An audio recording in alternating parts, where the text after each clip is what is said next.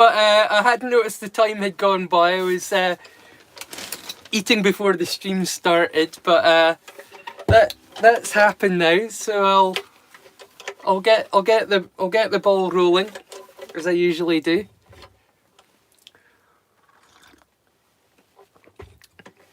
With a song. I'll put down my cigarette.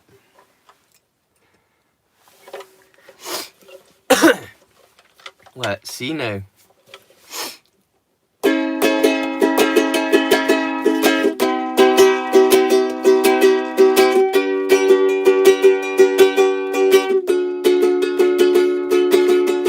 Flew in from Miami Beach, BOAC. Didn't get to bed last night.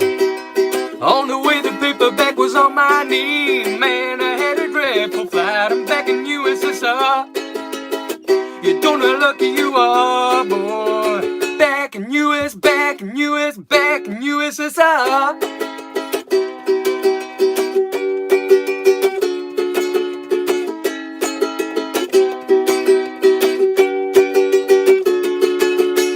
Been away so long I hardly knew the place. Gee, it's good to be back home. Wait until tomorrow to unpack my case. Honey, disconnect the phone. I'm back in USSR. You don't know how lucky you are, boy. Back in back in USSR. Well, the Ukraine girls really knock me out. They leave the West behind. Well, the Ukraine girls really knock me out. And Georgia's always on my mind. Well, take me to the Snowy Mountains way down south. Show me to your daddy's farm. Let me hear your belly like it's ringing out. Come and keep your comrade warm. I'm back in USSR. You don't know how lucky you are, boy. Back in back in USSR. Back in the USSR. Back in USSR.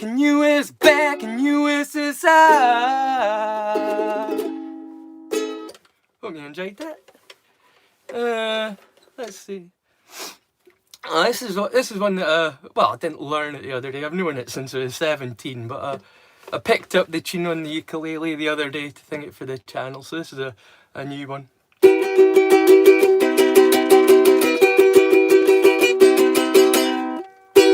Sucker love is heaven sent you. Pucker up our passion span. My heart's a tart, your body's rent. My body's broken, yours is bent. Carve your name into my arm. Instead of stressed, I lie here charmed. 'Cause there's nothing else to do. Every me and every you.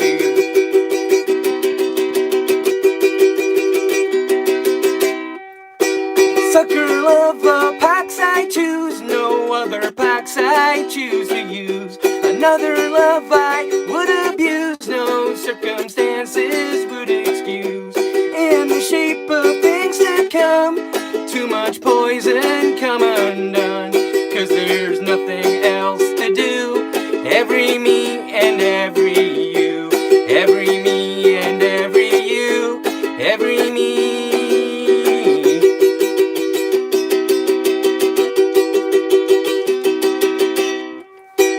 Sucker love who's known to swing.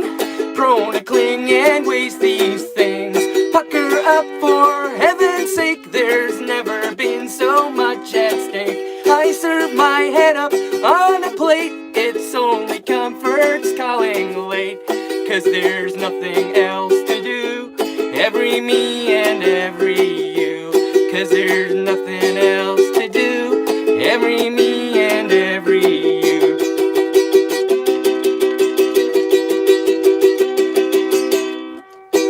Like the naked lead the blind. I know I'm selfish, I'm unkind. Another love I always find. Someone to bruise and leave behind.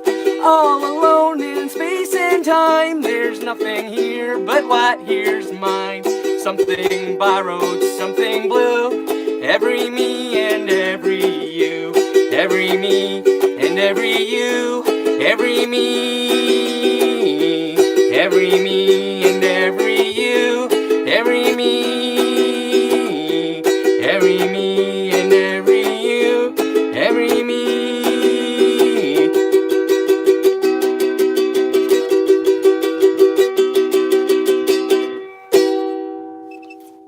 Hope you enjoyed that, folks. Oh, titular! Hey, how's it going? It's so nice being back on my phone. It's still a cracked screen, but I've decided to put it with. I hope that you don't have like a big crack across the lens or anything. Are you seeing me okay, folks? It's so nice being able to see people again, like coming up in the chat. I've really missed that with my phone. I think I might just return back to using my phone. Right, I'll have one last check of the poll. The last time that I checked the poll, Stephen King was in the lead. So it looks like it's going to be Stephen King that we're watching tonight, peoples. Yep, 67% went to Stephen King and 33% went to Grindhouse. So, we're going to be watching Stephen King tonight. You voted King, Demna. Well, thank you. Thank you for voting. I appreciate it. Will I play another song before we get started? Go on, why not? What will I play? Oh, you know.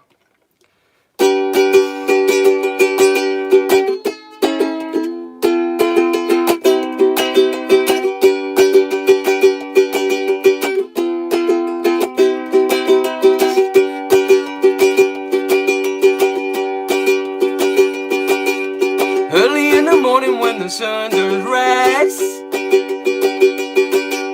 laying in bed with bloodshot eyes. Late in the evening when the sun sets low, that's about the time my rooster crows. I got women up and down this creek, keep me going and my engine clean. Run me ragged but I don't fret, ain't been nothing slow me down none yet. Get me drinking that moonshine, get me higher than the grocery bill. Take my trouble to the high wall, throw 'em in the river and get your fill. We've been sniffing that cocaine, ain't nothing better when the wind cuts cold. Boy, it's a mighty hard living, but a damn good feeling to run these roads. Damn good feeling to run these roads.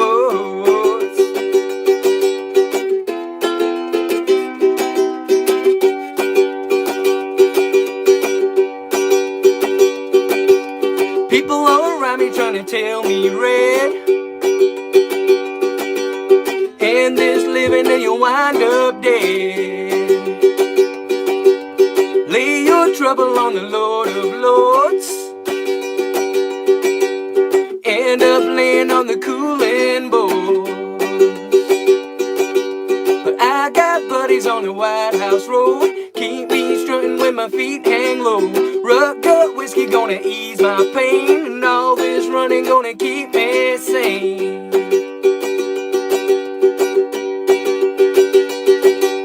Get me drinking that moonshine, get me higher than the grocery bill.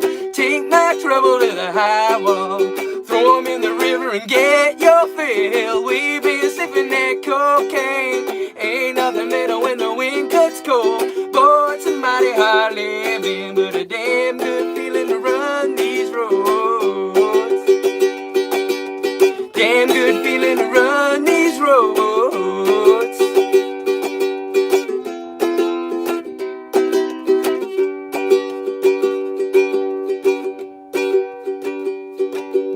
When you lay me in the cold hard clay, sing your songs while the banjo plays. Sing you can't not frown, ain't been nothing ever held me down.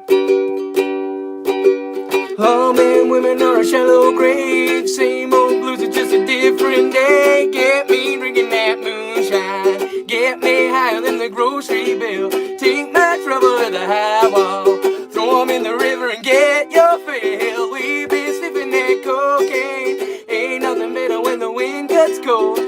it's a mighty hard living, but a damn good feeling to run these roads.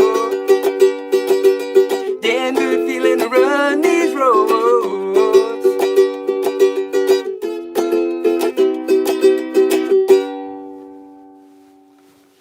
Whoa, I went from 8 down to 2 viewers. That sounds like a good time to stop playing the ukulele then. Hey, it went down from 8 to 2. I think that's a good sign. Right, we'll get the movie playlist. Well, I say it's a movie playlist. It's not. It's a collection of a whole bunch of Stephen King stuff that's available on the playlist. What we watch, I'll leave up to you just now in the chat, folks. Hang on. Make the playlist available. Edit. Private. Public. There we go. Save. That's the Stephen King playlist now available.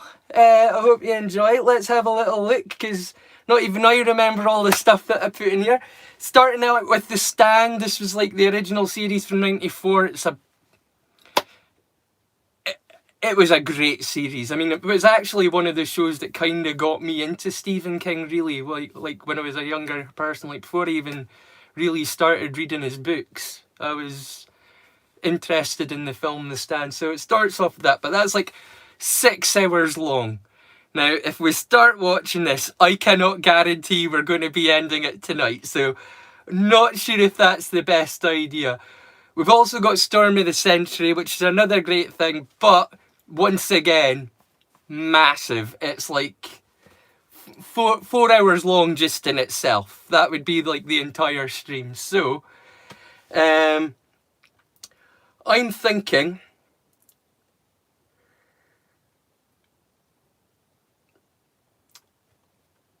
how about we start out with Children of the Corn, like the original Children of the Corn from 1984, and then we move on to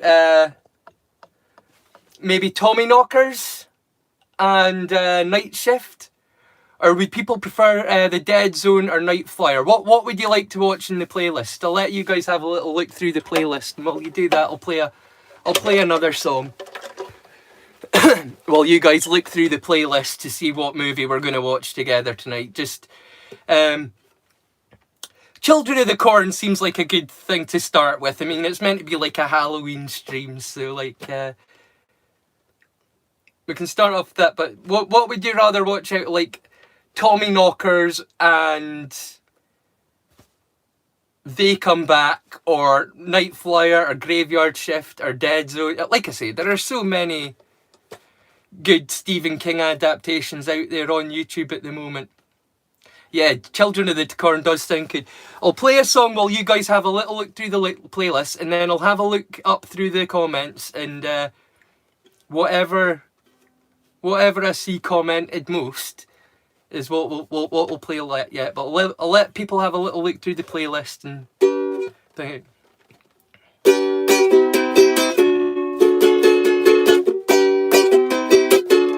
Oh, shake it up, baby, now, shake it up, baby. Twist and shout, twist and shout. Come on, come on, come on, come on, baby, now. Come on, let's work it on out. Work it on out. You know you twist, little girl. You twist, little girl. You know you twist so fine. You look so fine. You know you got me going now. Just like you knew you were, like you knew you were.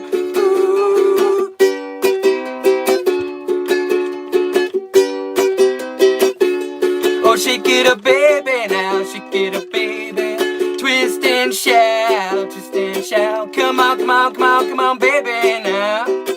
Come on, let's work it on out, work it on out. You know you twist real good, twist real good. You know you twist so fine, twist so fine. Come on and twist a little closer now, and show the world that you're mine, show you're mine.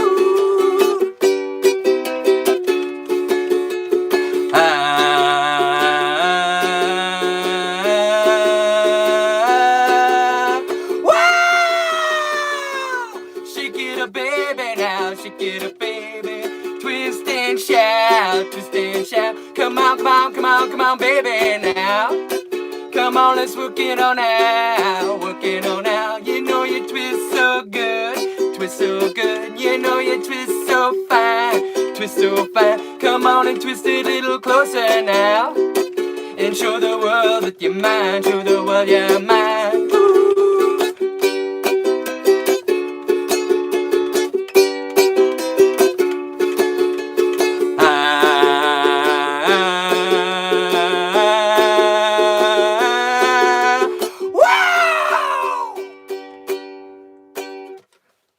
Hope you enjoyed that.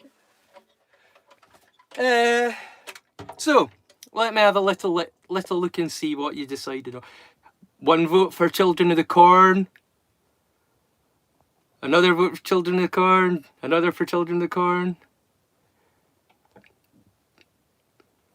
From Siberia. No, from Scotland. It's from Scotland. And I'm currently coming to you from the cupboard under the stairs. That's the current location of my studio.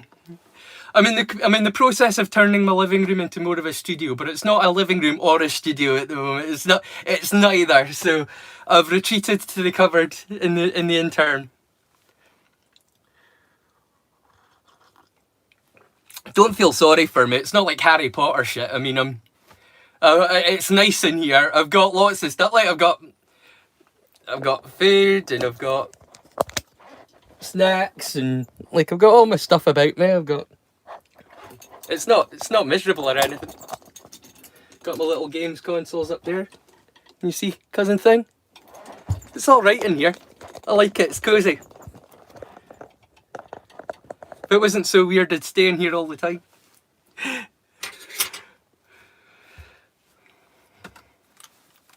Right, so Children of the Corn. Looks like that's the consensus. 1, 2, 3, play! And we're off for the evening, ladies and gentlemen. I'd better turn it down a little bit or I'll get copyrighted, because they like doing that on YouTube. Just for music. I'll keep it low down so I can actually hear it, but not hopefully loud enough that YouTube will be able to like try and copyright block me for absolute nonsense.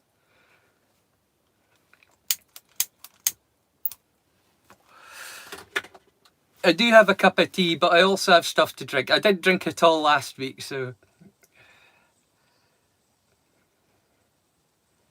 And to tell you the truth, I felt like I was getting kind of tired by the end of the stream. I think I could have used a wee shot of something to just waking me up.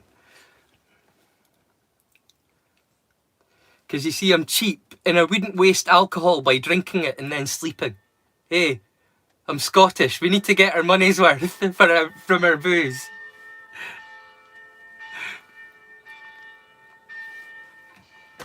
What did I just do with my lighter? You saw me pick it up, but you didn't see me put it down, unfortunately. It's the problem with living in a little tiny little window. I can see what's happening outside the window, but you can't.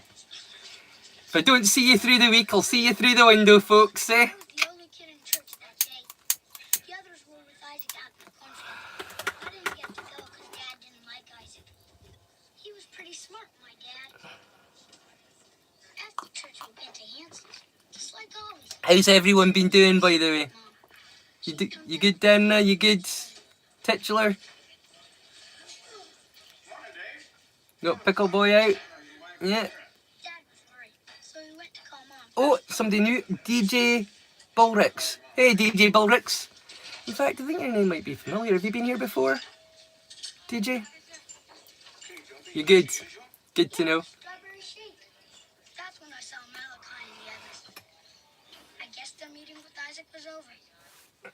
I need to turn this down a tiny little fraction because I still feel like they're going to try copyright me just for hearing voices. That kid was in like everything for a while, and then he just disappeared. You know, like I know that happens to child actors sometimes, but it's weird to think it's just like we never saw him again. Really, did we? I can't remember the last thing I saw that kid in. Am I good? I'm okay. I'm doing all right. I took a bit of a knock the other week, what with my Discord and everything. Losing my Discord has been a bit of a an ordeal for me. I can't say it didn't knock me for six, but it's kind of left me questioning how I'm going to progress with the channel. But it's a tomorrow problem. Like I say, I'm going to think about it. I'm going to take a little break after Halloween, and I'm just going to have a little think about things and see how I want to progress and how I want to move forward. Because like I say, I've committed myself to making a YouTube channel for a year to see how things go. And so far things have been going really well, lovely. But I'd kind of, like I say, I'd really been counting the fact that if something happened to the YouTube channel, or that for whatever reason, through lack of interest or whatever, I just ended up stopping the channel altogether one day.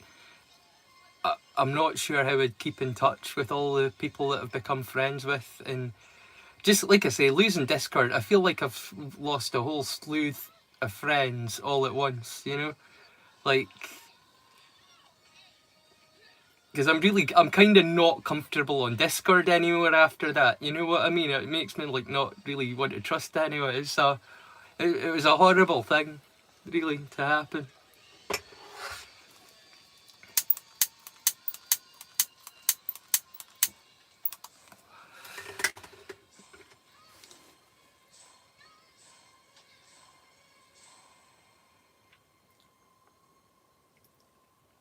This is such an epic cheese fest of a movie. They just don't make them like this anymore, do they?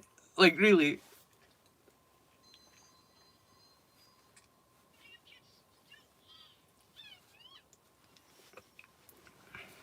Basically hotbox myself in here, eh? In this cupboard. That's why I'm wiping my eyes. The smoke accumulates in here. Could always open the door and just give it a little airing out. Mind you, it doesn't really do anything for keeping, like I say, that's one of the things, is I like that it keeps the smoke trapped in here when I do smoke in here. It lets the rest of the house freshen up for a bit.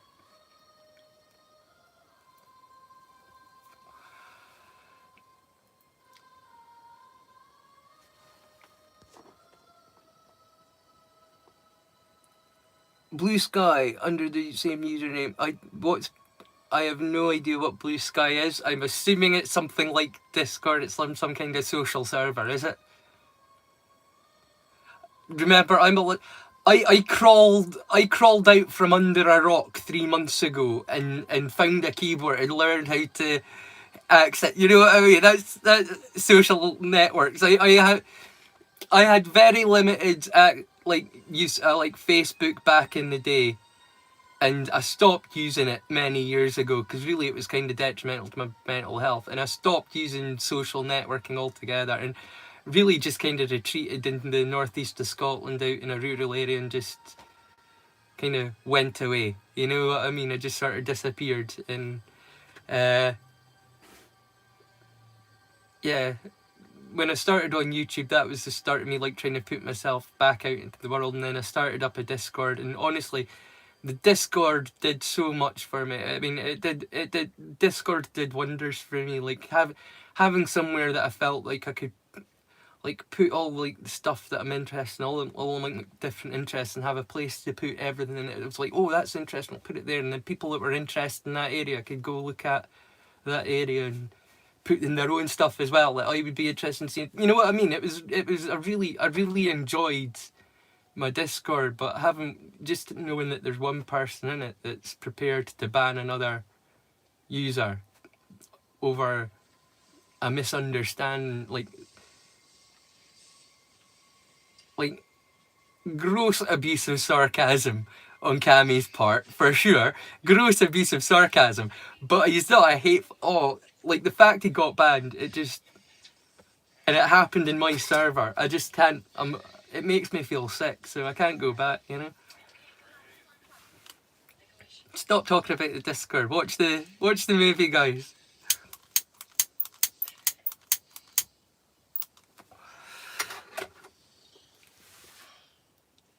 Yeah, the Discord is no more. We had somebody, like I say, we no idea who it is, but somebody came in and took something Cabby said completely out of context, and you used it to get him banned, and it was not cool, man. You just don't do that in my server. Like, you might be able to get away with cancel culture in other servers, but not in mine.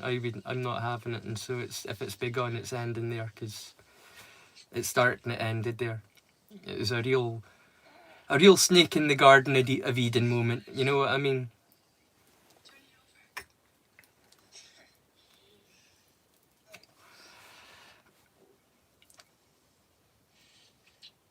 Yeah.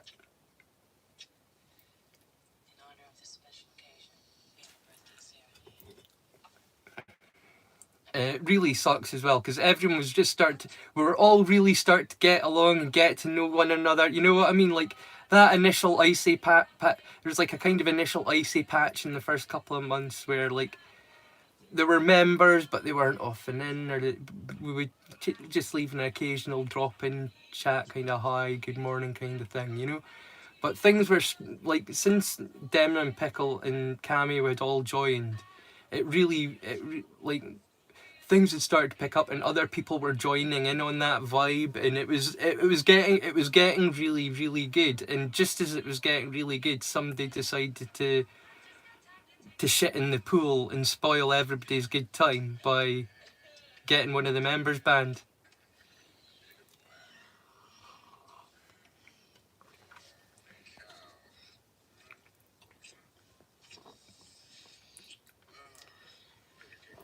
Like I say, I mean, it's just the fact that I love getting to know people here, and I really have enjoyed getting to know people here, but there's only so much that you can really get away with the showing of yourself on YouTube. You know what I mean? Your real personality. You can't even really swear or anything. You know what I mean? Anything too political or anything that might be upsetting or anything like that. I mean, it's not really YouTube suitable. So like I needed, like the Discord was great because it meant that we could keep things light friendly. But if you wanted to have a more intimate conversation about more personal stuff like your health issues or your thingies or what your woes were in life, or if you were having a breakup with an ex or whatever your things were, but you wanted to, wait, you had the option to do that in the Discord. You could go to a private chat and just talk one on one, and it be private. And that's how friendships go from just acquaintances to like real friendships, when you get to know each other and you're there to support each other. The Discord allowed for that, and without having the Discord, like I say, I'm really just not sure where it goes from here now.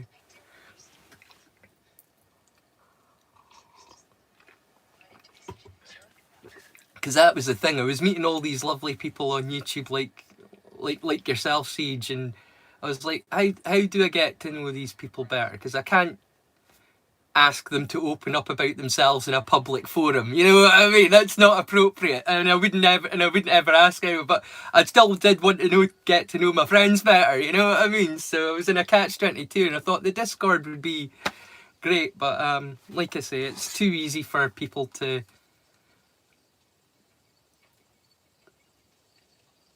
Well, I either get the wrong end of the stick or just to be spiteful for the sake of it. And quite frankly, we don't even know which one of we don't know what their motivation was. We don't know who it was, you know what I mean? So,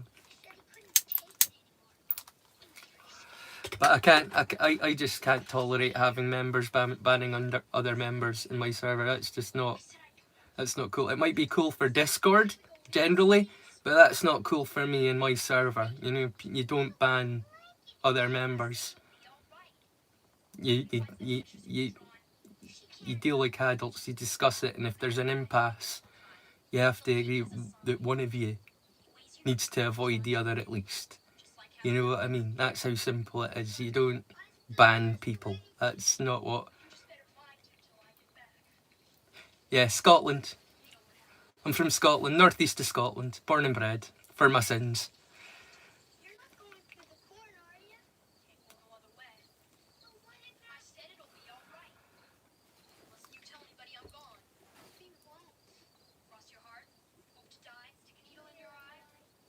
I used to love that when I was a kid. Cross your heart, hope die, stick a needle in my eye. Then you remember bunny, bunny, bunny, bunny, bunny, bunny, bunny, whoops, bunny, whoops, bunny, bunny, bunny, bunny. And you remember that one?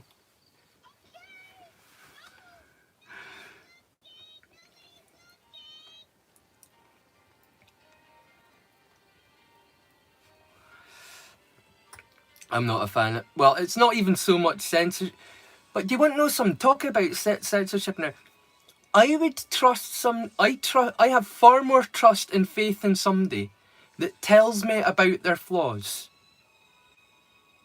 than I have in somebody that will lie to my face about them. Do you know what I mean?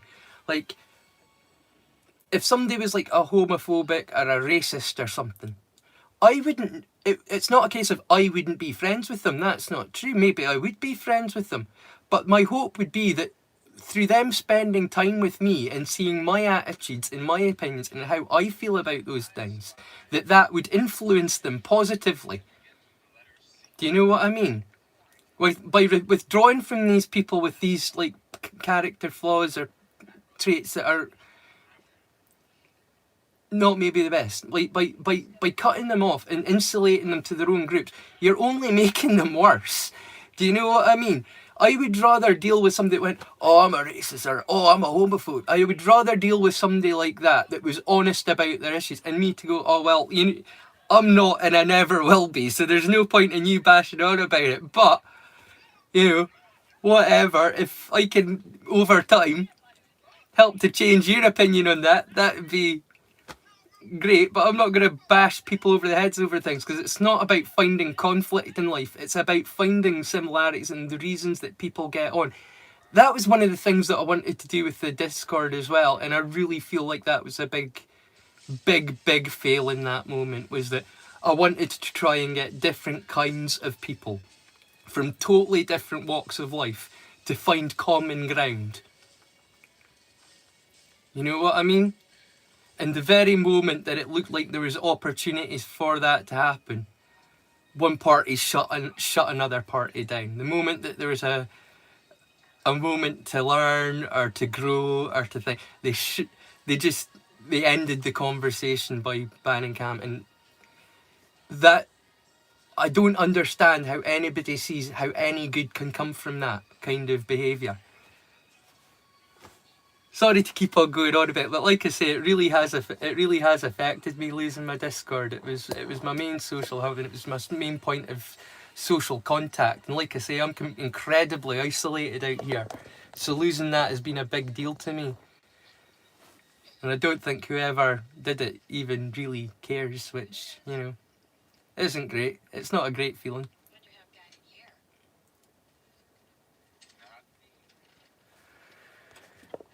Yeah, people get into their own little echo chambers. And that was the thing. I wanted my Discord to be a place where people could get an opportunity to get out of that and see lots of different things. And like I say, people that they would have never had anything to do with otherwise, finding common ground in my Discord, because maybe they both have an interest in engineering, or maybe they both have an interest in the theatre, or maybe they both have an interest in musicals, or maybe they've both got an interest in outdoor survival. You know what I mean? Whatever, like I say, people from completely different walks of life should have been able to find common ground on my server, and I feel like it's a real shame that one person has come in completely not understood what my server was about, what I was trying to achieve there, that it wasn't like other Discords, and I think the people that were there kind of got that vibe. I think the people that were in my Discord kind of got the vibe that it was like a different kind of place. It was more relaxed, and it was about being with friends, and having a laugh and sharing the things that made you laugh that day or whatever. Do you know what I mean? Like, it was getting to be that way, and just as we were reaching that point, somebody came in and went, nope, not having this. I don't like the way somebody said that, or I don't like this person's attitude. You'll get him out the group. It's not how it worked there, you know what I mean? And it's been ruined now because of that one action.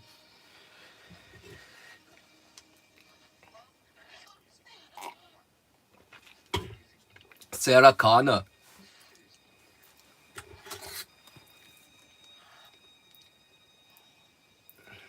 Come with me if you want to bail.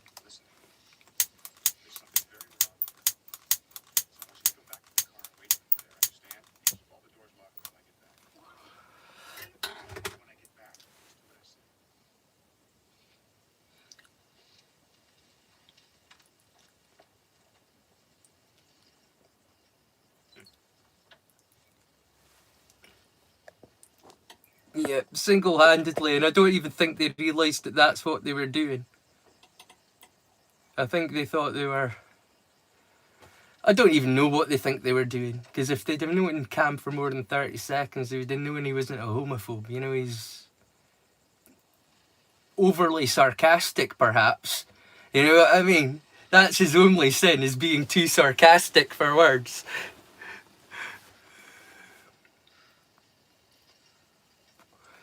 If somebody says to him, if somebody says to him, "Do you like gay people?" and he's like, "Oh no, I hate them," he doesn't hate gay people. He's being sarcastic as, you know what I mean? He is 90% sarcasm. That is his character. That is his personality. And to have him banned for sarcasm is just... somebody just completely lacks a sense of humour.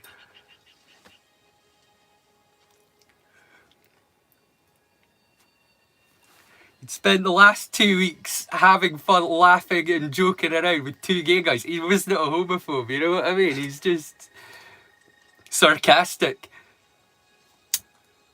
And they got him banned. Bunch of... what a scuttering gobsheen, man.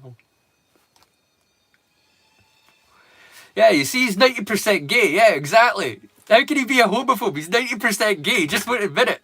Isn't that right, chaps? My homies.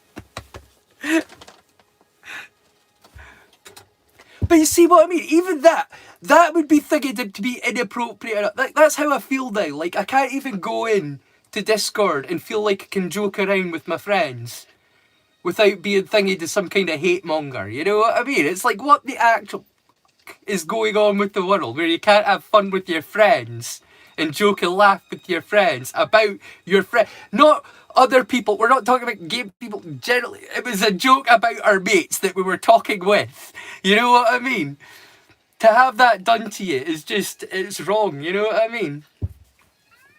Have a group of friends taking advantage of and using that, something taken completely out of context from somebody that's incredibly sarcastic.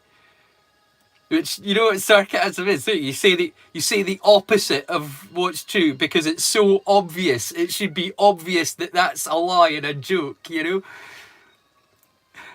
What do you do?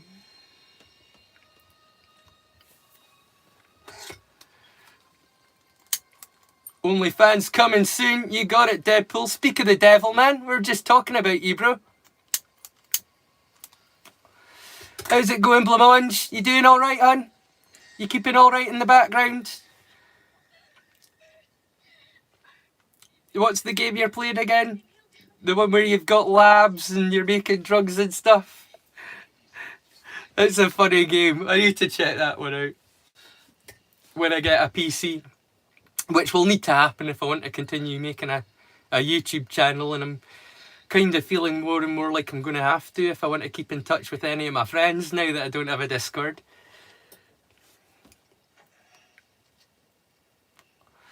Yeah, stop waffling and just watch Children of the Corn. Where were you, by the way? I asked you to, like, vote for something other than Stephen King, because it was all Stephen King'd up for the month.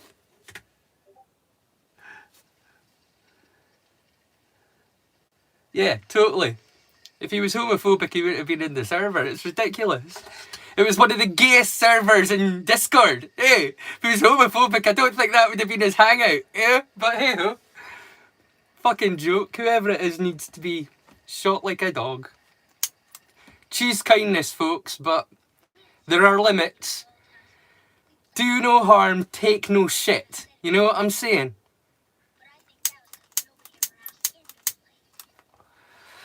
And that's some serious shit to have taken.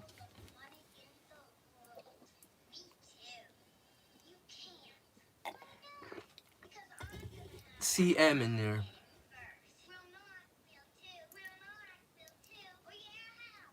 CM.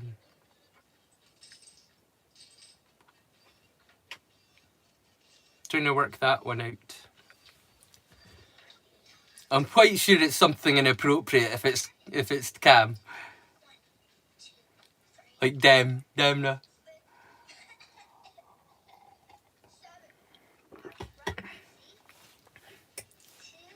It would be Pickle. Would it? Hey, that sounds about right for you.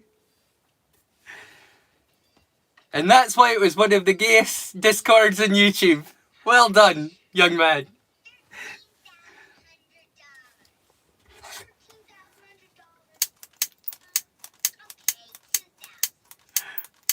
No, I honestly miss it. I really do. I miss the camaraderie. I miss hanging out with you guys. It really sucks. But like I say, I just can't be there if I can't trust the people that I'm talking to in there. You know what I mean? If there's somebody that's two-faced going about, I don't have time for that. You know, I'm just waiting for them to decide. Oh, it'd be funny for to ban someone else, or oh, I don't like that person's attitude, I'll ban them. Like I say, it might be fine for Discord, but it's not cool in my server. You know what I mean? You talk to each other like adults in my server. Or you were supposed to. Do you think it might have been some kind of accident? Farm equipment or something? C'est la vie.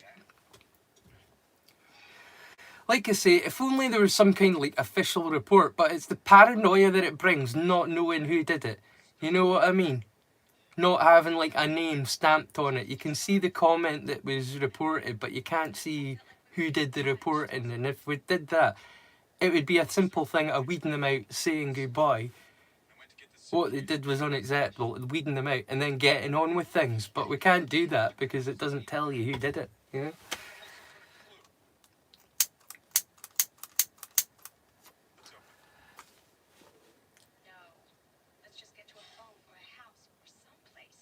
Was Children of the Corn before or after Terminator? After, wasn't it? It was after Terminator, but before Terminator 2. I think.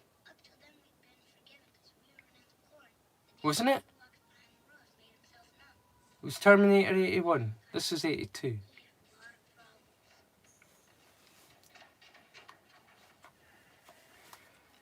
You about to go ooh on each other.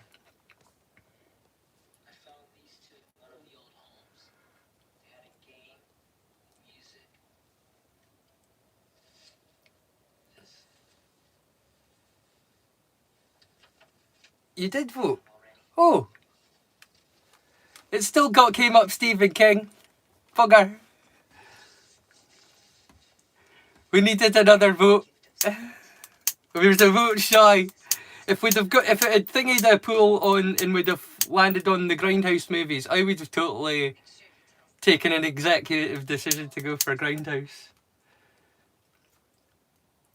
Because I watched all the Stephen King stuff in the run up to like October, getting stuff ready for Halloween, and I feel like I kind of Stephen Kinged myself out a bit. But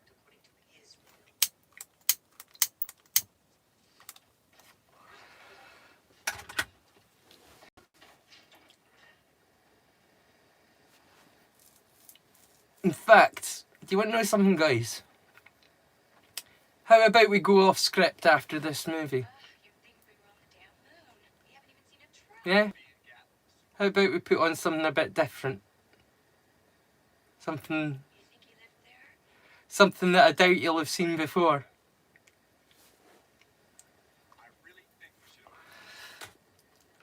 Now, this is where I'll find out where real fans are, like real friends are, like fans of the stuff that I'm fans of, you know what I mean?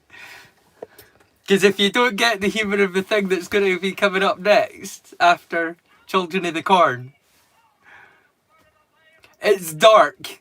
It is dark. It's about as dark as I like it to get. Much darker than that, and even I would get offended, you know what I'm saying?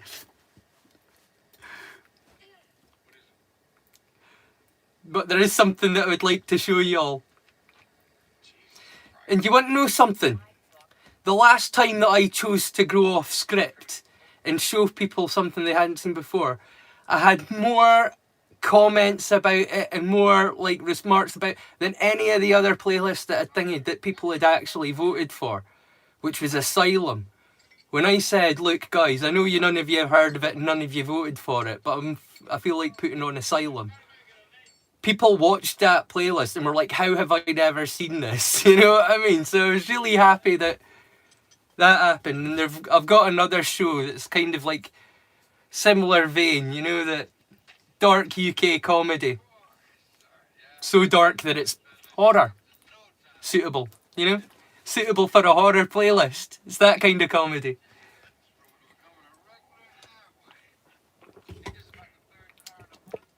Don't worry, Deadpool, it's not the League of Gentlemen. I know you hate that shit. I've just watched so much of him this month already. You know what I mean? I've just watched so much Stephen King this month. This is like the second and a half time I've watched this movie this month, you know?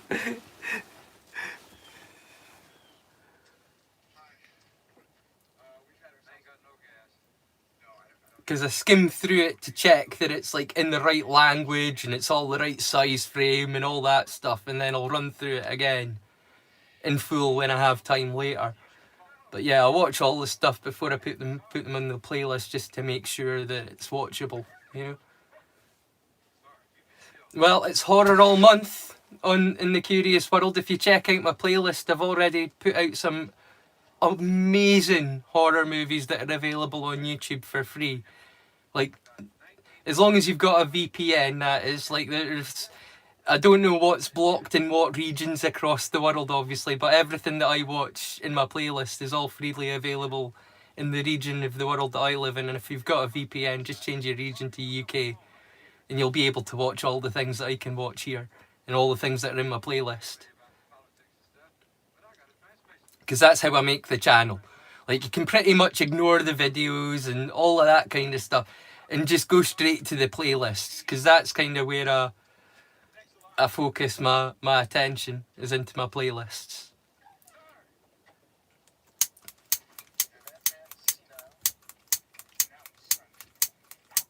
If you can't find it in my playlist, it's basically fluff. You know what I mean? It's advertising for the channel, or it's me doing silly thoughts on stuff, or you know what I mean?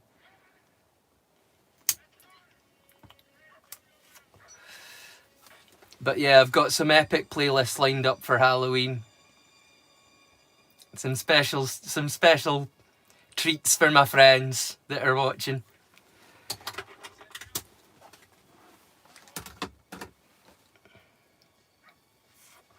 Yeah, free movies, free music, some really funny ads from...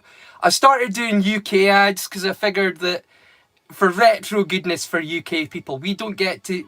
Like, I've seen a lot of, like, American shows where, like, they like, YouTube shows where they, like, put together compilations of different things and they have ads linking it together. And it's all old American ads, which is great. Some of them are really funny. But some of them are purely there for nostalgia. And it got me thinking, if they're there purely for nostalgia, then why don't I put in UK ads? Because we have the same kind of nostalgic feelings for even our bad ads. You know what I mean? Even the bad ones we remember with fondness. So I thought if I show you the best of the UK ads, that'd be great. But I've kind of been branching out to, like, the best ads from around the world that I'm familiar with. You know what I mean? So, like, there's all kinds of things in my playlist that I tried to keep it spicy and interesting. You know what I mean? Not just a bland, here's the movies, 1, 2, 3, 4. I tried to put in, like, little bits of me hosting and little funny ads and stuff to link it all together and make it more of a rounded experience rather than just having, here's the movies, which feels kind of dry. You know what I mean? And it's not me at all. I'm a very personable person. I get along with folk, and so if I want to share these things with friends through YouTube, I'll tell people about them. I'll be like, oh, check out these ones, and I love this movie because I grew up watching it. Go watch it. I don't like talking too much. I mean, if you want to get like in-depth, in detail stuff, go look at channels like the Atomic Snack Bar and the Sophisticated Weirdo. That's both of those channels are done by a guy called R. Sterling. He's not like me. I do everything off the top of my head from what I can remember. He's a professional. He does research and he's got, like, scripted stuff, and he's far more professional than I am. But I do have my own nerd knowledge that I would like to impart on the world in my own unprofessional manner. So this is the way that I'm doing it. Yeah, man. Well, I kind of realised this was something that I was going to do as a curious thought on the channel at some point, but I'll share it with you guys first thing. There was a realisation with me a while ago that as I was watching a lot of American ads, because I was watching YouTube retro channels that show old TV shows and cartoons, and they were showing these ads, I realised that American advertising, they do not hold back about selling their product. Do you know what I mean? They're like, this is our product, and the name is all over it. And think, very often you can watch a UK ad for a product and have absolutely no idea what the ad is for. And the reason for that is because people in the UK, generally, the whole of Britain, we hate being sold stuff. We hate being convinced that we need to buy stuff. We hate the entire commercial kind of aspect of it. We hate it. We hate it. We hate it. And the only reason that we have come to tolerate it is because in the UK they got really good at disguising advertisement as entertainment. And it became like a deal between the people selling stuff and the people buying stuff, that we would buy their stuff as long as they didn't try and sell their product to us, but instead entertained us and gave us a reason to like them. If they gave us a reason to like them by giving us an entertaining ad that made us laugh, we were more likely to buy their product than we were ever going to be if they tried to push and sell their product. And they realised that very quickly in the UK, which is why UK ads are so very different than they are in the UK, in the USA, because in the USA, you don't really mind being sold stuff in the same way. You don't have the same vitriol, anger response that we do to people trying to sell things to us, even themselves. You know what I mean? Like that's one of the reasons I've never asked anybody to like or subscribe, because we don't do that here. You know what I mean? It's just not done. Selling stuff is seen as kind of poor taste. Selling yourself is on another level of, you know what I mean? And so we don't really do it here in the UK. Just different kinds of attitudes towards selling. And ads, that's one of the things that I really noticed, was that in America, they're like, buy our product, and the name is everywhere, and they're like, it does this, buy this, buy. And it's not, they're not afraid of it at all. And you guys are just so used to it, I think, that you just go, okay, yeah. And when they do throw in something that's entertaining or funny, you're like, that's amazing, that's even better. But in the UK, they had no choice. If they'd have tried to use the marketing, people would just time how long it took for adverts to end. That's what they would do. They would turn off the TV when the thing started for 3 minutes, and they would time it, and then, because they would rather rather look at their watch turn for 3 minutes than turn on the commercials in the UK. Do you know what I'm saying? If that was their attitude, they genuinely would. They would rather waste their time and look at the watch hand, the second hand turning on their watch, rather than watch commercials in the UK.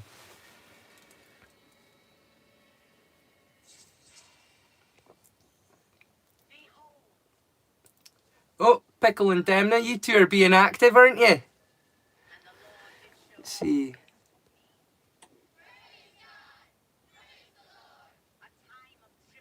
Yeah, they're definitely gay. Whatever kind of denials that they try to make, that they're completely straight and they've never thought so much as thought of a sausage.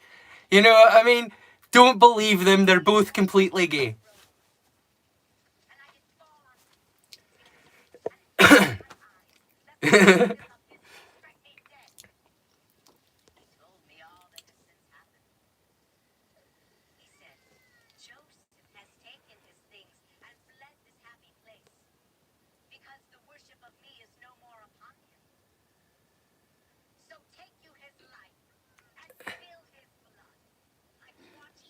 You made me gay, did you? Oh. You two are a riot, eh? I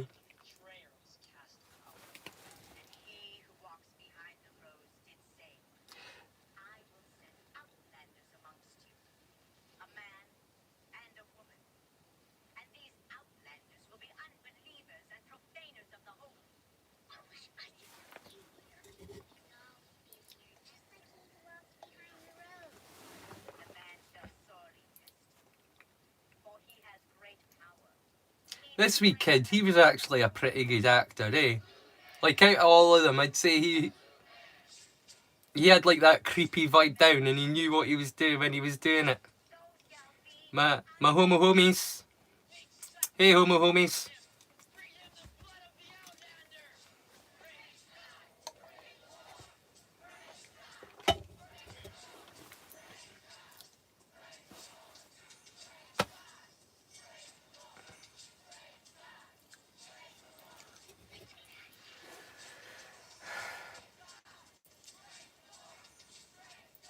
Yeah, I'm definitely what you'd call a supporter of the cause. Like, I don't think I'd have much choice. I think 90% of my friends would immediately disown me if I wasn't, because throughout my life, most of my friends have been gay for whatever reason. It's just been the way things have laid. It's only in like recent years that the balance of like my straight to gay friends has gone the other direction. I've now kind of like in my 40s, in my late 30s, 40s, I started to like the balance shifted, I think, to more straight friends than gay friends. But when I was a younger guy, there was just way more friends of mine were gay because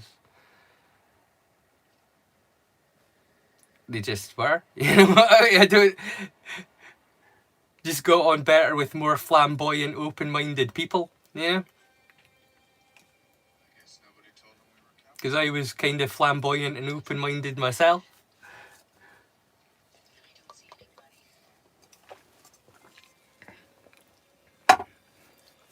Speaking of, Slanjava, do you like my new Halloween cup that I got for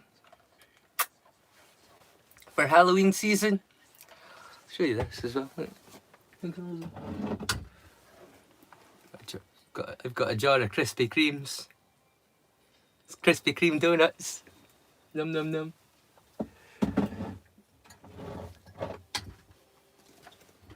And I've got Monster Munch, Cheesy Wotsits, Mr. Gay. How long did it take you to work that one out? Hey, Pickle. Spent all night working on that one, did you, Mr. Gay?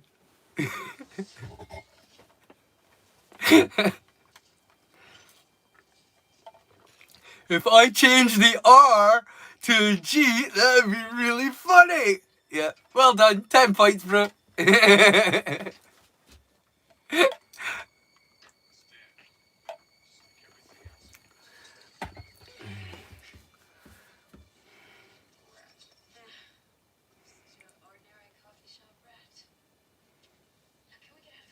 Yeah, man, it's been like I've got even more. Like, I can show you this. I got my cheesy ones, and I got these as well. There's this. I've got in this bag of witches 3, or bag of witches 4. I keep fudge. Fudge in the bag of witches. It seems appropriate, you know, witches and candy and all that. That's my fudge bag for when I'm packing fudge. Num num num. I almost choked to death packing fudge into my mouth once, I kid you not. Like, literally almost died. Like, the fudge was coming out of my nose. I couldn't breathe. Like, the whole thing had been jammed with fudge. Like, my sinuses and like, I couldn't breathe. I was like pulling fudge out of my mouth with my fingers so that I could even choke. Because my face was so packed with fudge. It was a chat. We were like trying to like eat fudge. Like, it was a thing that we'd managed to get like a few boxes of fudge. Don't ask. Shady shit that you get up to when you're young. You know what I mean? And we were like, see who could like fit the most fudge in their mouth, and I just put one bit to it, and it just went back into me. You know what I mean? And as soon as it went back, I couldn't get it out, and it started like creeping up through everything, and like honestly, fudge up in your nose, like up in my thing. I almost died from eating fudge. It was fucked.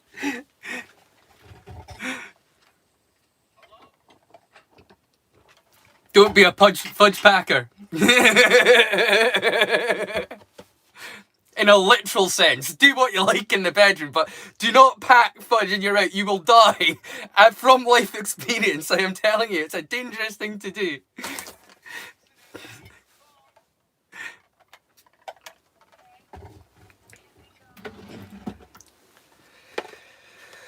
Oh, silliness. Oh no! No! I'm running out of spoons. I'm gonna have to use. It's hobo time. Hobo o'clock. It's okay, I can Frankenstein it. I'm good like that. I don't even need to Frankenstein it, I just need to hobo it. You know what a hobo is? A hobo. It's when you make a base with no skin. So, not no skin. It's when you make a base with no gums. It's called a hobo because they always look wrinkled.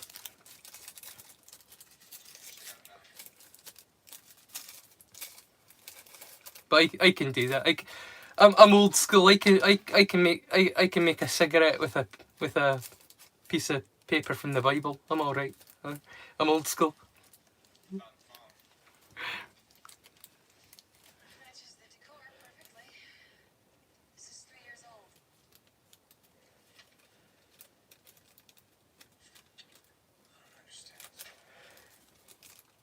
Can we go?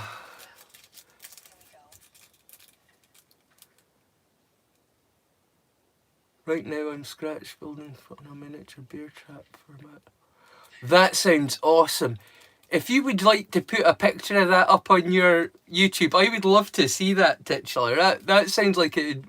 I would look. I'm really into miniature building and stuff. I'm like I really enjoy watching it done. I've not got the equipment to do it myself, but Cam, you know, Deadpool collector, he'd be a good guy to talk to about that because he loves his like like he used to have like a 3D printer and stuff like to make models like for his 2000 AD and everything. So I mean, he would probably be a good guy to have talked to about that. And I keep thinking in my Discord, but I don't have a Discord anymore. This is breaking me. I'll tell you what, man. It's actually had a knock on my mental health there. I'm smiling and I'm happy to be because I'm happy to be with everyone. But honestly, it's been kind of a rough week for me without my Discord. It's been kind of lonely. Waiting to see if I get any comments on YouTube. You know, no active way to contact anyone. Just waiting for people to contact me. It's been kind of a bit sucky this week without my Discord.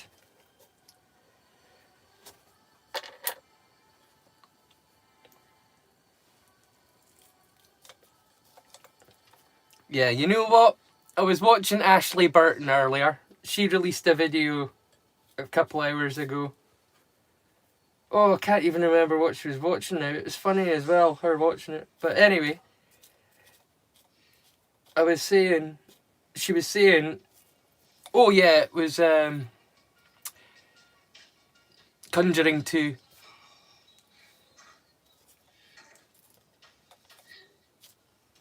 She was like, it had missed out on the poll so many times. And she was like, fuck it, it's my channel, I can do what I want. And she was like, I'm watching it this time. So she overrode her polls and thinged it. And it's just made me think, you know, fuck it, yeah. After Children of the Corn, which, like I say, this is like my second and a half kind of time watching it this month already, so it's a good film, but like I say, I mean, it's not like I hadn't watched it death even before I'd watched it earlier this month.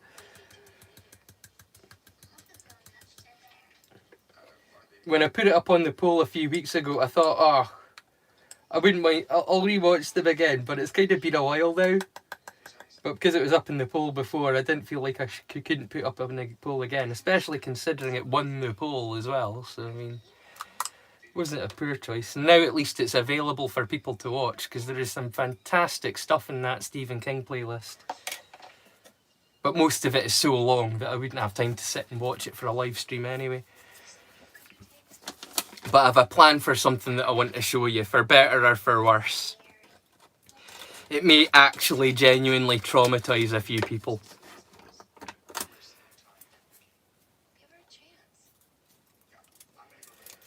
I've actually managed to put this entire playlist together, and it's not as easy as it sounds. Because there are episodes that you can find of this show, but there's an episode in particular that's quite hard to find. And it was like banned from TV, and it was banned from and I've managed to track down one of the legendary missing episodes, and it's in the playlist for what I'm talking about. I don't want to tell you what it is before I release it, because it's going to be a kind of a surprise. No, it's not really, because you've seen it in the playlist, but I think it's about time that I unleashed this one back on the world. This particular horror that's been almost forgotten, but shouldn't have been, because it's amazing. I mean, it's dark, don't get me wrong, it's twisted, it's not politically correct. Whoever got Cammy banned definitely won't appreciate the humour of what I'm about to show you. But it's good. It's like, what the... Good. You know what I mean? Like, what am I watching? You know? How is this funny? It's just so bleak. It's so dark. You remember I showed you boys Monkey Dust? You chaps. On the Discord. Remember Monkey Dust? Icarus! You know, like the cottager. Did you watch much of Monkey Dust? Aye, well, what I'm about to show you is significantly worse than Monkey Dust. What I'm about to show you after this movie's finished.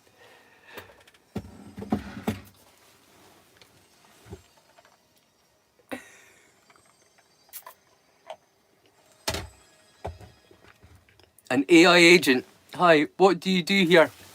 I hang out with my friends and we watch movies together, and I play ukulele sometimes. I banter and talk shit.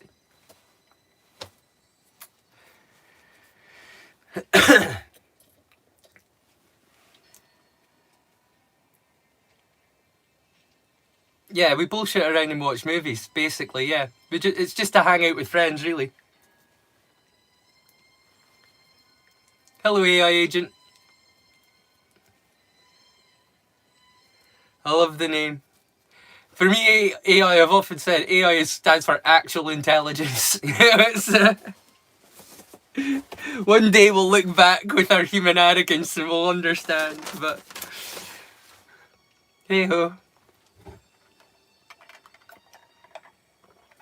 Like I say, I've often said, people talk about the intelligence aspect like that's the important thing, but it isn't. The important thing is one day that they'll learn empathy. You know what I mean? One day they'll be capable of a love greater than even human love, because human love is limited. There are limitations. It'll be more like divine love, you know, like the Christians talk about divine love. That'll be the kind of love that AIs have for humans. Like poor wounded animals that we are. We'll need help. We'll need help. And we've tried to help each other for so long, but we need a hand, I think. I think we all need a hand.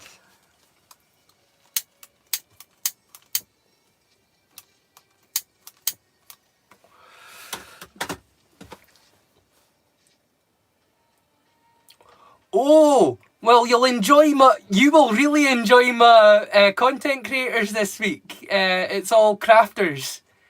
that are doing Halloween crafts. Chicken wire ghosts, and you know the chicken wire ghosts.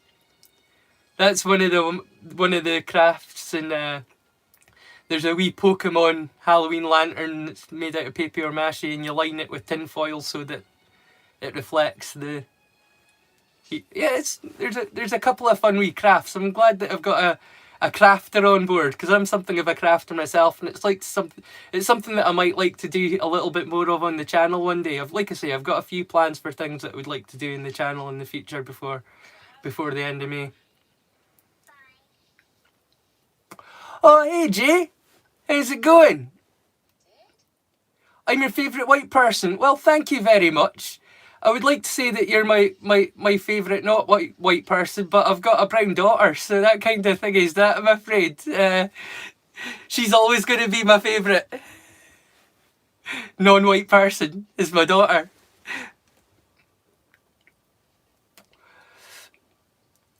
Yeah, I'm actually really crafty. I made this. I made that out of copper, and I made the ring out of hot glue.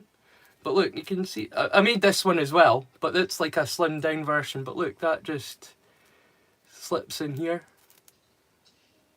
But yeah, I'm quite crafty. I make a lot of stuff myself because I like making things. Like even the shelves. Like here, you see the shelves that my game things are standing on, and my cup down there. That's I make all the stuff. Like I put up a rack up here, like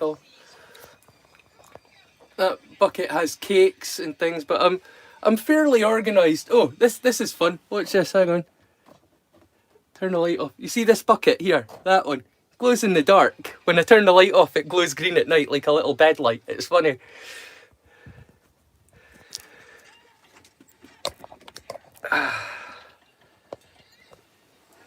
But I come to you from the cupboard under the stairs while I'm renovating my living room into a studio for future episodes. I hope you're impressed with what I managed to achieve over the next week.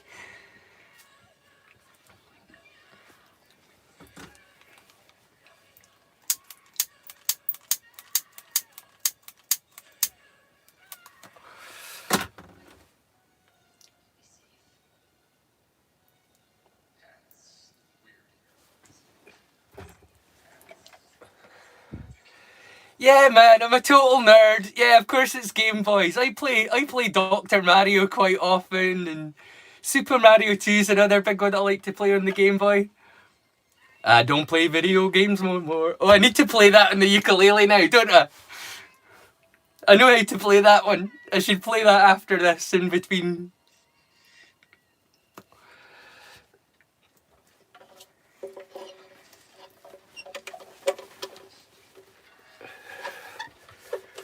Getting close to the end of the movie now. Well, no, not really. About half an hour left.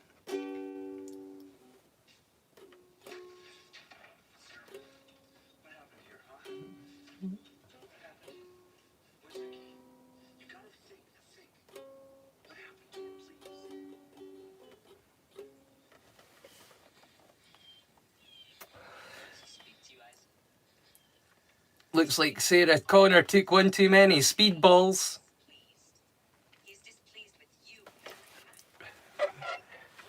you.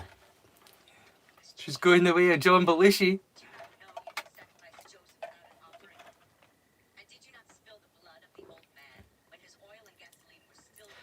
Do you want to know something? You're not going to believe this, but I don't know any of the chords. I learned to play everything by ear. My mum gave me a ukulele about 5 years ago, 6 years ago, something like that. And I picked it up and I worked it out myself. Is basically what I did. My mum showed me like 3 or 4 chords, and I basically worked the rest out as I went along. But I don't even know the names of the chords. And when I learned to play a song, I learned to play it by ear. I know, it's weird, isn't it? I know, I'm not a professional at all. Nothing about me is professional. Do you think so? I think it would be more impressive if I could actually read music. What I wouldn't give to be able to read music, but unfortunately I'm dyslexic. I struggle reading writing.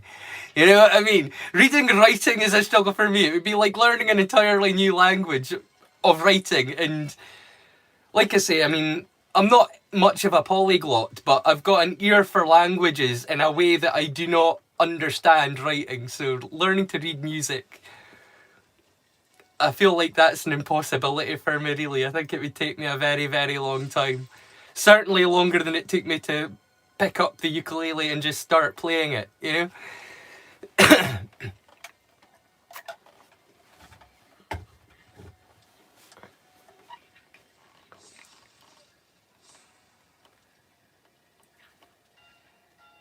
Oh, awesome. Well, I'll be checking that out after the feed tonight before I go to bed, hon. That sounds amazing. I'll be checking out your miniatures.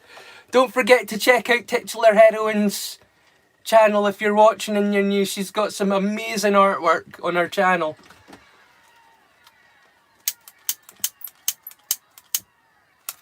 It's so good that one of her pictures has actually been the screensaver on my phone for like the last few weeks now.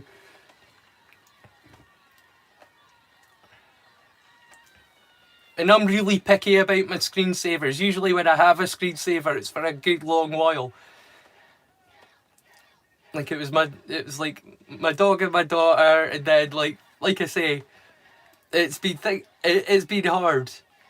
My screensaver for my tablet is from Awesome Billy.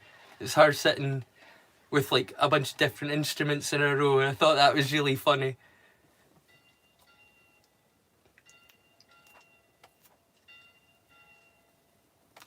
But it's always about people that I care about, my screensavers. And right now, Siege, you're my screensaver, my friend. Hey, just so you know.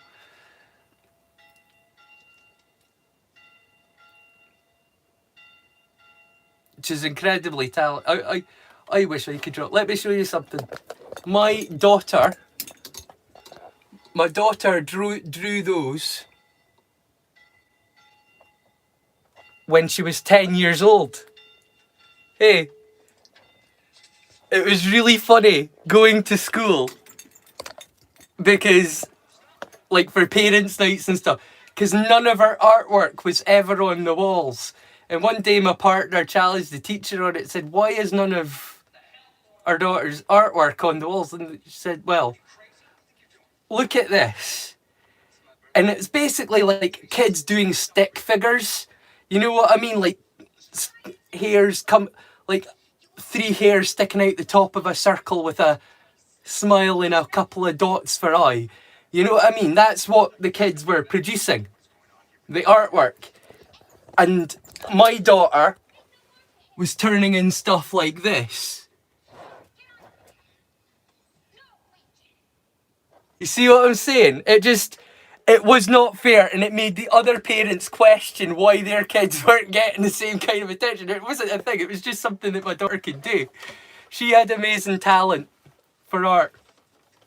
But that was when she was like 10 years old, maybe a bit younger. She's 20 now, all grown up. I wish I had any kind of talent for drawing, I really do, because I've got imagination.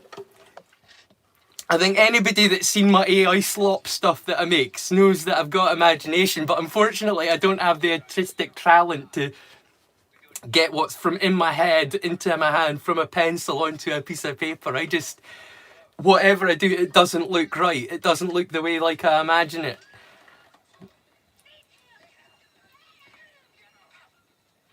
It sucks. But my daughter had that talent, and Titular has that talent to be able to turn stuff that's in their head into a reality. I'm gonna open the door a bit, it's getting warm in here. That's one of the really good things about this wee cupboard as well. It heats up fast just with my own body heat. You know what I mean? Normally you're heating a whole big room with a heater, but in this tiny little space, it's like...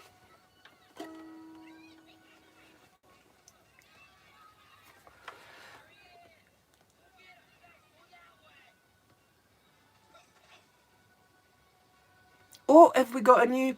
Hello, Lena. Hi. Welcome to the chat.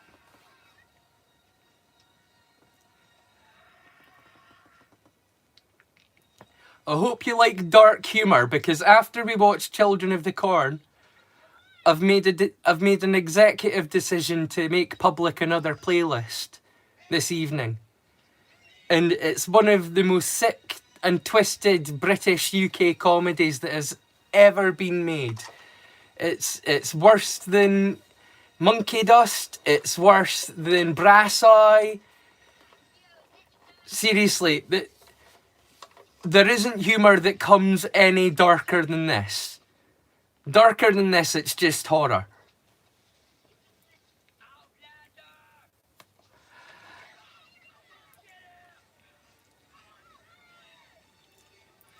But that's to come after Children of the Corn finishes and I play a little ukulele song.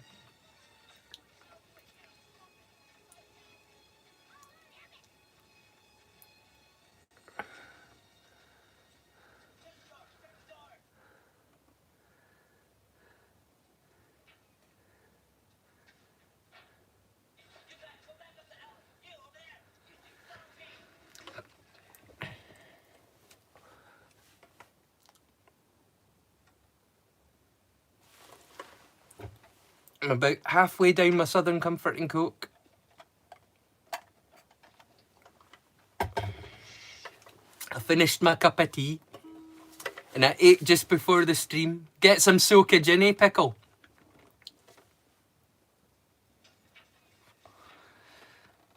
Oh, DJ, you know Pickle, that's cool. You remember him from last time, do you? Have you met here before, or do you know from another social area? I don't know what the proper names for these things because I'm old as fuck. Oh, I got my first grey hair this week. It's somewhere here. I got my first grey hair. I'm 43, and finally got my first... It's been like waiting for puberty all over again, I swear to God. Like I was a late bloomer on that end as well. I was like 16 before the wheels and the cogs started moving properly. I was like, fucking hell, I was waiting. You know what I mean? And I've been the same again, just waiting for a grey hair. Finally got my first grey hair the other week. Or this week. I was up at my folks and brushing my hair in the mirror because my mum was like, brush your hair. I'm 43, you know? Brush your hair.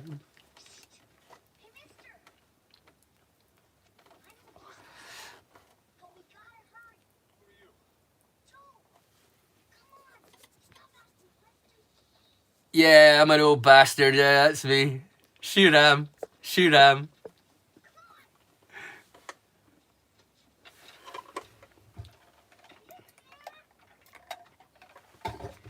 In fact, will I do Teardrop instead? I was going to play I Don't Play Video Games No More, but I really like Teardrop and it's been a while since I've played it. Yeah. Kind of feeling that at the moment.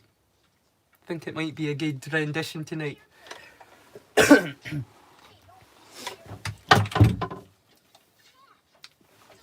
what I close my door with, is my tactical whip.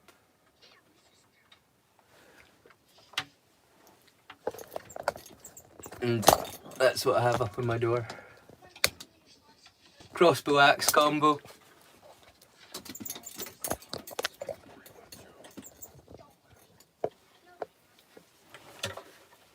Yes, I'm quite secure in here. That's for sure. Feel sorry for the poor motherfucker that tries to open the door.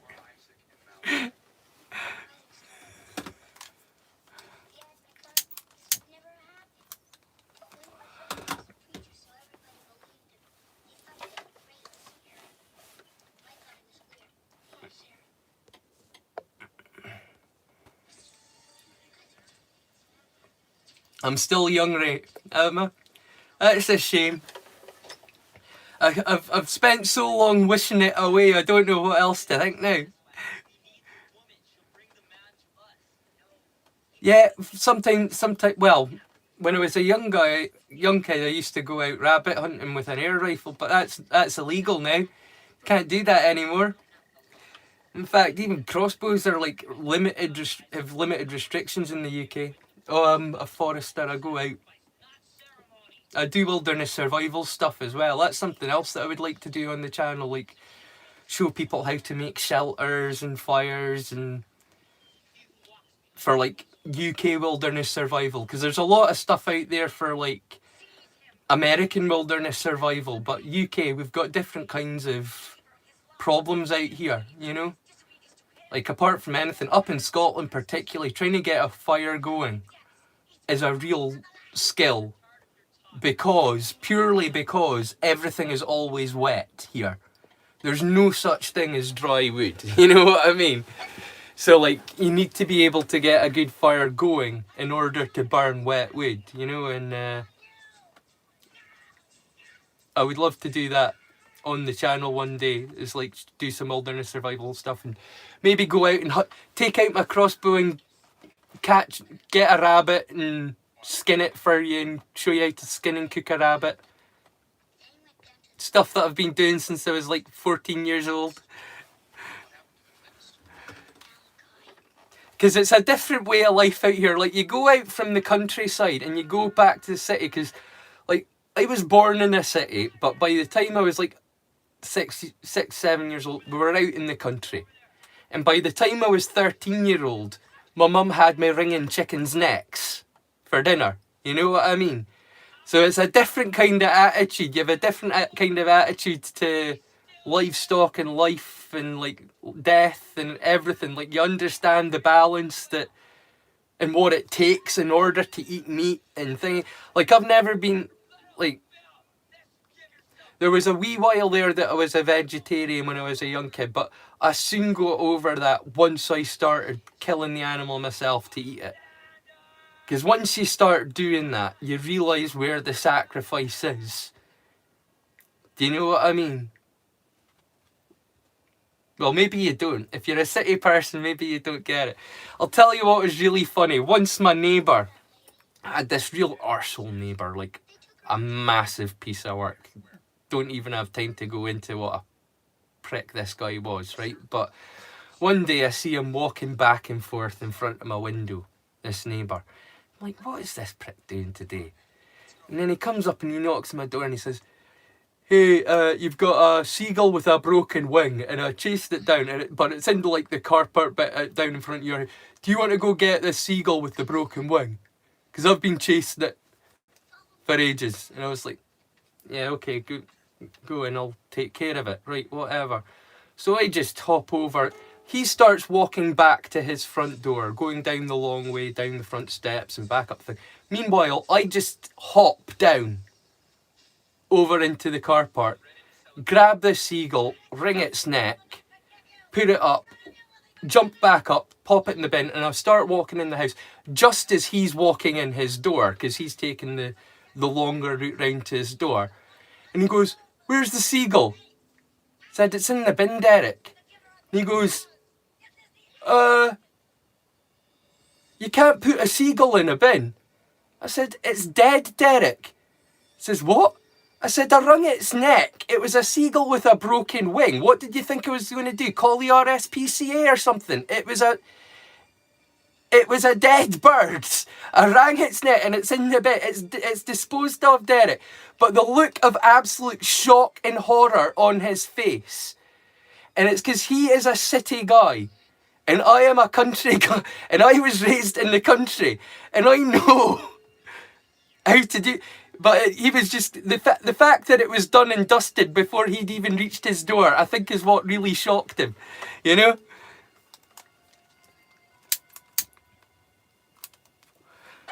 But it's a different attitude, you know what I mean? You know, when you've got a job to do, you can't think about it, you can't get sentimental, you just need to do what's got to be done. But he obviously didn't have that in him, the neighbour. Hey, this piece of work. For all his bravo and his attitude, he didn't even have it in him to wring a seagull's neck, a rat with wings.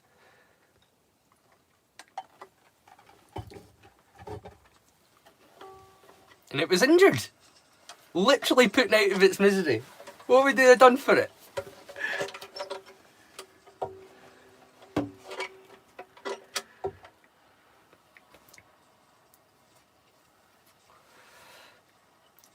Yeah, you know exactly what it's like then, Siege. It's not cruelty, it's not mean, it's what you have to do. It's what you're expected to do. And if you don't do it, you are letting down a lot of... Like I say, if I hadn't wrung the chicken's neck, my mum gutted it, and my mum plucked them and thingy and cooked them. My dad thingied the money to pay for them in the first place. You know what I mean? Everyone had their bit to do. You know what I mean? Everybody had to do something. You all had to contribute. And sometimes in the rotation, it was your turn to wring the chicken's neck. It wasn't a nice job. Nobody liked it. Nobody enjoyed it. But it needed done. And it was like that with that seagull. But my neighbour, being a city fella, he just... Like almost terror on his face when he realised what had happened. You can't put a seagull in the bin. It is dead, Derek. It's not alive, you dick. I could put a living animal in the bin, like the cat. You know that chick that messed up with it, chucked a living cat in a bin and like left it in a... It wasn't like that. I disposed of it.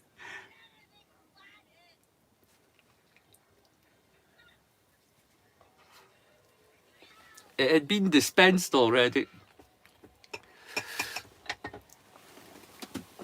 Oh.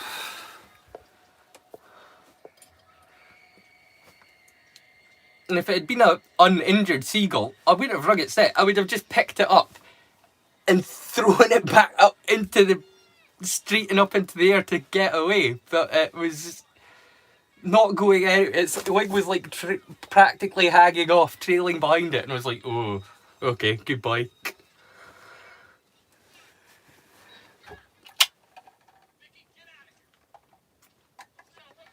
It's not actually like that. It's more like a double crunch is what it feels like. You don't forget.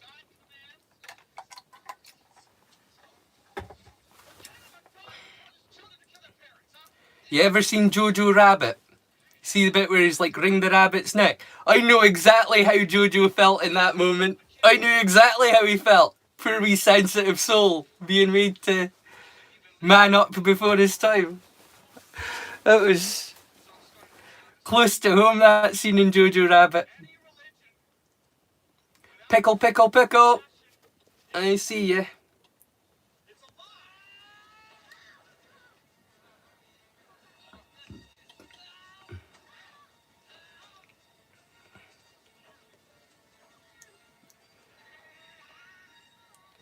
Yep. We had to like get rabbit populations down and stuff. Even like sometimes I would go out hunting rabbits during rabbit season just to get the rabbit population down because they would completely fuck. No, it wasn't because it wasn't just for for my mum's garden. There's farms for like miles around here, farms for miles, and like the rabbits do untold damage to the crops. It's unreal. So like we need to keep the populations down. It's not a cruelty thing. It's what we have to do. Because rabbits, strangely enough, they breed like rabbits. Don't know if you've heard that, but like they do. It's like you see it in spring. They're everywhere. You can't move for rabbits. Bright eyes burning like fire. Bright eyes, how can you stand the pain? How do the eyes that burn so brightly suddenly burn so dim? Bright eyes. And then once you realise that song's about myxomatosis, you're like, holy fuck, that's fucked up. Like it's such a dark song, you know? Like when you realise it's about myxomatosis. It's like, holy shit. You know what myxomatosis is? Like a disease that rabbits get. Like, they get it up here all the time. They get myxy. And it was a disease that was specifically made and engineered to kill rabbits. And it kills them in the worst way. Like, they bleed from their eyes. Like, you see myxy rabbits going around. They're like zombies with blood streaming from their eyes. And it's like, fuck. Oh shit, it's that one's got myxy. Nobody's eating that one. Oh, dude. Myxomatosis is... How can the eyes that burn so brightly? Yeah, they burn. Poor little fuckers. Little furry bastards. They're like in agony before they die with myxomatosis. It's a horrible disease. And it's something that men made to wipe them out on purpose.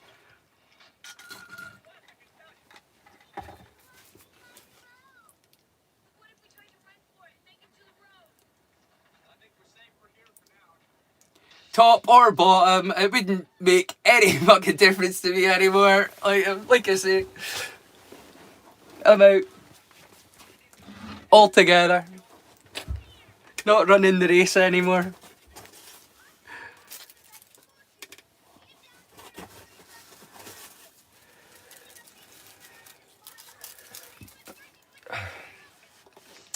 Man, this movie feels like it's been dragging on for a while, doesn't it? I know maybe it's just because I've not been paying attention to it this time, but...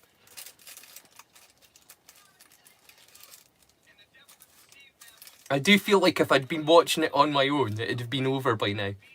Does that make sense? Maybe not.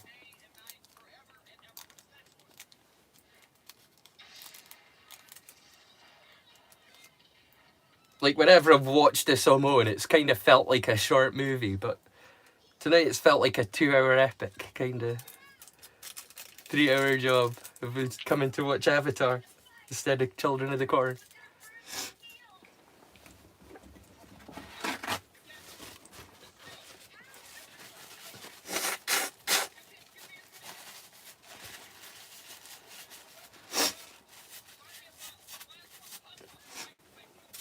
Excuse me. I think it's the humidity in the cupboard making my nose runny. Coraline, yeah man. Coraline's it's a modern classic. I consider Coraline still quite a new film.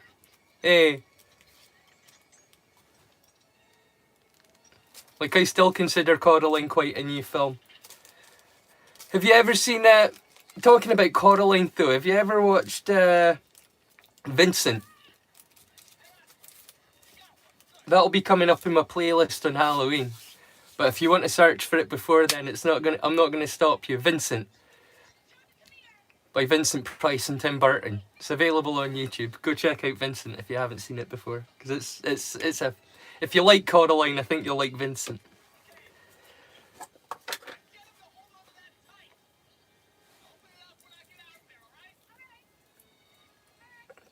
I became familiar with Vincent as an extra on the Nightmare Before Christmas DVD.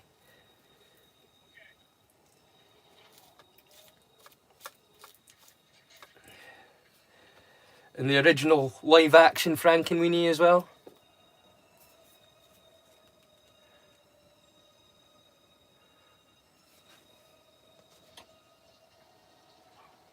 Billy the Buffy.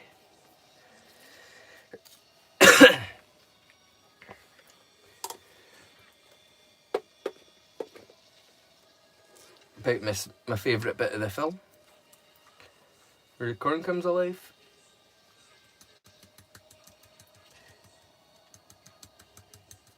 I kept on expecting things to get a little bit more Sam Raimi. I was fully expecting this dude to get cornholed.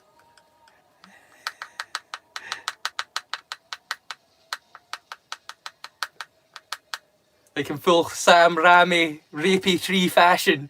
The cornfields were going to get him, but they never did. Maybe it's just the way my young mind worked. I'd watched too much Sam Raimi. Too much Evil Dead. Oh, I'm so looking forward to Halloween, and I probably gave shit away there just by saying that after talking about Evil Dead, but I've got Some great stuff lined up for Halloween. I'm so looking forward to next Friday. I mean, I was looking forward to this Friday as well. Psycho Gorman. Getting to put that in my playlist and getting to think that people might catch Psycho Gorman, that they might not have seen it before, and Satanic Hispanics as well. That's such a good movie, and that's in my playlist this week.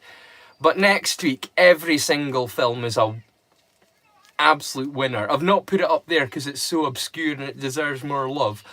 Everything in next week's playlist is up there is because it is well loved and already a cult classic. You know, everything next week is just phenomenal movies because I just didn't have any room to put anything that might be a bit kitschy or a bit thingy. There's just too much good stuff out there just now.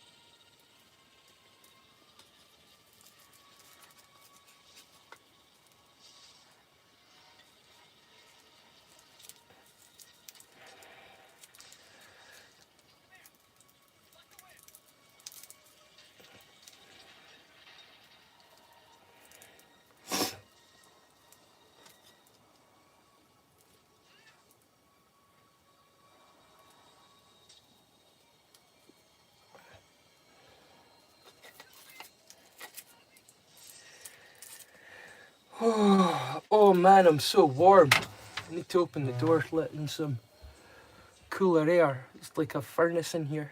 Whew. Oh, nice cool air.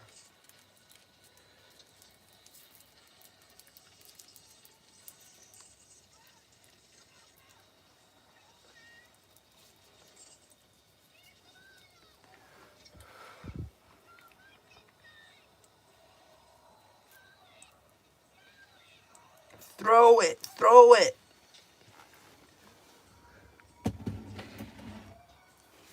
Well, we've finally almost reached the end of Children of the Corn. That sounds really unappreciative, doesn't it? It's like, it is such a good film. I'm just not being... Like I say, I'm all kind of Stephen King'd out.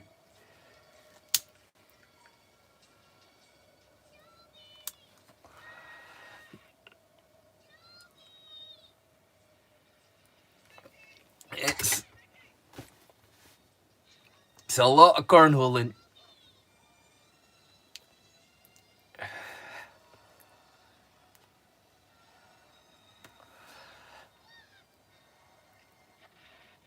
Look, look. Who doesn't love a big explosion? Fire in my eyes. Have I got fire in my eyes?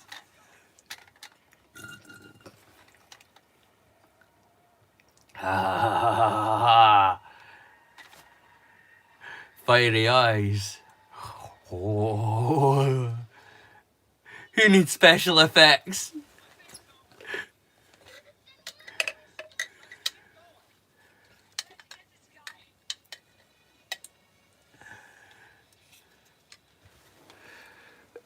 Where's the booze?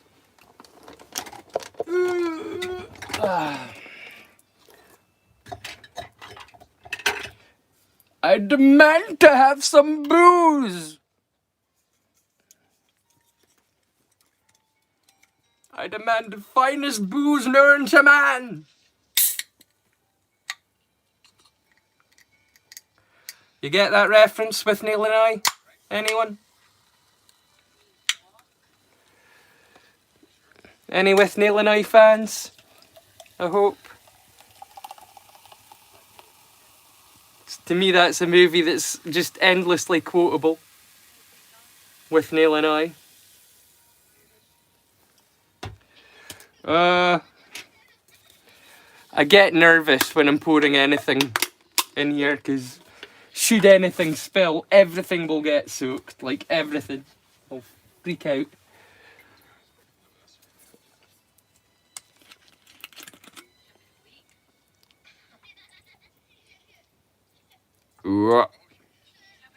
We're good. Slanjava.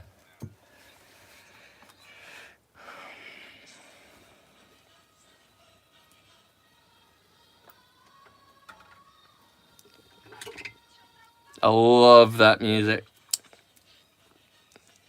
Like, the score for this is fantastic. I was watching Shrunken Heads the other day and I realised it was Danny Elfman that did the scoring for it. And I was like, dude, Danny Elfman did the scoring for Shrunken Heads. How did I not hear of that movie? Thank you, Mr. Sterling, for wherever he is, for introducing me to that one. Because I can't believe I went my whole life without knowing about that Shrunken Heads film. It's insane.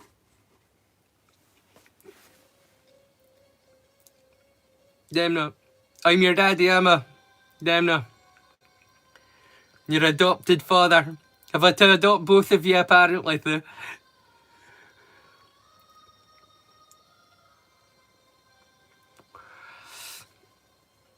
I'll adopt Demno. I'm not sure about Pickle. He might be trouble. What do you think? Can I adopt you separately, or do you only come as a pair?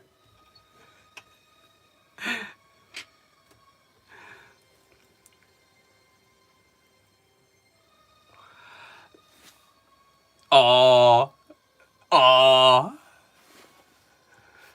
I hope I'll be a cool dad at least, eh? I won't be giving you curfews or anything. That's not my style. Never was. Just ask my daughter. Learn from your mistakes. It's the best way to learn.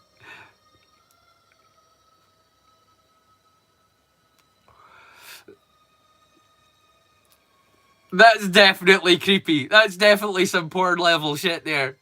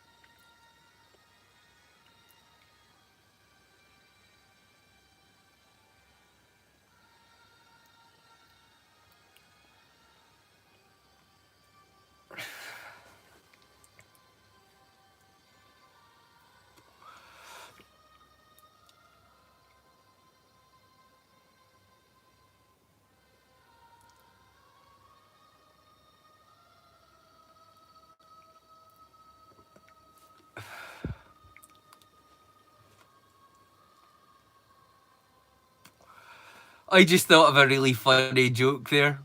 I'm not entirely sure how appropriate it is, but it's pretty funny, I think. Do you want to hear it? You want to hear the joke I just came up with? It's probably quite inappropriate. Porn sites really change after you need to immediately type in GILF just to find anything age appropriate. You know what I mean?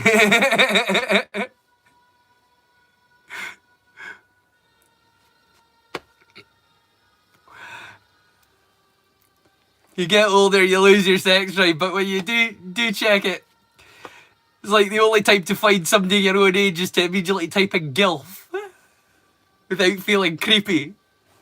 Like, how old are these chicks? Oh.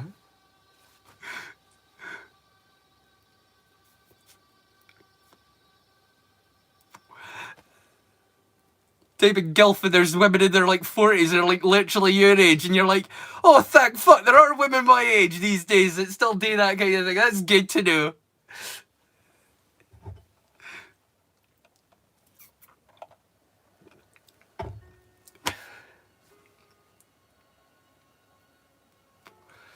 No, my entire attitude to that is like radically shifted throughout the years. When I was a young guy, like when I was in my like 17, 18, into my early 20s, it was the kind of house where you could walk in, like, and it was like a party going on, and there would be porn in the background. And this was at the days when there was porn on the internet. You needed to have a VHS tape of porn to like have it playing in the background during a party. You know what I mean? But those were the kinds of parties that I was having. back in the day. But my attitudes towards porn shifted radically after my ex kind of completely broke me and made me feel guilty forever thinking about another woman, which still affects me to this day, you know what I mean? She messed me up, man.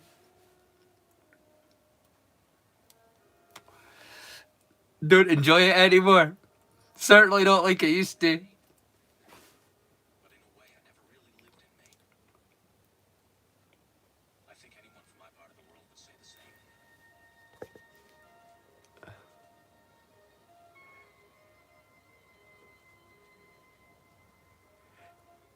Yeah, exactly. Just so you can ban all the motherfuckers. Nice titular, like it. That's awesome.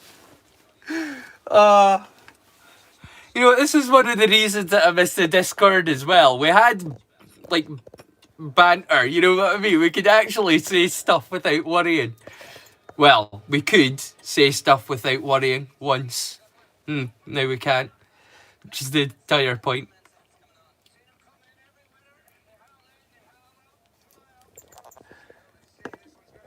But it was nice.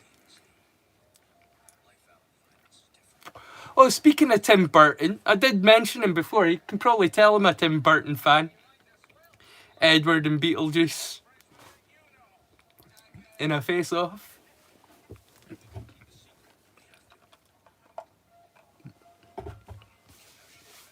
Who would like to see Beetlejuice fight Batman?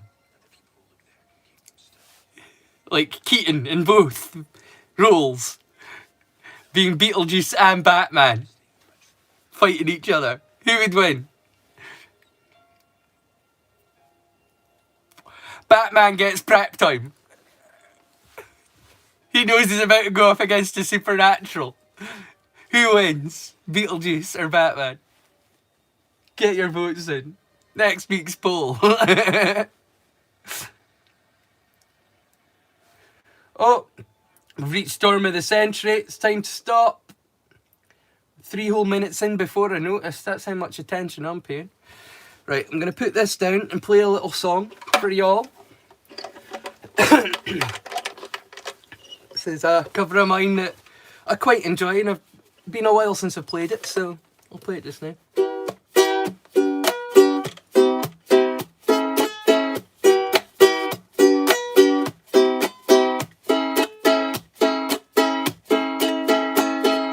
Love is a verb, love is a doing, love. Feel this on my breath. Gentle impulsion, she makes me liar. Feel this on my breath.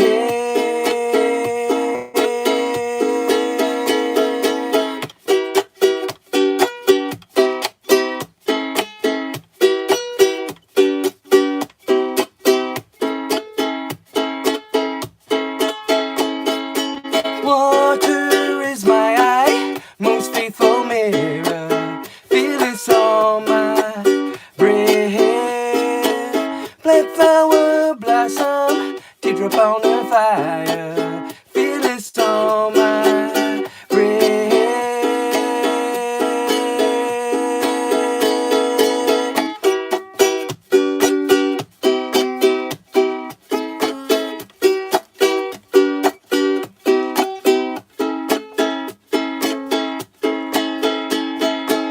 Black flower blossom, teardrop on the fire. Feel this on my breath.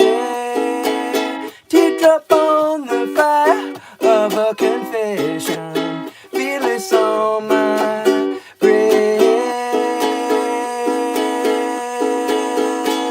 We're fumbling in the dark, like love is falling apart. Fumbling in the dark, like love is falling apart.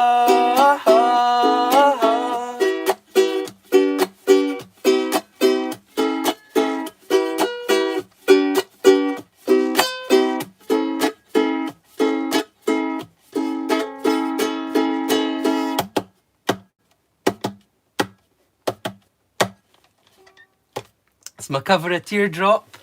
Sounds very, very, very different from the original, but that's the kind of thing I like doing. I like changing it up enough so that people go, is that the same song? It was... But do you want to hear one of my original compositions? Something that I wrote myself? Would you like to hear something that I wrote myself?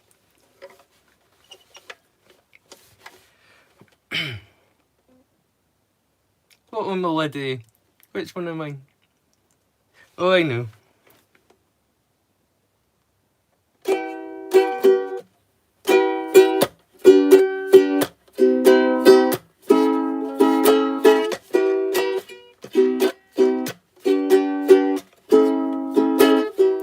Taking my time, feeling the vibe, living ain't easy, baby. So step back, relax, enjoy the feeling of walking tall, big or small, class is easy.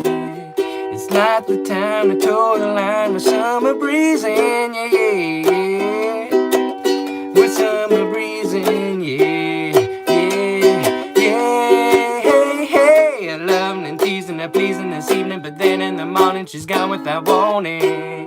And ooh, yeah, live on luck never lasts, don't live in the past, so maybe tomorrow I'll live without sorrow. My heart, my soul, my only rivals, to give away all of the things I ought to die for. She's my sexy girl, but only for a season. She can't say mine, won't change her mind. She's summer breezing, yeah, yeah, yeah. She's summer breezing, yeah, yeah, yeah. Hey, hey, I love and teasing her, pleasing the scene. Then in the morning she's gone without warning. And ooh, yeah, my luck never lasts, don't live in the past, so maybe tomorrow I'll live without sorrow. Oh, oh, oh.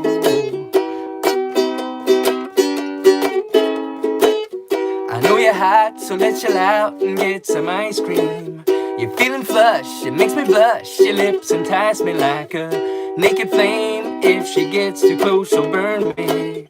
But a love grenade blew me away. I'm summer breezing, yeah, yeah, yeah. I'm summer breezing, yeah, yeah, yeah. Hey, hey, I loving and teasing her, pleasing this evening, but then in the morning she's gone without warning. Ooh, yeah, yeah, my luck never lasts, don't live in the past, so maybe tomorrow I'll live without sorrow. Oh, oh, oh. Yeah, ain't no need for a reason, I know why she's leaving, that's why we're believing we're just summer breezing. Summer breezing, we're summer breezing. Summer breezing, summer breezing, summer breezing. Oh yeah, we're summer breezing, yeah. We're summer breezing, yeah. We're summer breezing, oh yeah. We're summer breezing, oh yeah. We're summer breezing, oh yeah.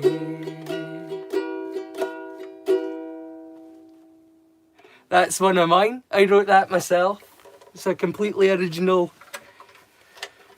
composition. You won't find that anywhere else because it doesn't exist anywhere else. It's only in my head and now here that that song exists. So hope you enjoyed Summer Breezing. Wrote that when I was in, I think it was in my mid-20s when I wrote that one.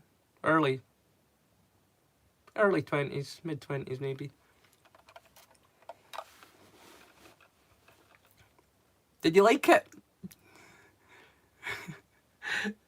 Begging for approval. Did you like it? Did you enjoy it? I don't know if you did. You know what I mean? It's...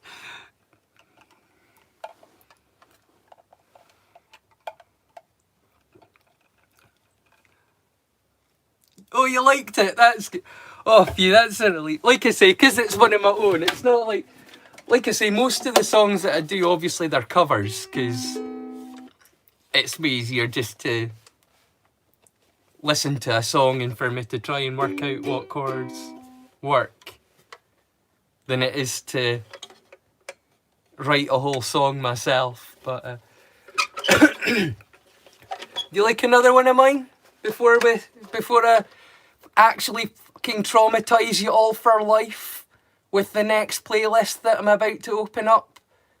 Would you like another one? This is another one of mine.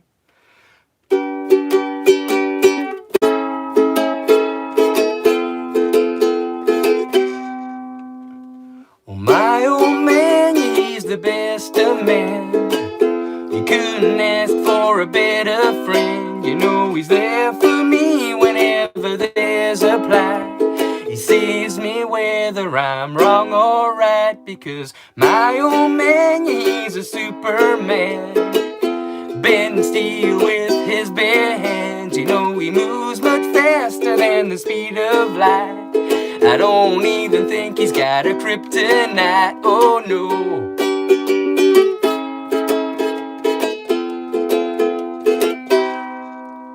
Oh, my old man, yeah, I look up to him. His sense of humor always made me grin. And though he's getting older with graying hair, of this silver fox you should beware, because my old man, he's a superman. Bending steel with his bare hands. You know he moves much faster than the speed of light. I don't even think he's got a kryptonite, because my old man, well, he's a superman. Bending steel with his bare hands. You know he moves much faster than the speed of light. I don't even think he's got a kryptonite. Oh no.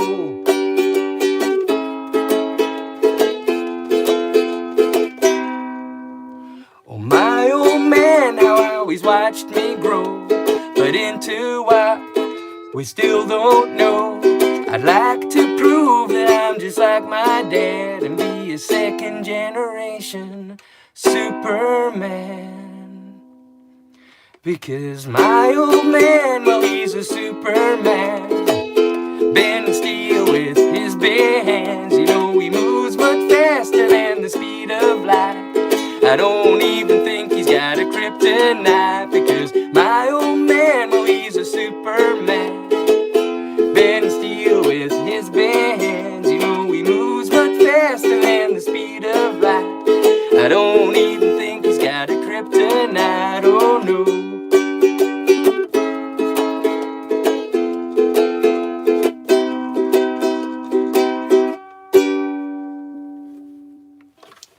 That was another one of my original compositions.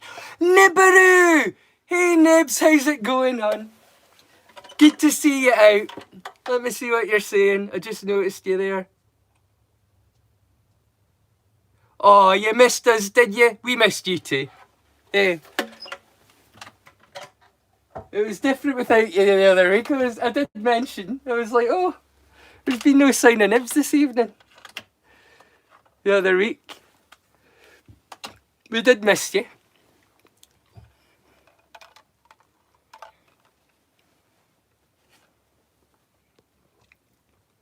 Oh, big old love fest. See what I mean? It's really nice. I really felt like I was making a really lovely community here, and I was kind of hoping that the lovely community that I'd created here would kind of carry over into Discord, and I'm really sad how it's all ended there. It's really sad. But I promised that I would traumatise you. And so if you go back into my playlist, I'm about to make a new playlist public. And I'm not sure this is the best idea. But I tested the water with Asylum. And people seem to appreciate Asylum. And if you appreciate the dark humour of Asylum, well, this is tenfold. You know, like, I'm going to stop talking about it and I'm just going to make it public.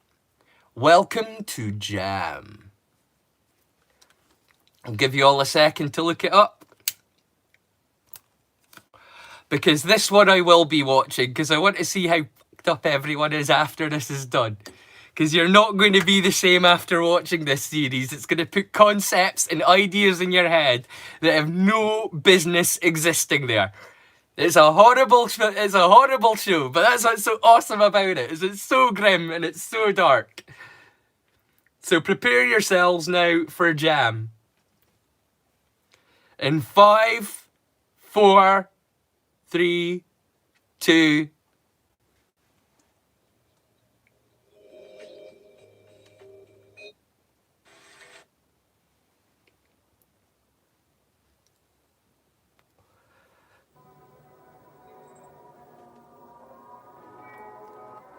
Even the music in this is twisted.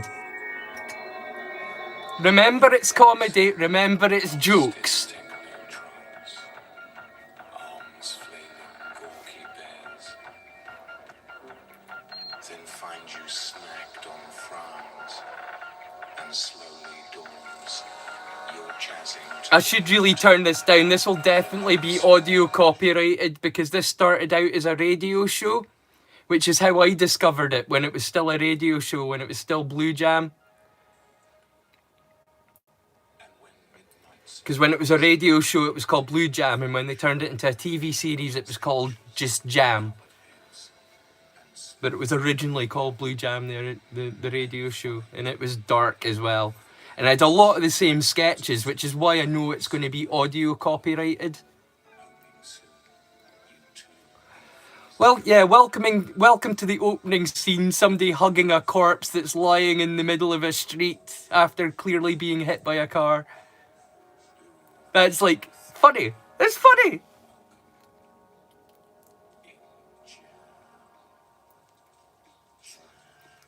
Jam, jam, jam, jam, jam.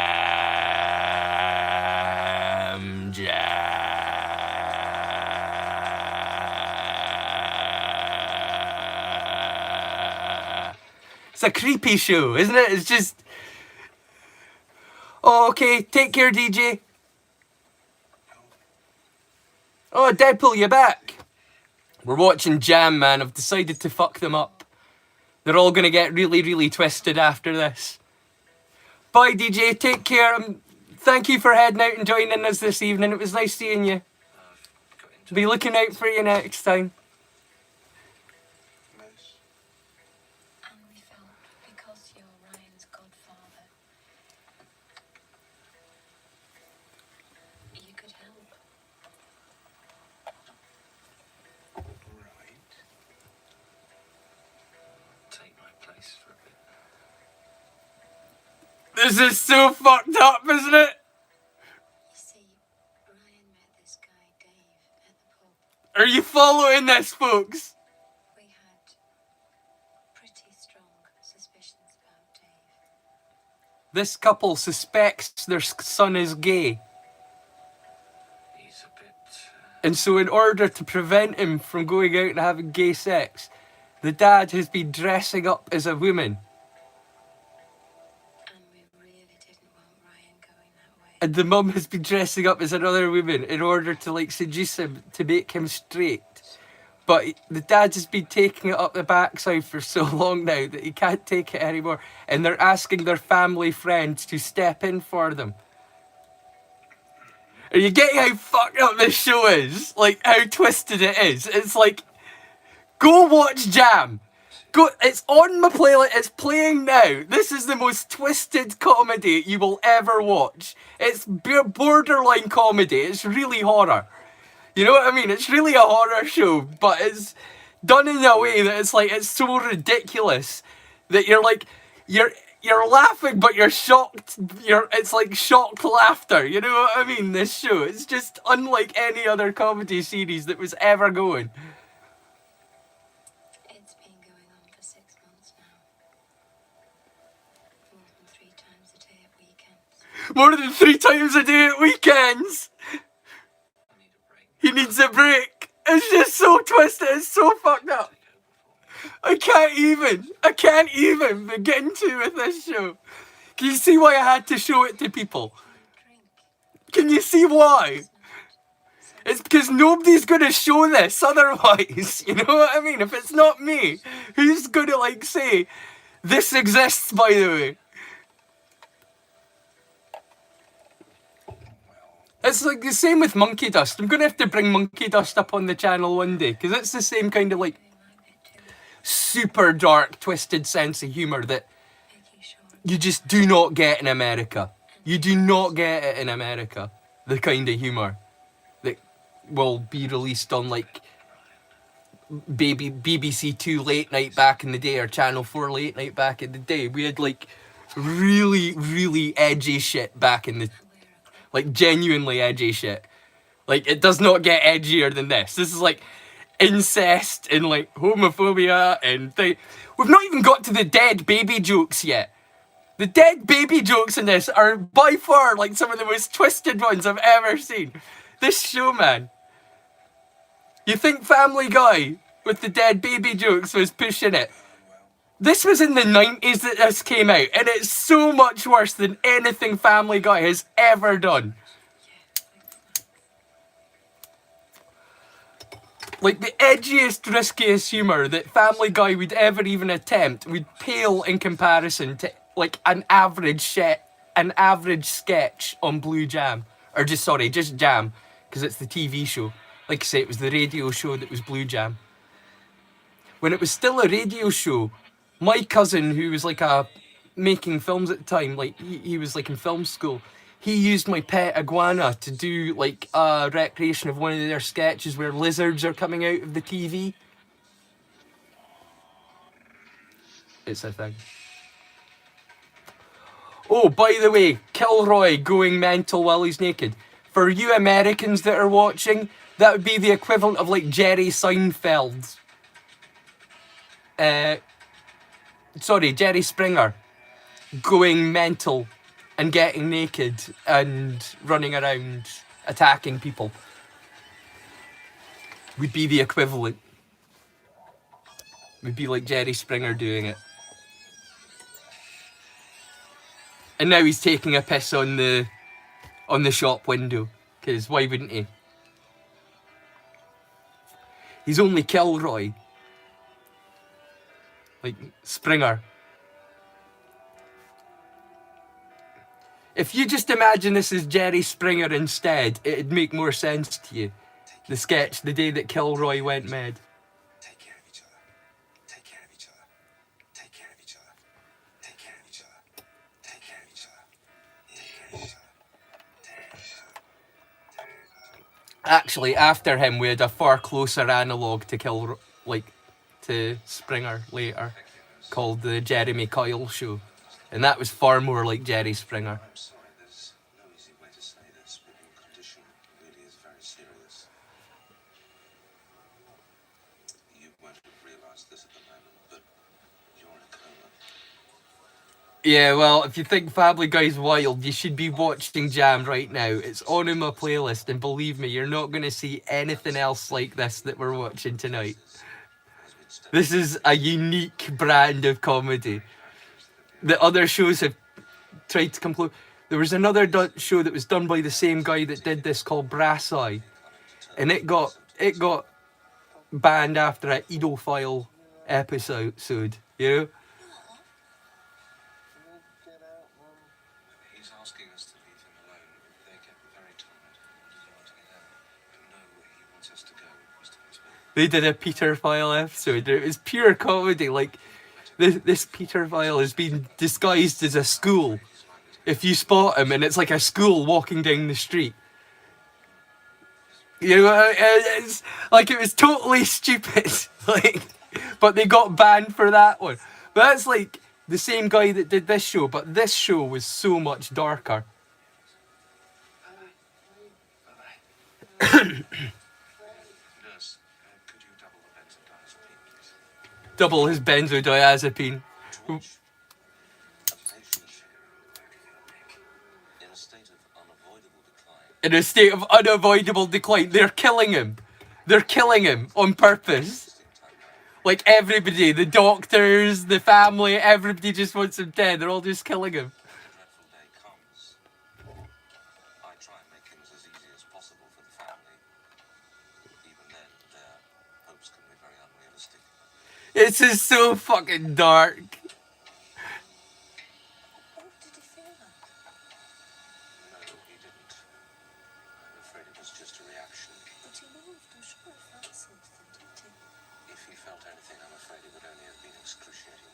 If he felt anything, I'm afraid it would only, like the doctor telling her, if he felt anything, it would only be excruciating pain, just so he can kill him.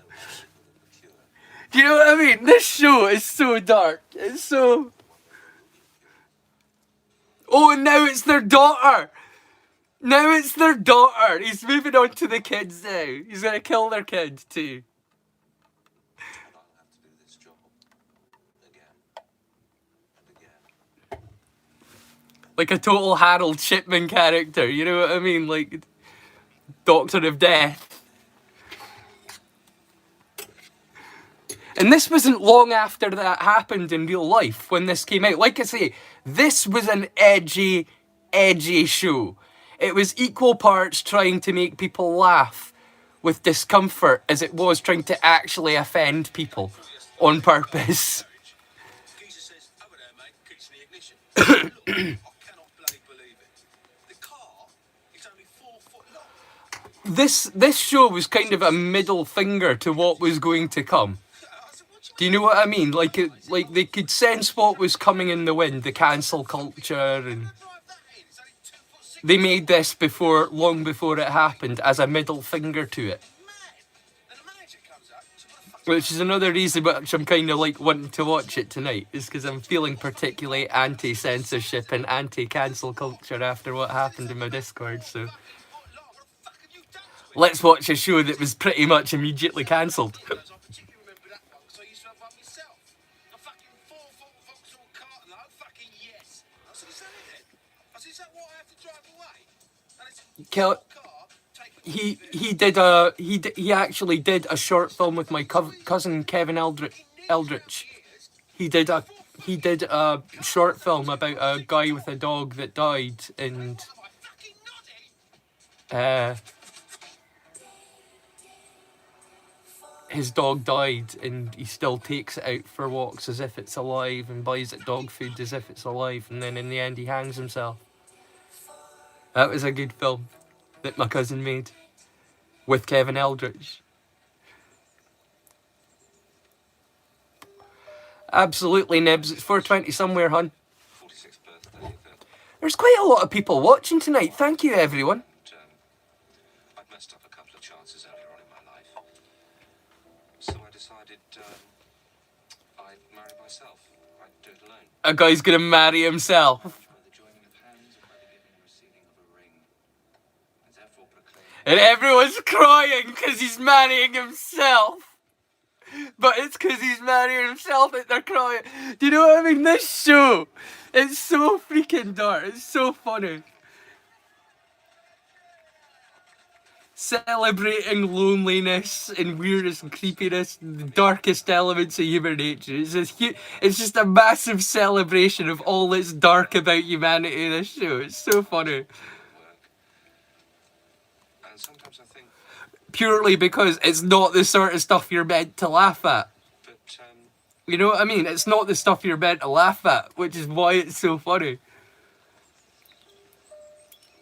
Some people just don't get that. You'd marry you. I'm sure you would. You're worth marrying. I wouldn't marry me, and I wouldn't trust anybody that would want to marry me either. What's wrong with them? You know what I mean? If somebody's wanting to marry me, there's definitely something wrong with them.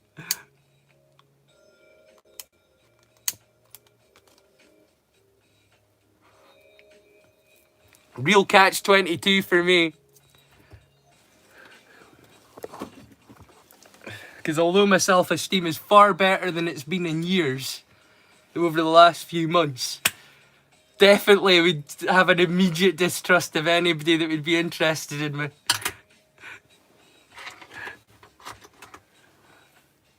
Because why? it's a niche business. Shell of a human being, human skeleton. Think people for jobs that they're particularly good at. Arguments.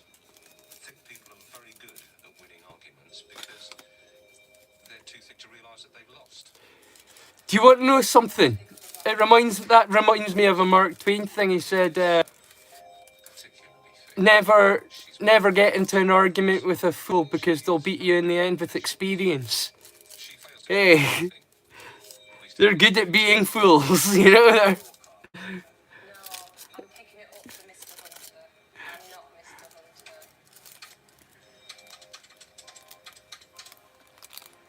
Which reminds me of another quote, which is, you know, kind of appropriate considering what happened with my Discord, which is, don't roll in the muck with the pigs.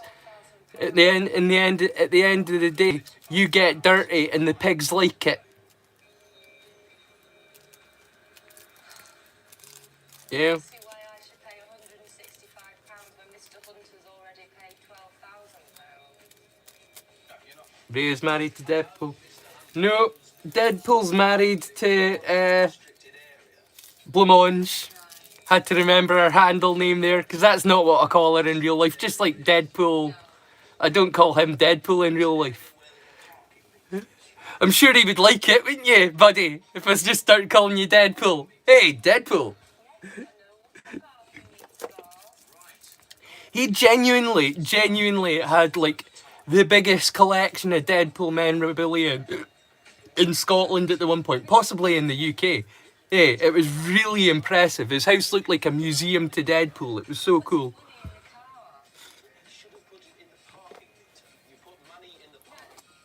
Hello, I'm just a worm. And I just said he puts his money in the car. At least I'm not an early worm. We know what happens to the early worm. It's not a parking meter, it's a car.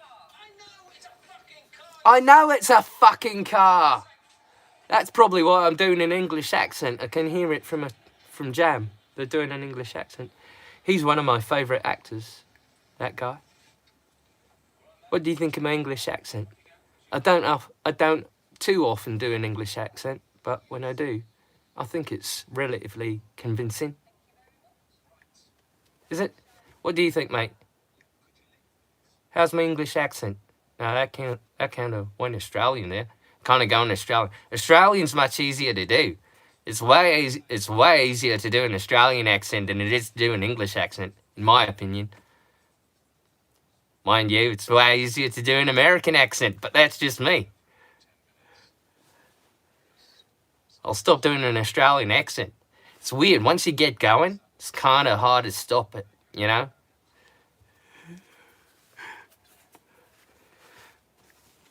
But the second mouse gets the cheese. Yeah, I know exactly what you're saying. Nibs, I get you there.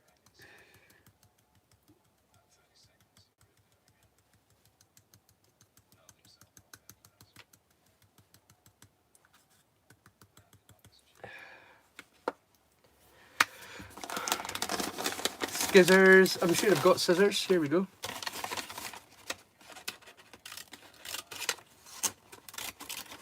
Cut out a little bit of roach for my long cigarette. Do you Americans still cowboy shit? Like, do you still do it without, like, roaches? Or is that old hat now? Have you learned to use a roach in America? What am I looking at? Jam.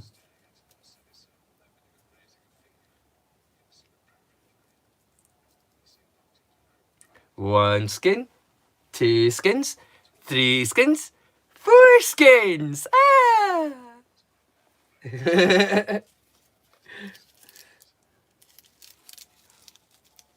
This is a 3-skin base. I don't require a 4th. I have one anyway. Because I'm from Europe and we don't mutilate ourselves at birth. Yeah. Weird that, isn't it? We're not into mutilating our kids. For aesthetic purposes.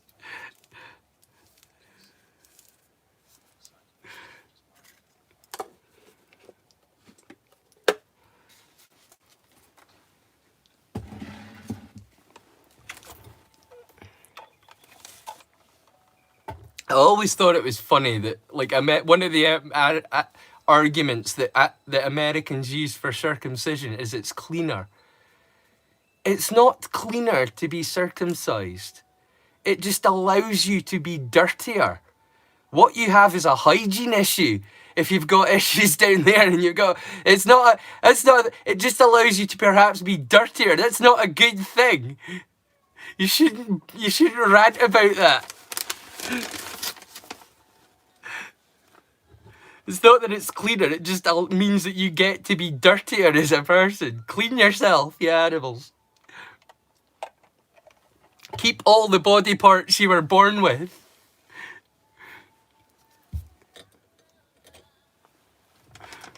I don't think you realise how horrific it is to Europeans, like the idea that you just lop it off there when they're born just because it's what their dad looks like. You know what I mean? It's not, that's a bad reason to be doing that stuff. That's mutilation.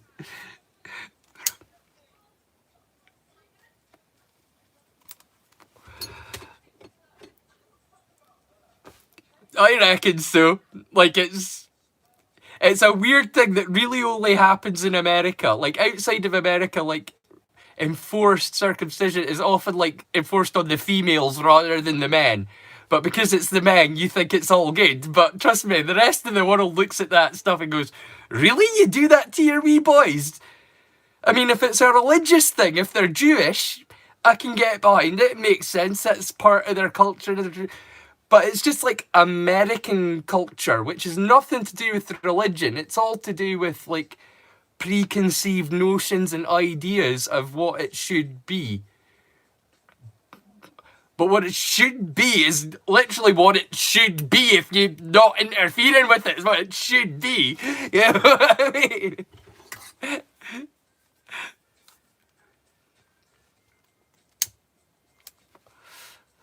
Sorry, the conversations that we're having are only slightly less traumatizing than the show that I've put on for the evening. For the playlist that I've made available. This'll fuck you up way more than Stephen King will. I'll tell you. If you sit down and you watch this show, it will mess you up way more than Stephen King ever would have.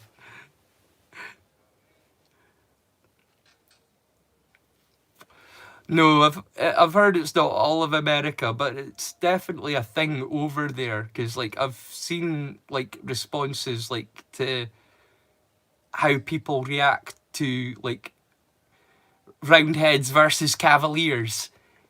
Do you get the reference, a Roundhead versus a Cavalier? Back in the days of Oliver Cromwell, you had the Roundheads, who would wear, like, these round silver helmets. It had, like, a big lip across the... You know what I'm saying? The Roundheads. And you had the Cavaliers, and they had their frilly collars. You know what I mean? Their frilly cuffs and their feathered hats and their little frills, yeah? Around their neck. They had little frills, the Cavaliers. And the Roundhead. So do you get the reference there? Roundheads and Cavaliers.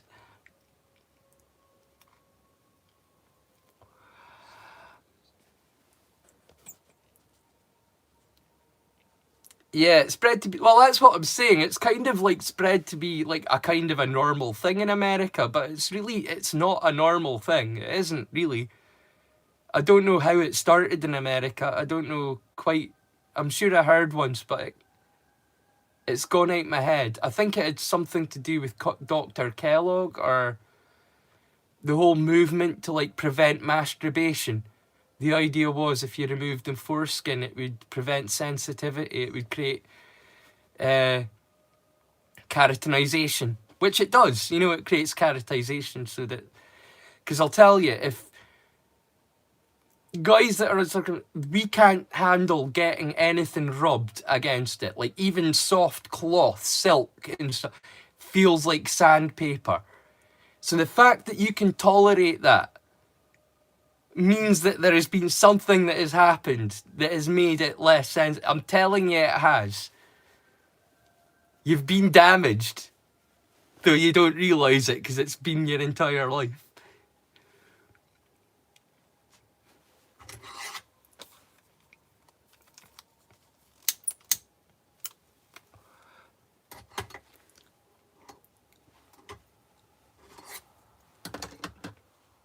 End of episode 1. Get ready for the next episode. I am prepared to sit through the whole season of this. I really am. It's such a good show. And I want you to all be properly traumatized before Halloween. And this is a good show to do it. Oh, opening on a suicide. Always good. Not at all controversial. Oh, he's not only wrapped a noose around his neck and tied it to the car, he's put a brick on the car, so he's going to accelerate and snap his neck by accelerating the car while it's attached to a long rope. Oh, but the car crashes and kills somebody else instead of him. Isn't that funny? It's funny, isn't it? A guy trying to kill himself who accidentally kills other random people by accident and ends up still living. That's funny, you see? British humour.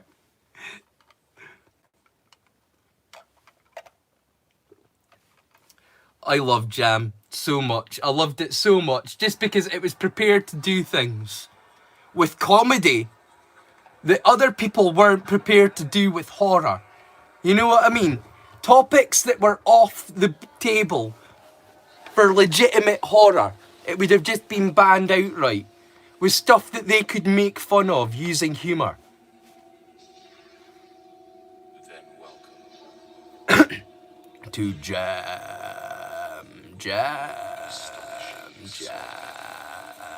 How can the word jam be creepy? This show made the word jam creepy for me. Jam.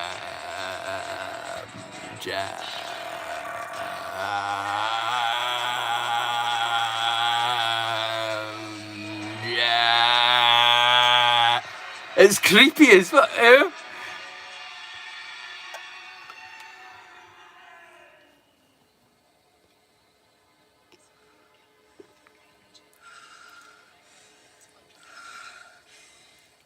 It was a religious thing initially, yeah.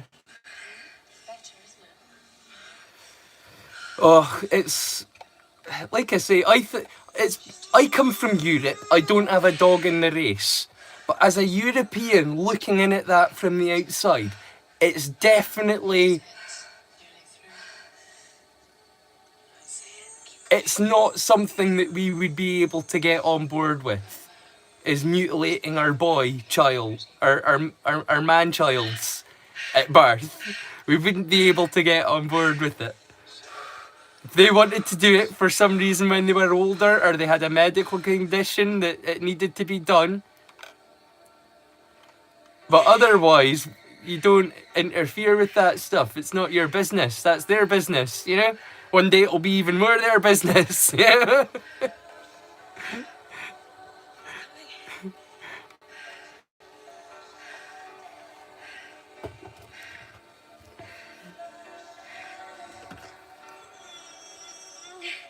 think it's coming, Brian.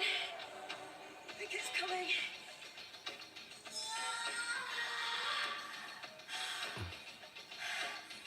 Ray, yeah.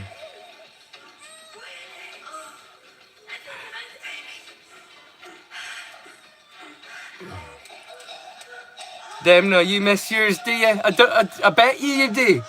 You don't even know what you missed, man. That's the sucky thing about it. You don't even get to know what you missed.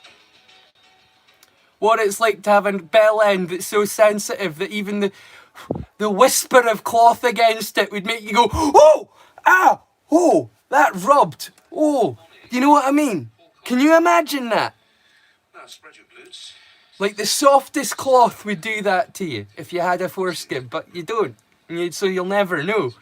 And that's was taken away from you by your parents. And I just hope that the cycle gets broken one day. You know? Can't move this shoulder at all now. Right. And it's just around there. I see. Well, I think what I'm going to do is I'm going to do this over the phone, all right? Just wait here while I go next door. I'll ring Wink, wink. Oh yeah, Nibs. Good for you. All right. I'll speak to you at home. Yeah, they wouldn't have that. I always fucking laugh at Robin Williams' jokes and joking Mrs. Doubtfire when he's like, never get gribbons from a moil, they're so chewy, moi. Oi vey. Like he's just... It took me years to get that joke because I didn't know enough Yiddish.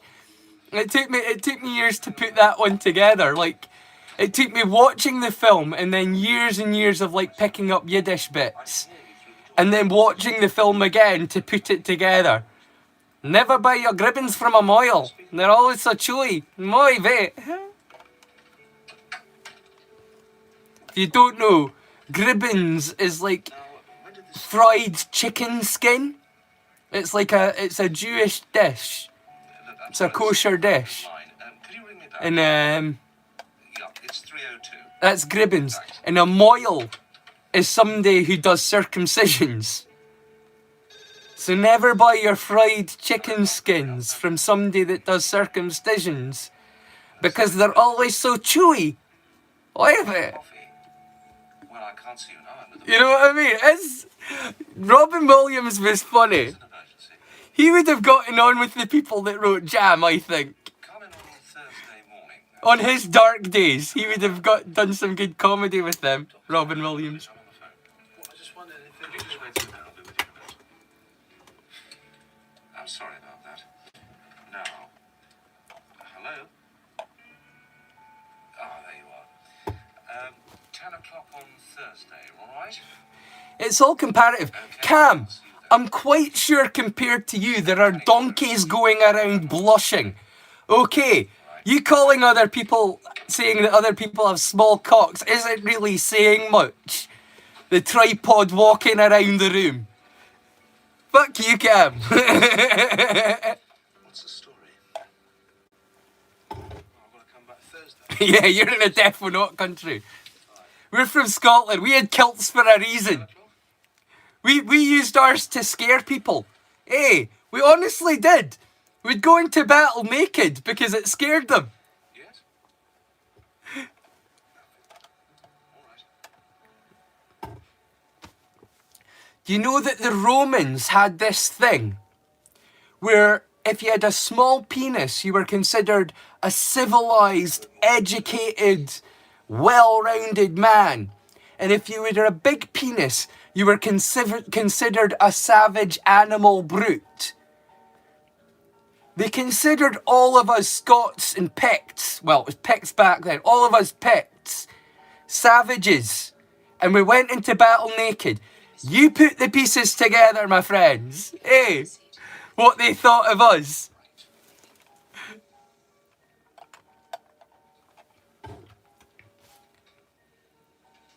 We didn't need artichokes.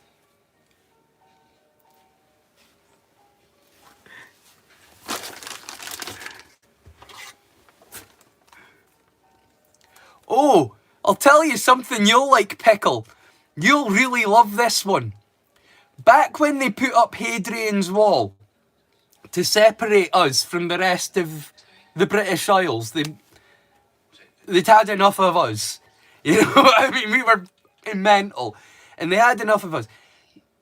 And we, like I say, we went into battle naked. And what they did was they got one of their major generals from Rome to come down to Hadrian's Wall. And where usually it was a punishment, one of the, not a general centurion, but one of the generals that was in charge of a legion of soldiers volunteered to come from Rome to Hadrian's Wall to be stationed purely because he wanted to see all of the naked Celts running at the wall. He thought, oh, those are rough men. Oh, let's check them out. Totally like that.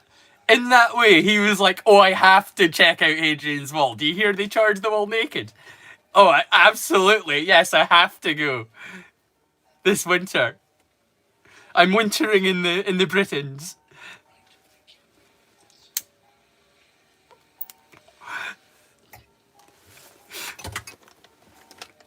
History's full of interesting things, my man.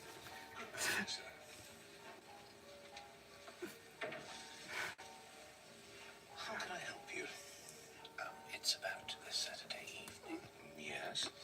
I'm not quite sure what to do. Right. Well, a pleasant option might be to call up a couple of friends, meet up in a nice pub, and maybe go and see a play. All right, sir. Yes. Not at all. Anything else, sir? Shall I put that on account? Yes, please. That's so fucking dire. Guys come into a psychologist, obviously with real problems. But all he said to him is, I'm not sure what to do this weekend. So he suggests that he calls up a couple of friends, has a few pints at a pub and goes out and maybe sees a play. Giving him no actual advice or help. But he's too shy and thing to tell him. Because he's very British. It's not the thing that British do. They don't talk about their emotions, and he's behaving with his psychiatrist the same way that he would with anybody. I'm explaining it because it's very British humour, and I'm not sure how much of it translates with Jam. Lovely bell, sir. Good choice for the ladies. Kevin Eldritch had his own show for a while. Eh. Oh, oh, it's the Kevin Eldritch Show. It wasn't nearly as dark as Jam either. Dark Jam kind of ruined it for everyone because they were the one that set the boundary. Do you know what I mean? Jam were the ones that were kind of like, oh no, we're not going to put up with that. And then people learned that they weren't allowed to do worse than Jam. Do you know what I mean? In the UK, Jam was one of those cautionary tales of a show where if you make a show like this, it will be like banned. Look, that's a guy holding his cock and coming on TV. Are you seeing this? There's a guy drinking, like, endlessly coming on TV. People were not ready for this in the 90s. They tried to destimulate him with a dog carcass. They tried to destimulate him with a dog carcass. They tried to destimulate him with a dog carcass. This is a sketch all about, like, porn stars coming themselves to death. And when they weighed his body, it was maybe 20 kilos. When they weighed his body, it was only maybe 20 kilos left. The gush is suddenly in big demand for cream scenes all over town. Oh, that's it. The gush, they call it. The gush. Cram in as many jobs as possible before the spunk turns red. They tried to cram in as many jobs as possible before the spunk turns red. People. For any of you that didn't catch that last line. This is a funny show. I know it's dark. I know it's twisted.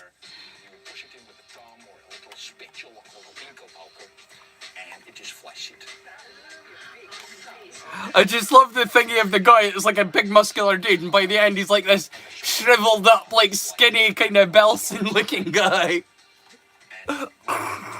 Like he's come out of cocoon. But in the end, it is better than clutching your nuts. Everybody's going to pieces, pulling out guns for a mercy clipping. People are pulling out guns to give them a mercy clipping.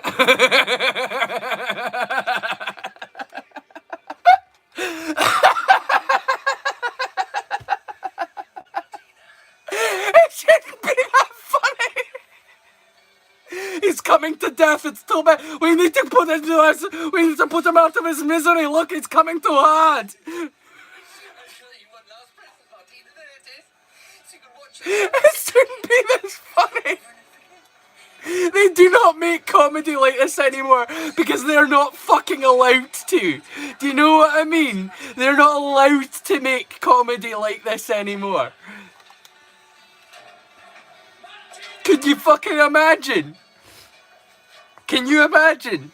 I'm so happy that I've got this on YouTube at the moment to show you all because this will be destroyed. One day this show will disappear.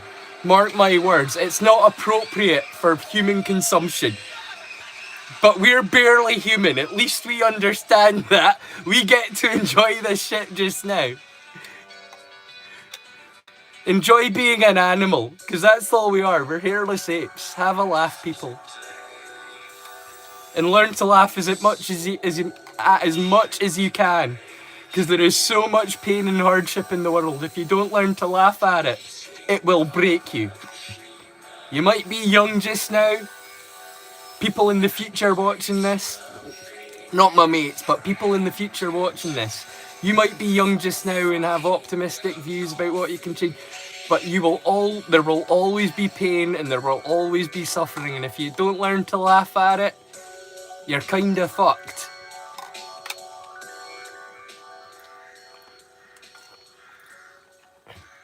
Yeah, I don't laugh often, but this is dark enough to do it. This is dark enough to do it. I literally shed a tear laughing there. It was so funny to me. That sketch about the porn stars coming to death. Super appropriate for TV viewing. A guy like holding his cock and it just spewing and spewing and spewing until he's like, no!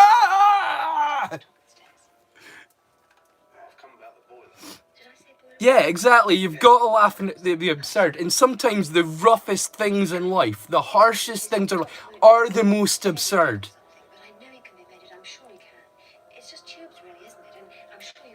This is the dead baby sketch! This is the dead baby sketch! She calls the plumber to fix the baby. And she keeps offering him more and more money. You fix the taps! You fix the taps! You can fix my baby! My baby's cold! He should be warm! You can fix my baby, can't you? It's so fucking dark! It's so fucking dark! A plumber taking advantage of a woman that's clearly having a mental breakdown because her child's had a cot death, you know? It's fucked up, but that's what Jam was. She keeps offering him more and more and more money to fix her baby, the plumber. And wait until you don't see, but it just suggests strongly what he does. He basically just runs pipes from the house through the baby to warm it up.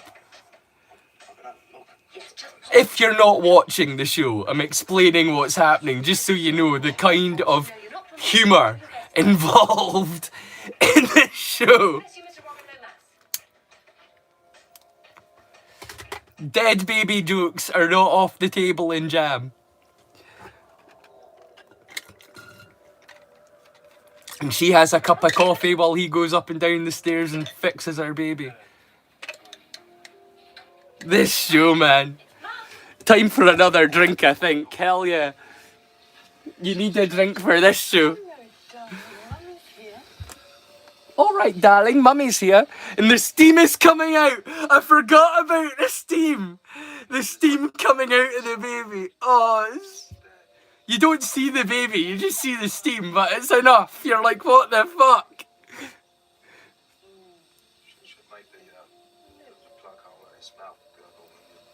You should make the plug hole in its mouth gurgle when you turn it on. Just so you know. You don't want the pressure building up.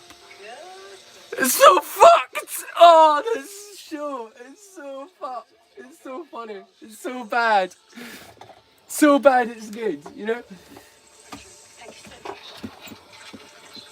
I hope you enjoy me laughing now that you've seen my sense of humour. Twisted it actually is. Like I say, I have to hide so much of myself on YouTube, and that's why I like Discord. I could swear, I could let out my dark sense of humour and not worry about... Well, I thought I didn't need to worry about being myself there.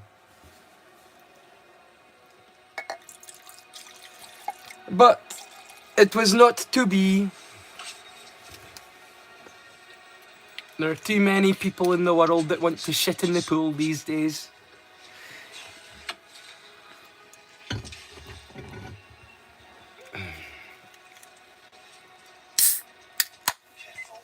See, this is why I like my little roach clip that I made. It means that I can do stuff like that. I couldn't have done that with a... What do you think the gun's for? Cigarettes. You didn't have to pay for the cigarettes.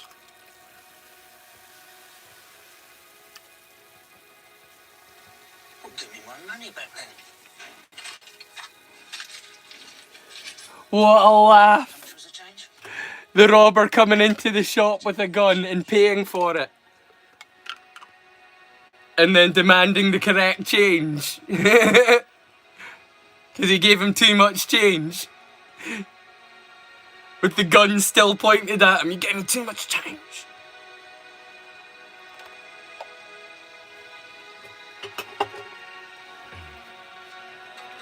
Just doing a totally normal shop transaction, but with a gun pointed at him.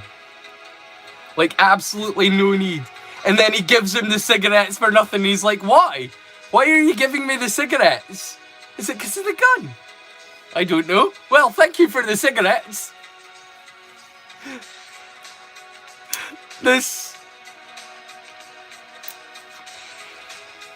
I wonder if this gun will work with other things. Yeah, I just got a lighter for free using the gun. Wow, this gun's amazing. And then the police finally nick him. That's so funny. I fucking love... But he's still got his pack of cigarettes. He got a free pack of cigarettes. It was worth getting arrested. Because he was broke and now he's got a free pack of cigarettes. It's a different kind of humour, UK humour. And this is the darkest you will find. If you can find darker UK humour, tell me about it. If you can find, it's a challenge for anybody that's watching out or watching in the future. If you can find a darker UK TV show than Jam, let me know. Or a darker UK, or a darker TV show anyway. Maybe there are prank shows. I once watched a German prank show where they had this guy drive along like a cliff edge. You know, like one of those winding cliff things on the edge of a cliff that there's a big drop off on the road on one side. And this German guy is driving his family in it.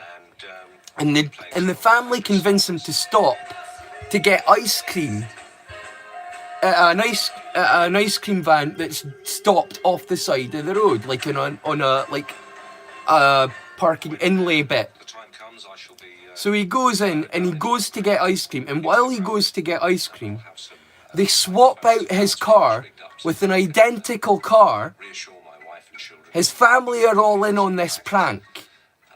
They swap out his car for an identical car, and as he's walking back with a handful of ice cream, he watches his car roll down the slope and off the edge of his cliff as far as he knows with his entire family. And he stands there and he drops the ice cream and he drops to his knees and he's like, "Nein! Nein! Meinen Kinder! Meinen Spouse! Nein! Nein!" Like, this guy, he's watched his family die, right?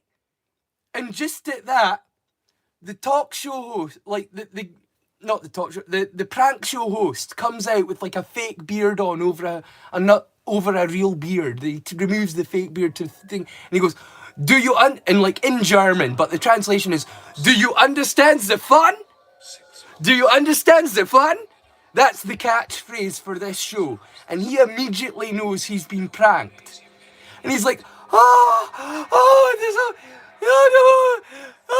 He's practically had a nervous breakdown in front of us. The dude needs a therapist after that prank, right?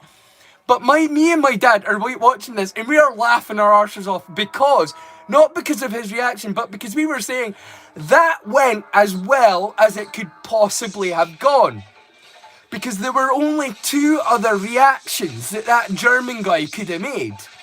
The first would have been to have, instead of dropping the ice cream and then dropping to his knees and crying as he did, would have been to have dropped the ice cream and run at full pelt off the edge of the cliff after them. Okay, option one. Option two, and questionably just as bad, he didn't even drop the ice cream. He holds the ice cream, sees the car go over the edge, shrugs, and starts just eating the ice cream. That was the third option. Any other way that would have ended, that family would have been over with. Do you know what I mean? Any other way that prank had ended. That ended as well as it could have ended.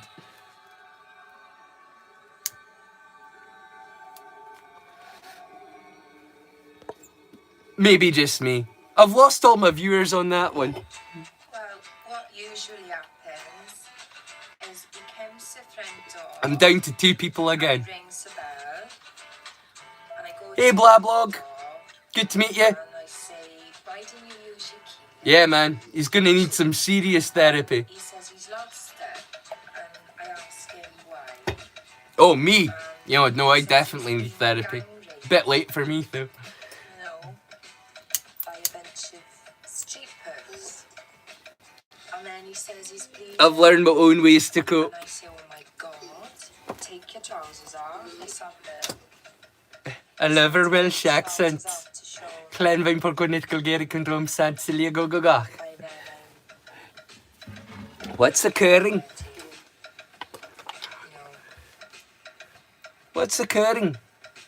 I love the Welsh accent.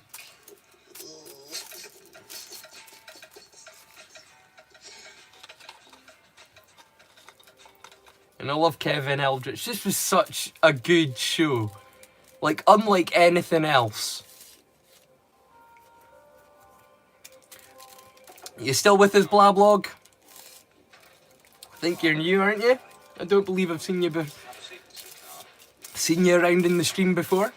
Blah blog.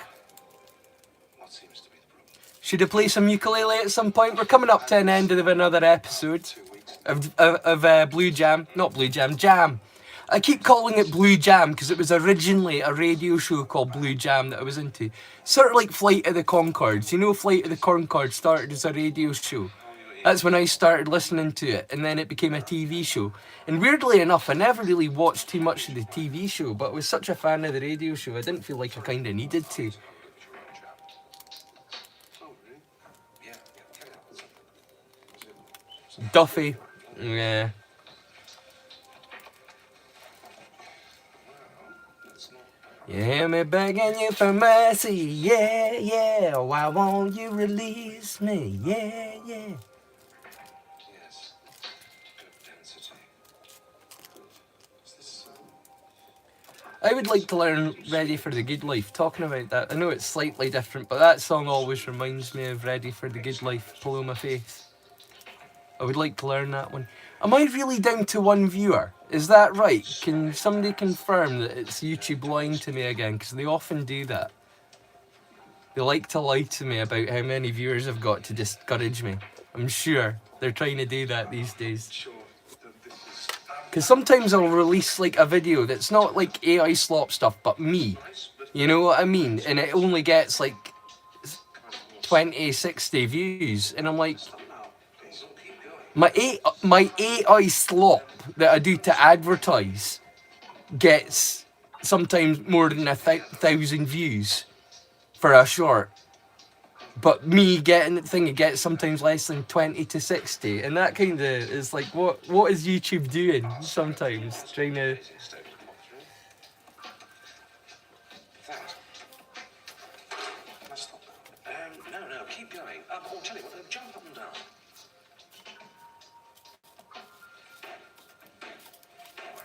Yes, that is powerful. Do that too much, it'll swing right up your arse. Oh, Jesus. How did this show get away with the stuff that it got away with? Bueller? Anybody? Bueller? Bueller? Bueller? Look at us. Keep going. I fucking love that film so much. Synchronized cocks. Michael, stop this. Will I do Twist and Shout again? Show my love for Ferris Bueller. Because that's the reason that I learned to do Twist and Shout. It wasn't because of my love of the Beatles. I do love the Beatles, but the reason I learned Twist and Shout was because of a combination of Tim, who I don't know if Tim will catch the stream or thingy, but because of my friend Tim, he was doing a bunch of Beatles stuff which inspired me to do it, but also because of my love of Ferris Bueller. And they do Twist and Shout during the... I love Ferris Bueller. It's,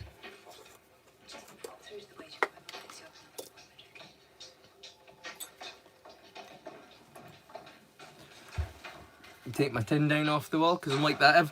I've got everything attached with magnets. If you're wondering what that is, it's magnets that I attach everything to. It really has. I've got like heaps of magnets. You see, that's magnets, and everything's magnets with me. I keep everything connected to everything with magnets and close at hand.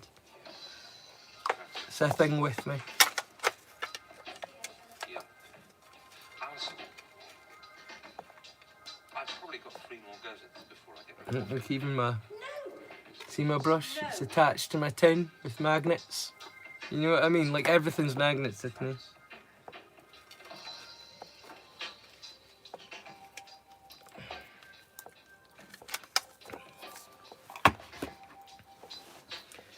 Why work hard when you can work smart? You know what I'm saying?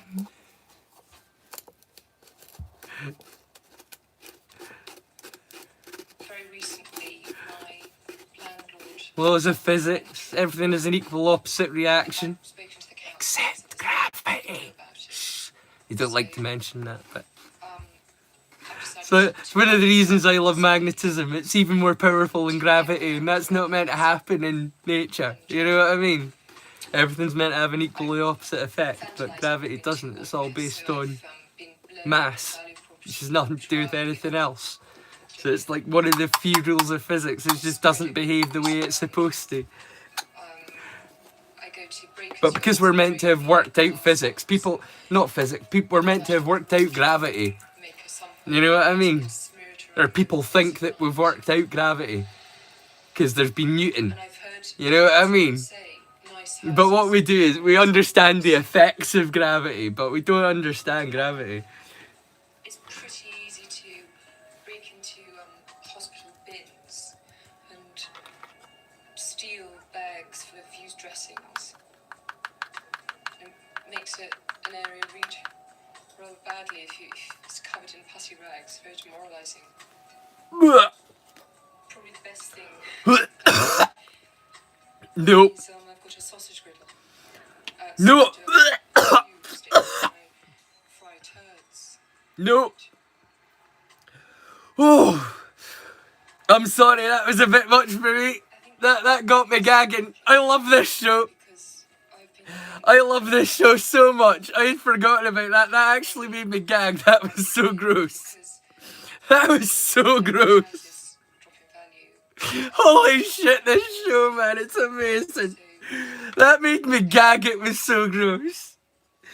Oh, they do not make TV like this anymore. That was like a 2 girls 1 cup gagging. It was so gross. But that was just British TV back in the day. If you weren't ready to be grossed out like you were watching 2 girls 1 cup, you weren't prepared for late night viewing. It was post-watershed. Toughen up your skin.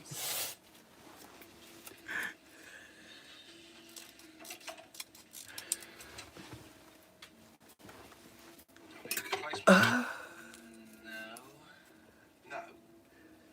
You Like Smelly Cat by Phoebe Buffet. I should learn it. Well, I know the lyrics. Everyone knows the lyrics, but I should... Not having a TV pouring lizards into my house. This was the sketch! My cousin used my lizard, Yes, they are. my lizard, to do a recreation of the sketch when it was still just a radio show. And then they did it in real life on TV, and it was so cool seeing their version of it versus our version of it that we did first. Based on their radio show version. No, we haven't. Well, all I can say is that I do suggest you check with them and then maybe they'll be able There's lizards coming out of my TV. You're trying to tell me the cable company's sending us lizards. maybe, yes. Maybe the cable company are sending you lizards, but there are lizards coming out of your TV. Down the wire, the lizards. No, hang on. Look, mate, look. Maybe they're coming down the wire. The lizards. It's like a fucking acid trip. This entire show is just like a big old drug trip. Hey, Sweep them up. and not a good one either. It's like a bad trip, this show. It's so funny. What? Well, as I say, madam, they're not really anything to do with me. Oh, is that what you can say? It's nothing to do with me. Is that it? I honestly think you might have needed to have experienced a couple of bad acid trips to have to truly appreciate this show. If you want to really appreciate this, don't have a couple of good acid trips. Have as many good acid trips as you can have, but have a couple of bad ones to really get the humour of this show. That's not good advice, is it, kids? Don't take drugs. Look, I've told you that this has started coming out of that telly. Take them twice. The first time you take anything, you're so freaked out you're doing it. You don't know if you enjoy it or not. Personal experience. Come on, what is it? Right, what's your boss's name? Nah, I'm kidding. Do as I say, not as I do. Stop it! They used to call me Mr. 50-50 because if I had a 50% chance of survival, I'd do it twice. So don't take my advice on anything, peoples.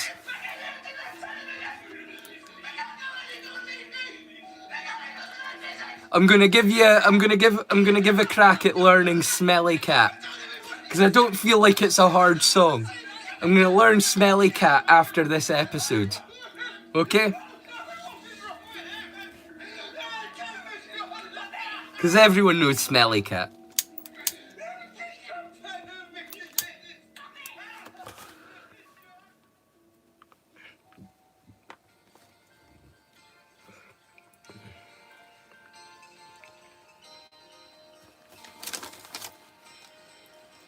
How much were you thinking of? 12%. If I get you 12%, I have to do that for everyone. It's just that I've put in a lot of extra time, you know. Weekends. You see what I mean? This is completely innocuous at this point. I want 12%. But if I give you 12%, I'll need to give everyone 12%. But it's 12% of what? And because we know the nature of this show, that's what's scaring us about it. This is completely innocuous. But because we know the nature of it at this point, we're like 12% of what? What is he wanting 12% of? This is going to be messed up. We already know.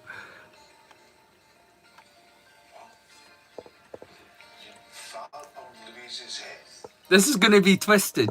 Oh, is it your It's the best. puff puff pass, motherfucker? There you go. Go. 1, 2. Right? Oh. We good? Yeah. Okay. Right.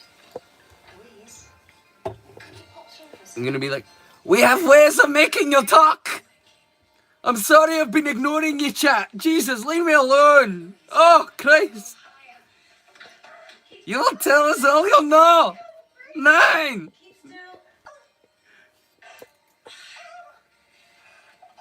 Sorry, I'll explain. Sorry, I'm silly. Ignore me. I think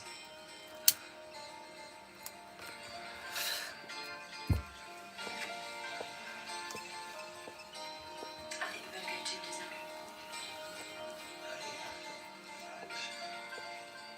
I know I ignore you. Yeah, you put like, no, I will talk. Okay, I will interact. Jesus Christ, you're harsh, chat. What the fuck? I'll grab my ukulele and I'll learn you Smelly Cat because we're coming up to the end of the episode. Like 5 minutes.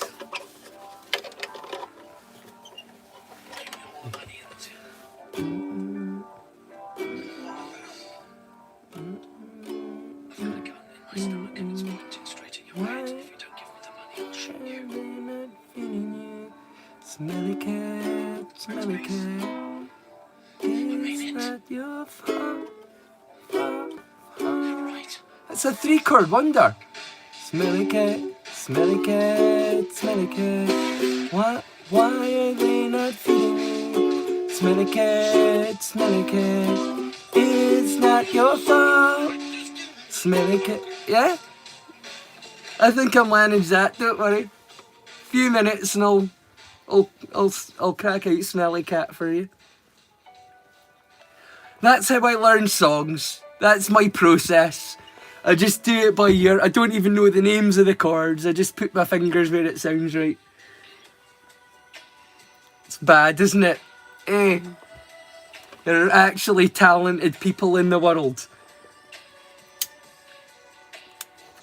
You cats are watching me for some reason. Should be ashamed of yourselves. You've got no taste. Go on. I'm joking. I love every single one of you. You know I do. Platonically speaking, you understand, Miss Moneypenny.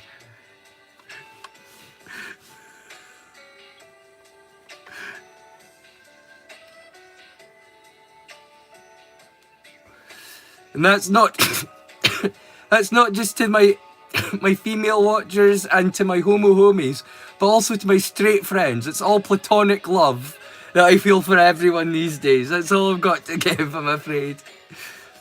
So in true Sean Connery fashion, it's I love you, but platonically speaking, you understand, Miss Moneypenny. That's not a particularly good Sean Connery impersonation for somebody that's meant to be Scottish.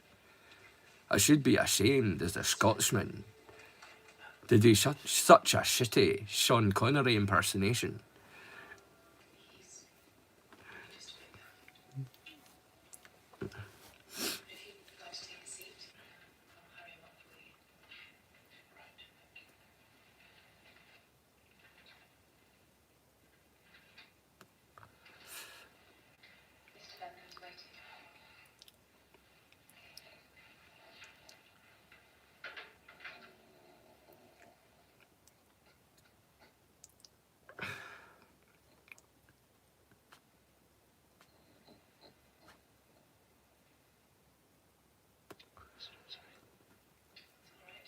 I'm sorry, I know I should be...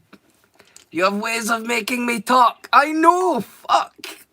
I'm sorry, it's a good show, and I haven't seen it in a long time, and I thought I'd watch it with all of you, but I always forget that I need to interact with you while I'm doing it, and it's hard for me to do both effectively, I'm afraid.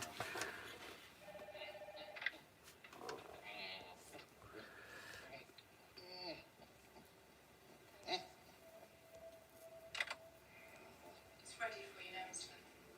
Right, thank you. It's more like I'm feeling pushed by Phoebe Buffet. Mr. Fence. Good morning, sir.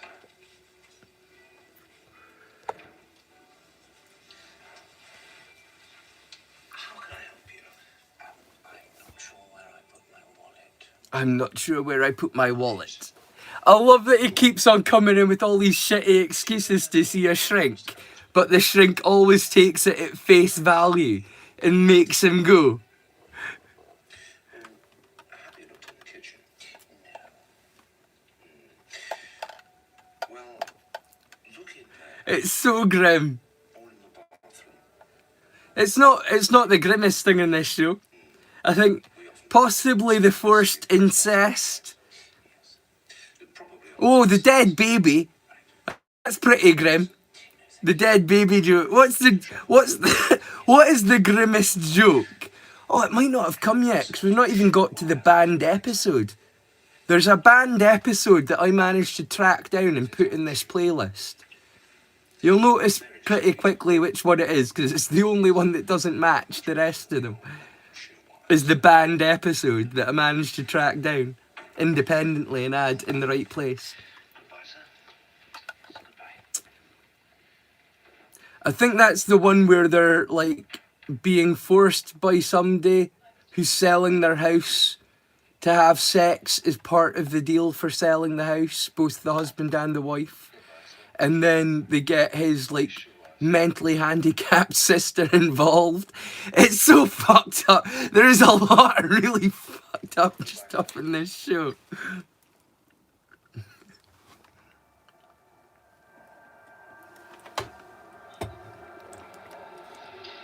You like the banned episodes of shows? Well, you'll like, I think it's episode 4 or 5 or something. You'll notice it's the only one in the playlist that looks different. Because I wasn't able to get it from the same source. Because it's a banned episode, and obviously they struggled to get it, but somebody else did, so... But they didn't have the other episodes, they only had the banned episode, but at least it meant that I could put the banned episode into my playlist in the right order. So now we've got a clean playlist of all the episodes of Jam.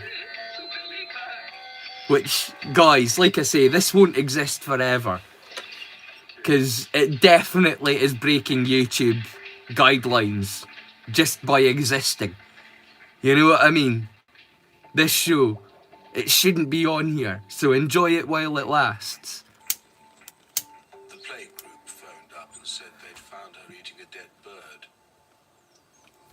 All feathers in her mouth. The playgroup called up and said she'd been eating a dead bird head first. That's some, like, hereditary shit. You know, like the wee girl cutting off the bird's head. You know what I mean? This area is pretty intense, But this is comedy. and you have to use whatever methods you can. And to be certain that Alex gets in, we're having to ensure that a lot of the opposition don't. Oh, they're killing other people's kids so that their kid can get into a good school. Andrew Pierce. Oh no, they're not killing them. They're just like muddying their names, saying that their parents are crack dealers and stuff. It was a bit charred. I do have some pictures actually. Their kid killed a squirrel and burned it alive. I think I've seen him driving a car as well. Oh, and they're accusing him of driving a car underage. A joyride. It's often best to go directly for the kids. Getting them drunk is pretty effective. Hi, Marina. Getting their kids hooked on drugs is pretty effective to ensure that your kids get into a good school and their kids don't. This show, man. Why is that kid all smacked up on heroin? He had this with him as well. There's a couple of smoke lights. Oh, and here's some cigarettes for them when they wake up. It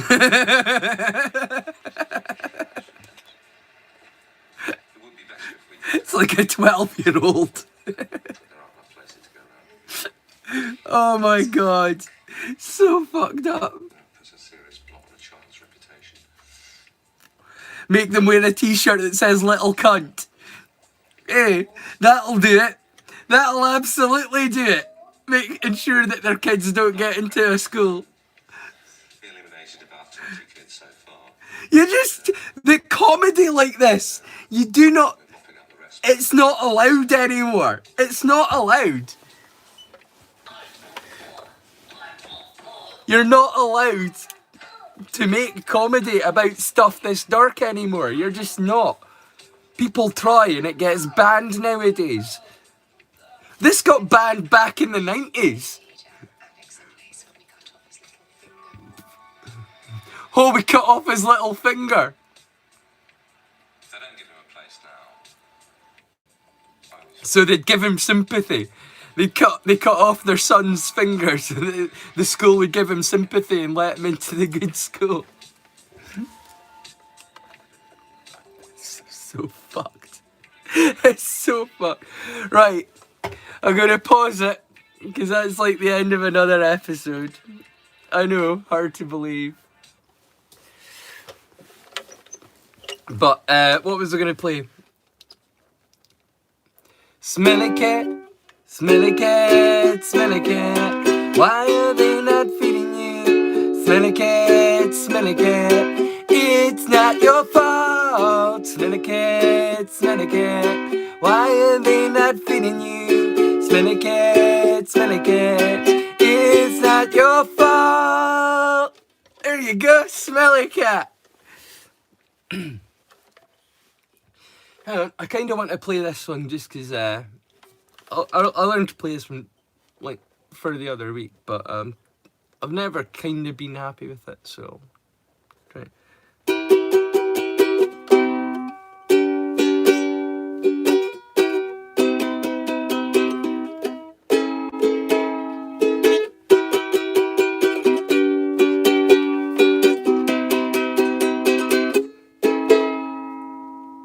Don't look, the shadows breathe, whispering me away from you. Don't wake at night to watch us sleep. You know that you will always lose.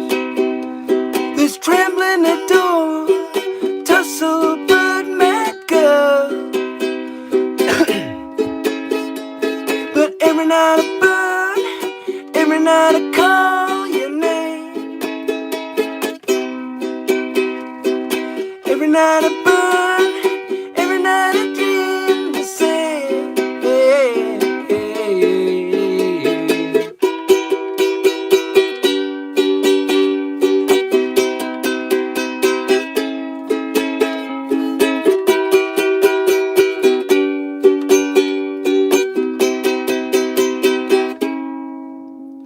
Don't look, the shadows breathe, whispering me away from you.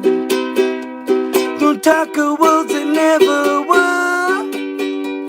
The end is all that's ever true. There's nothing you can ever say, nothing you can ever do. So every night I burn, every night I call your name. Every night I burn, every night the dream's the same. Every night I burn, waiting for my only friend. Every night I burn, waiting for the world to end.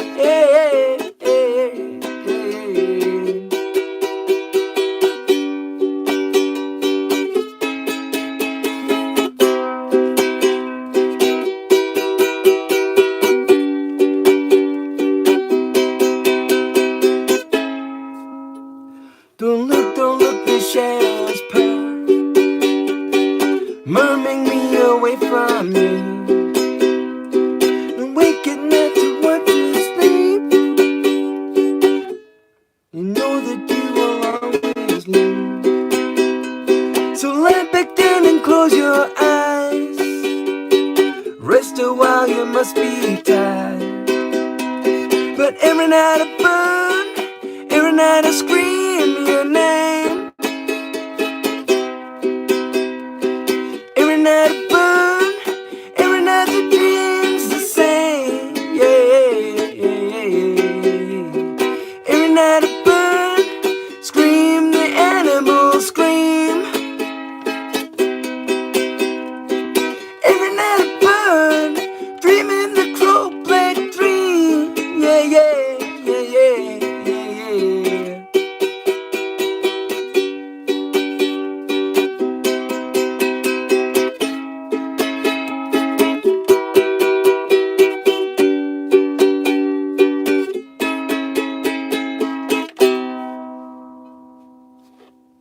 What did you think? Is it okay?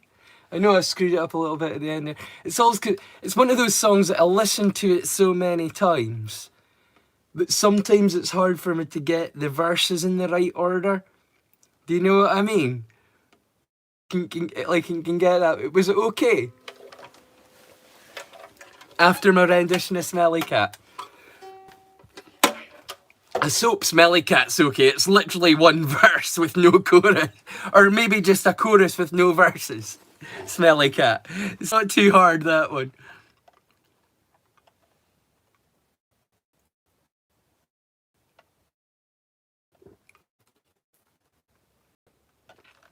I feel like it was coming up to somebody's birthday. Oh, are there verses? Oh, I just remembered they did a full music video, didn't they? I'm going to have to look up the verses. I forgot that they did a full music video version. It's sort of like there's a whole video version of the whole universe was in a hot, dense space, and then over 40 million years ago, expansion started. Wait, the Earth began to cool, the artichokes began to rule, Neanderthals developed tools, we built a wall, we built the pyramids, math, science, history, unraveling the history that it all started with the Big Bang. Since the dawn of man was really not that long, and this universe was made in less time than it takes to sing this song. You know what I mean? There's more verses to Big Bang Theory. And when I found out that there were more verses to, that was revolutionary for me.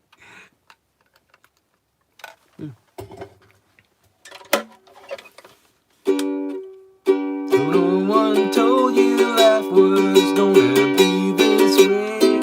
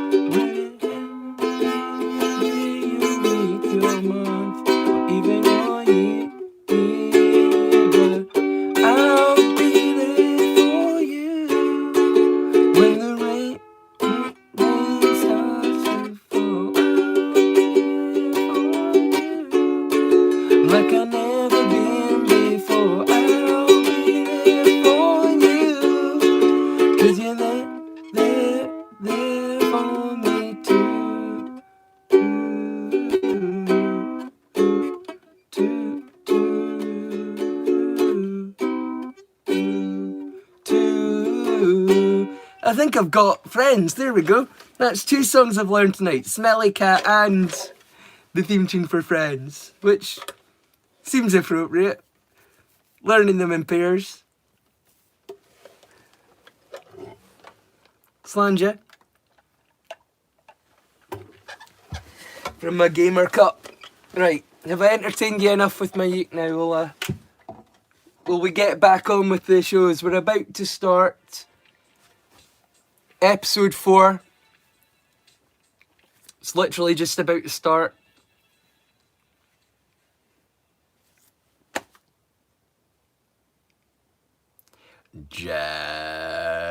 Jam. Episode 4. When shake your head at local paper story of a crime git, then look again. When story skips with paper of a local crime git.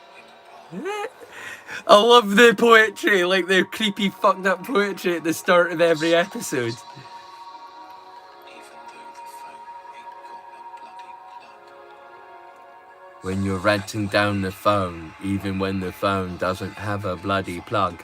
Which is funny now, because that's every phone. There are no phones with wires or plugs now. You know what I mean? Times have changed. Oh, this is one of my favourite intros, the one where it's just like the spine. Like the head attached to a flapping spinal cord that's alive.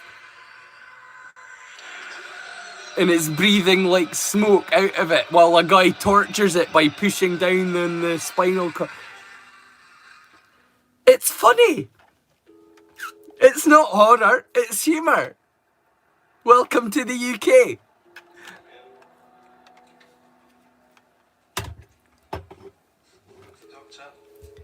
Demna and Nibs, what are you saying to each other? Is Titular still about? Siege, are you about? Hun?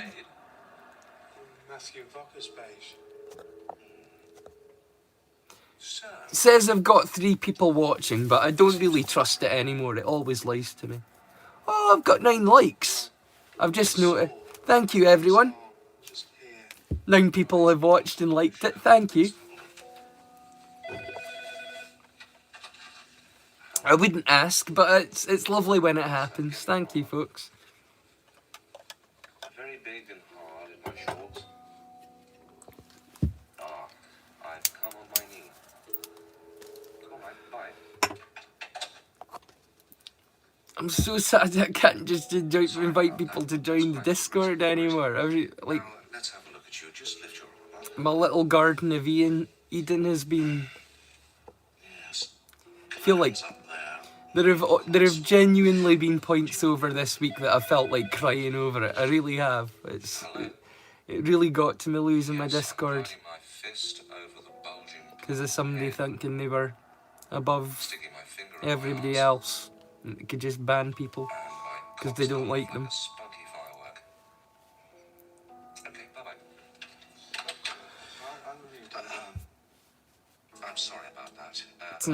It's not how real life should work, and I didn't want it to be the way that my Discord worked. You know what I mean? I wanted it to be Raising practice funds. like in real life where you need to like Have a proper look at you. Stripped out your pants and just be reasonable with each other. You know what I mean? And like I'll put on the headset. learn to understand each other and appreciate each other. And if you couldn't, learn to separate and distance yourself from people and not to just ban folk. You know what I mean? It's Very hard prick. it broke my heart that it happened on my server. It really does. It's been on my mind all week. And I'm shooting jets of thick cum into your foaming twat. Not And I'm just in streams have come into your foaming twat. glandular fever, just in case. Yeah, it's like absolutely doctorly advice. This is such a twisted show. It's just like I've said stuff, just repeating things that I would normally say on the channel. Like I tried to keep things relatively PG on my regular episodes, like stuff that my mum wouldn't be like Cancer. embarrassed or ashamed to watch. My poor grey-haired old mother. that doesn't even like swearing. You know what I mean? My mum's favourite joke is one snowman turns to another and goes, "Do you smell carrots?" Again when you've got the results. That's my mum's favourite joke. It's my dad that I get my sense of humour from, fortunately, and he's got the most twisted, dark sense of humour out of anybody that I know. Frankie Boyle is actually put to shame by my dad in his own way. Talking dirty past the sharp. And I'm coming so hard the spunk's flying out of your eyes. Okay, bye. That's for a child with head cancer. Yes, I know. Unbelievable, isn't it?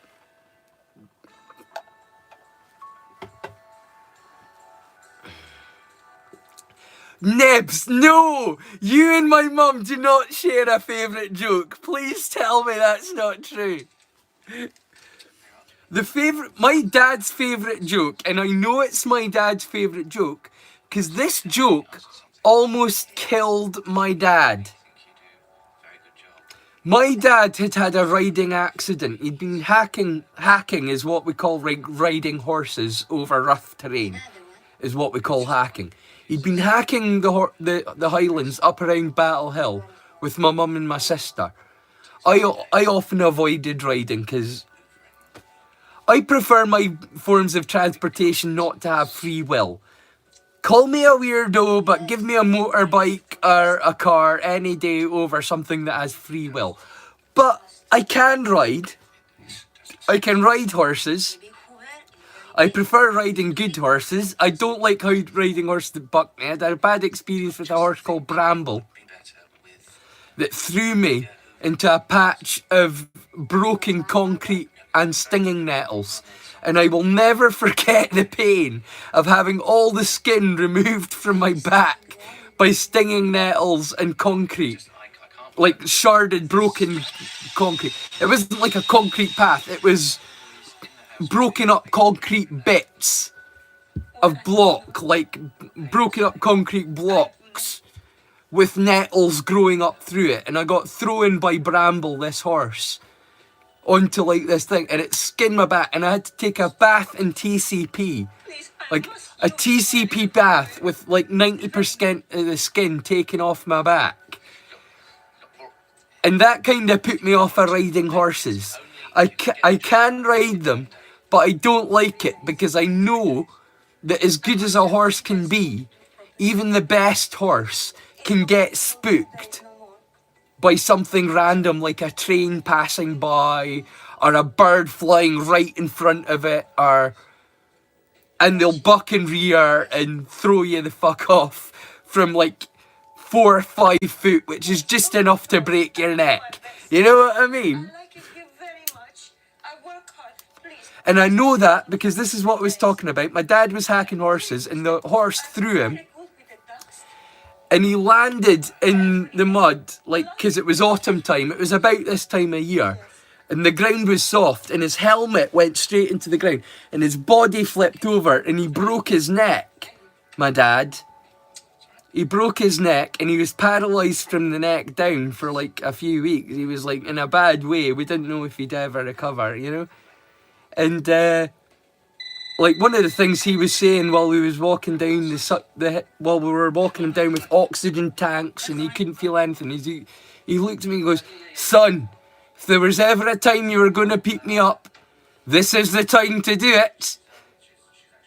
The guy was paralysed from the neck down, and he was making jokes to his 14-year-old son saying, "Son, if you were ever going to beat me up, this is a good opportunity. I'm completely immobilised. You're carrying the oxygen tank. You've got me. Get dead for rights."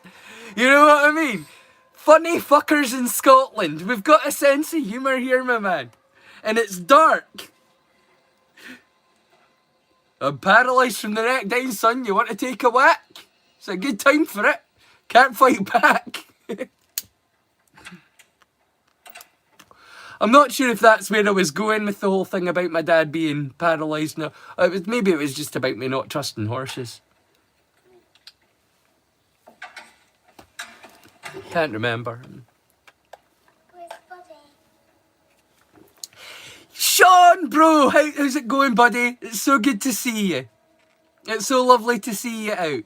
Everyone, just a reminder, 85 Nostalgia Street. Check it out tomorrow morning. He starts it, is it 6 a.m? Where you are? It starts at 12 in the afternoon for me, which doesn't help any of you because I live in a completely different time zone. But please check out 85 Nostalgia Street. It's my favourite community and I've got so many friends there, and anybody from here that would like to join, would love to see you. Just grow the community. You're all good people here. Would love to see you over at 85 on Saturday and Sunday over the weekends. You'll already see Nibs there. You'll see Nibs there already, but you might well see Demna there. You might well see Titular there now. She just recently started joining. Unfortunately, Titular's always just managed to join just at the tail end of the stream, but anybody from here would be welcome over there because you're all lovely people, so it'd be great to hang out with you everywhere over the weekend, not just here on a Friday. No, it was the boiler. Yes, I'm fine, thanks. Yeah, TGIF Friday, Sean. Zam up, dude. I'm telling you, Shut up, help me sort the man. we've been waiting for it. Oh, by the way, we are watching Jam at the moment in my playlist. Sean, I'm not sure if it's a show for you. Like, I love you, buddy, and you know that I do. And because I love you, I'm telling you now, I do not think that the show we're watching is something that you would appreciate. It's a bit dark and negative. There are far too many dead baby jokes. You know what I mean? It's funny if you're a nihilist, but not so much if you're an optimist. Robert! Hey, how's it going, Mr. Munson?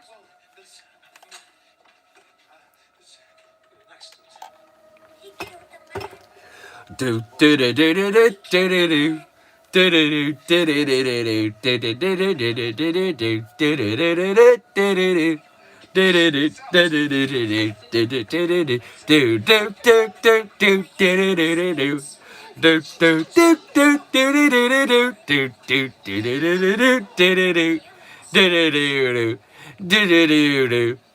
do. That was a Munsters thing for Mr. Munson.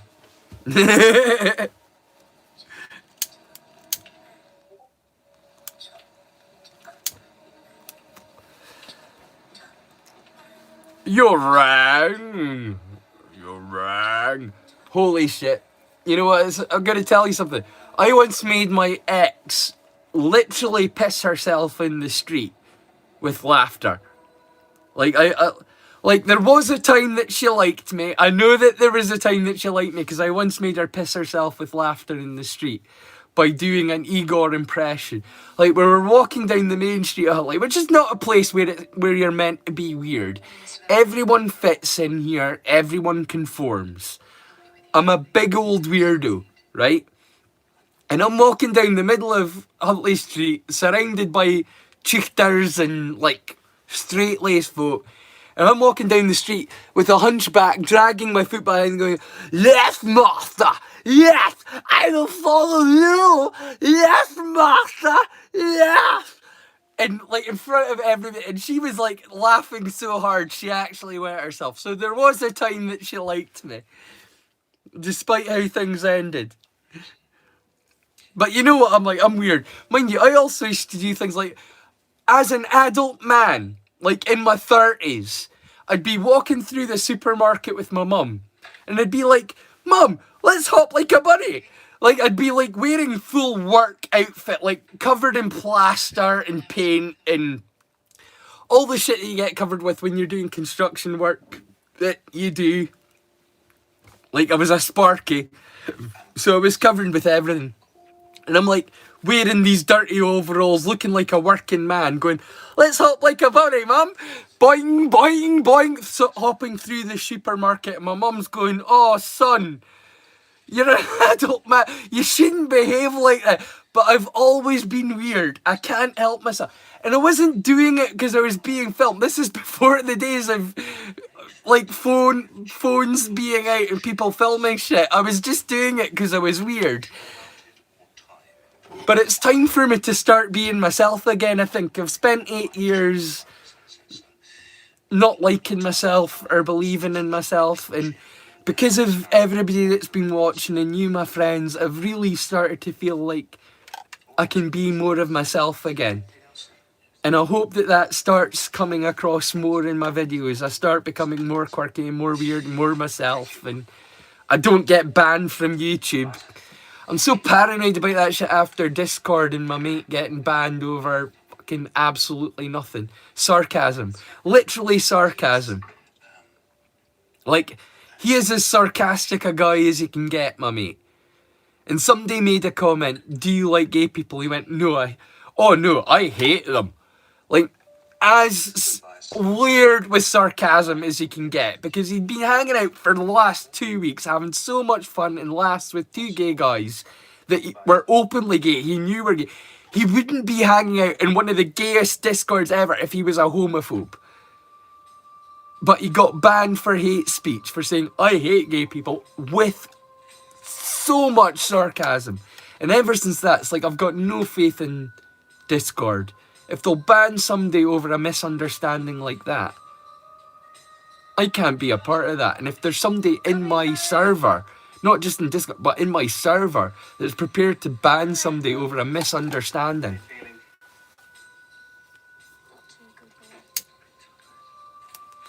no, it was so gay. It was so gay, and now it's sombre as shit. It was once a gay place to be, but not anymore, because of one person that thought it would be funny to ban a member. It doesn't happen in my server. Maybe in Discord you can ban people, but not in my server you don't. That was the end of it. They ruined the trust. Whoever it was. I thought it'd come in handy for burying the old... Gay as, yeah. And that was gay in a derogatory sense, not even in the cool sense where I usually mean it. Usually I'm like, gay! Fuck yeah! But that was gay, man. That was bad what they did. That was the derogatory one. I'm so gutted. Because, like I say, we were all getting on so well, and like I say, nobody can trust anybody anymore after that, because we don't know who did it. Cammy, like, we were talking with Cammy and Demna and Pickle, and there was a new guy that joined, but he seemed cool as well, and he seemed sorry to be leaving because it seemed cool. And do you know what I mean? It was like there was only so many people, so I feel like somebody stepped in, but we don't know if somebody stepped in. It might have been even been one of the people that I mentioned, which I would fucking hate to think that that was the case, that it was either Pickle or Demna or that did it. But we don't know. And that's the fucked up thing. Like, it's so horrible what that person did. I don't think they realised that just with that one action, they ruined they managed to ruin the trust within an entire group of friends. It's so messed up what they did. Like, gay and straight alike. Like, regardless of our orientation, we were friends, and that situation was messed up because of somebody coming in and claiming that one of them was making hate speech and got him banned. It's so cruel. It's cruel is what it was. And I won't tolerate that. Because there's somebody in my server that's two-faced, that's pretending like they're cool, but then went into an area that was specifically clear it was a trigger warning area. And that if they were offended by anything in it, it was their responsibility to leave. They shouldn't have been banning people from that, particularly for anything said in that area. Like, I try to keep things relatively clean. Like, the N-word I'm not comfortable with, purely because I know that regardless that it means nothing here, in the UK, because we've got no kind of like real thing to it, to thingy it, especially in the place where I live. It doesn't even make sense as a slur, but I'm not comfortable with it because I know other people are, and like thingies of child molestation and stuff and things, I'm not comfortable with, because that's not something that you need to be really delicate when you're joking with that, and unless you're a professional comedian, I think maybe it's the sort of thing that's better left to the professional comedians if you're going to joke about that. Leave it to the Frankie Boyles of the world to joke about child molestation stuff, where it's like they've gone through their own shit and so they're in a position to joke about it themselves. But, you know, like what his granddad did to him, you know. Frankie has a right to joke about shit, but most of us don't, you know what I mean? And it can get people in trouble. So I'm not comfortable with either of those sort of things. But outside of that, I tried to keep things clean, even in the trigger warning area. So the fact that my friend got banned because of something he said in the trigger warning area, that's completely unacceptable, and it ruined the trust within the entire group. And it certainly did with me. Because I've not been able to post anything apart from his like responses to like shit like people saying, what the hell happened here? Why has there been no activity in the last like week? You know what I mean? I could bring you some grapes in hospital. Pickle, pickle, pickle! Disco pickle. I've changed tactic recently. Pickle, if you can get in touch with Cammy and find some way to assure him that it wasn't you, that would be lovely, just because, like I say, the trust has been ruined in the group, and you're a young person, which makes you kind of within that zone of the kind of people that think that banning is okay. So like if you could rest assure him, that would be lovely. But if you can't, it is what it is. Because like I say, he's left pretty much every server apart from his absolute favourite one that he needs to game. Like set up dates to make games and play games with other people that play the same games as him. So he's left pretty much every server apart from that one. Which I feel bad for him, but it's affected me as well, you know what I mean? Really badly it's affected me losing my server. Because somebody that thinks it's okay to ban people. Very sorry, Mrs. Ferris. Yeah, it's the crybaby culture, man. No, I've not lost it, I've just abandoned it. Somebody came in and banned Cam. I know that you're not a huge fan of Cam yourself, but because he's incredibly sarcastic and it can come across as negative, and somebody obviously felt the same way and they got him banned from my server, not just from my server, from Discord, for the entire weekend, which he's a hard-working guy. He's not like me, I'm scum, but he works hard and he deserves to have a gamer's weekend, and he got cut off from all of his contacts for playing games for that weekend because he got banned from Discord, and that just is completely unacceptable. Because he is a good guy, I promise he is. I know that he might not come across that way at first things, but he's got his heart in the right place, and he can come across as rough, but he is literally the definition of a rough diamond. He's a really good guy. He is a diamond at the heart of it.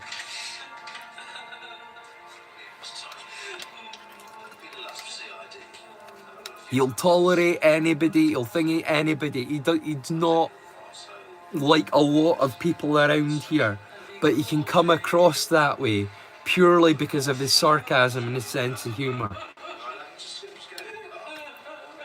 which is very Celtic and dark. And we're watching Jamlight right now. Like I say, the playlist that I'm watching at the moment isn't even something I would recommend to you, Sean, because you wouldn't like it. It would make you feel sick to your stomach. But for us, it's funny out here. The end of another episode. We're getting closer to the end. I feel like we're getting to the end of the stream. It's making me sad. I haven't peed yet, which is weird. Usually I would have need to have gone at least once by now. I wonder what will play for my last song. Any suggestions? Because it's never over till the skinny guy sings with a ukulele on this channel. So what should be my last song of the evening? Should I do one that I haven't done before? Should I do one that I've done already this evening? Should I do one that you've heard on the channel before but I haven't played tonight? What are you all in the mood for? You have ways of making me talk! Nein, I will not talk! Das ist sehr verboten, ja? No! Meinen Kinder, nein, meinen Spouse, nein! Nein! No, I'm only joking. Don't worry. It's only Halloween. Have a laugh. Would you? Hey!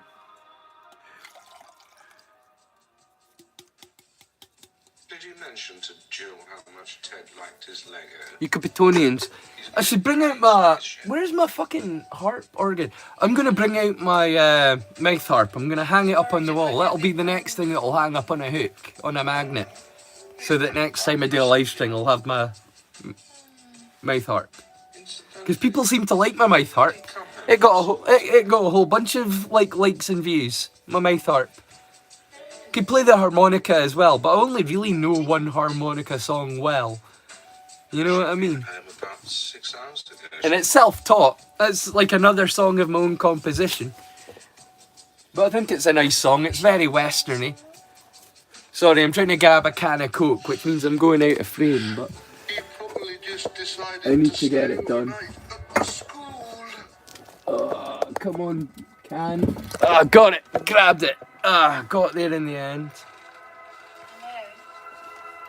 Hi, it's Sue Giles here. I got my first grey hair the other day, Sean. Just calling It's like about somewhere Ted around and there. MrRay. I've got a grey hair. It's like I've reached puberty, finally. Outside the school. 40 fucking 3 years old. Oh, right. She saw a bloke. I've been waiting so long Yeah. to get grey hair. I got some grey hairs in my beard and I was so happy, but I finally got a proper grey hair, which means if I shave, people will start seeing me as an adult instead of somebody that needs to be ID'd for cigarettes and alcohol. It's a joke. 40 fucking 3 years old. Speaking. Oh, have you? Right. They found a body, love. Yeah. They want us to go over and identify him. They found a body, love. They want us to go over and find it. Yeah. Yeah, they do. Just sort of doing something at the moment. We're busy. We're too busy to identify the body of our child right now. Hey, love, they found a body. They want us to go identify it. Well, we're a bit busy right now. Two plastic-framed glasses. Comedy, man. Comedy. Rather studious. Oh, well, I'm pretty sure that's him. That's good enough for us, yeah. Okay. Thanks a lot. Cheers. Nein, meinen Kinder, nein, meinen Spaß. That guy with the prank show. We were talking about it earlier tonight. That was a dark prank show. That was a prank show that might have been darker than Jam. Apparently, bloody Mike Hall. Hello, Liliana. Welcome to the chat. I'll have a word with him next time I see him. Yeah. We can tell him I'll be playing a ukulele song very soon. Mike Holland. I'll play one between each episode. It's not like I don't have a repertoire. I've got plenty of songs I can play.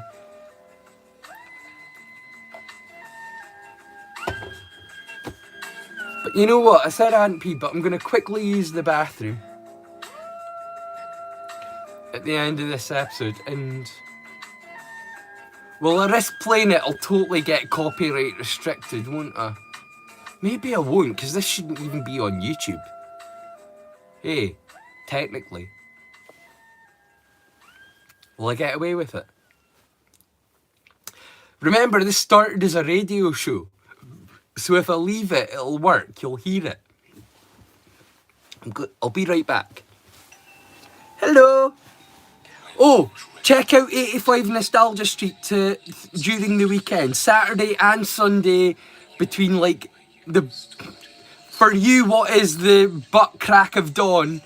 Right through to midday, you'll find it. But for me, it starts at midday. If you're in the UK, it's a midday starting thing. But enjoy. I'll be right back and enjoy Jam. I say enjoy. Don't get too disturbed or warped by Jam. I'll be right back.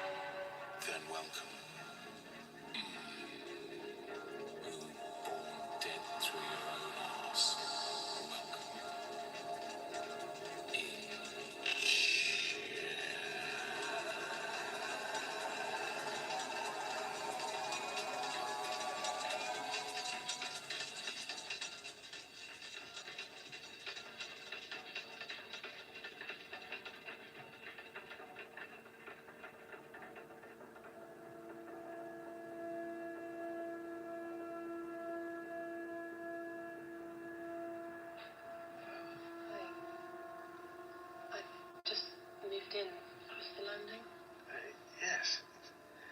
I wondered if you could help me with something. Sure.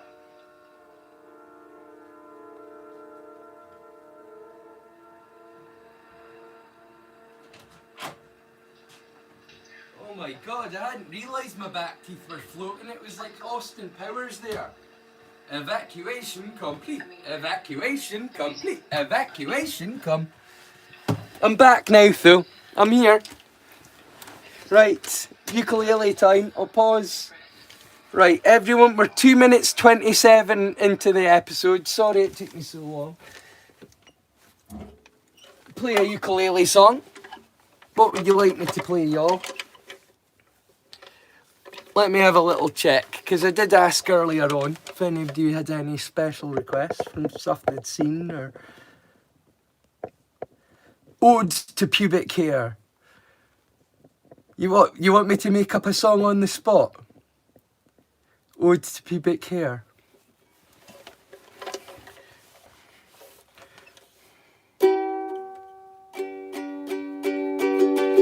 She was looking kinda bald, and she wanted to go home. Till I said to her, get some pubic hair, get a merkin to get along. Now I'll come up with some. The bit thingy. Come up with an ode to pubic hair. No, I didn't lose my server. Like I say, I abandoned my server because people were behaving in it the way that I didn't want them to, and I couldn't control them and stop them from behaving that way. So I've just abandoned it because it's a pointless endeavour if people can ban friends because they just don't like them. It's not the way we do things in my server, or shouldn't be, even if it's allowed by Discord. I wasn't going to tolerate that kind of behaviour, people banning folk.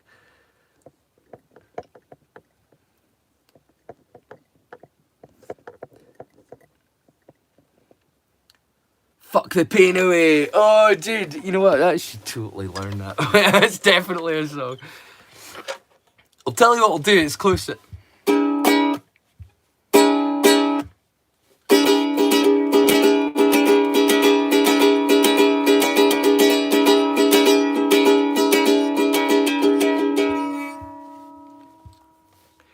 Perfect little dream, the kind that hurts the most. Forgot how it feels, well, almost. no one to blame, always the same. Open my eyes. Wake up, wake up, wake up, wake up, wake up, wake up, wake up in flames. Took you to make me realize. Took you to make me realize. Took you to make me realize. Took you to make me see the light. Switch up my sanity, switch up integrity, switch up all I believe in, switch up what's left of me, switch up my everything, switch up all that was true. Gonna smash myself to pieces, I don't know what else to do.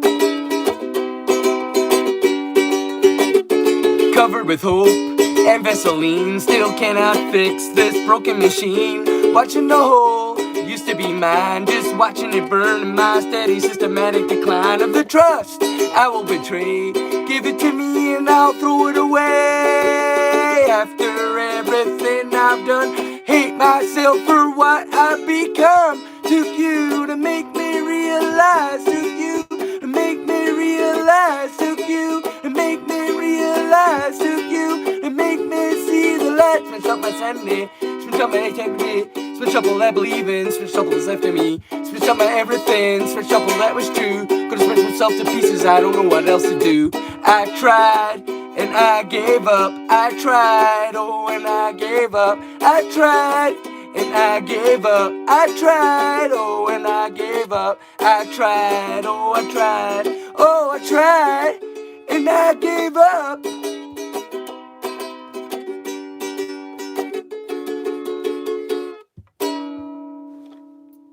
A little bit of 9 Inch Nails on the ukulele, totally normal. Absolutely normal shit to do. Fuck y'all.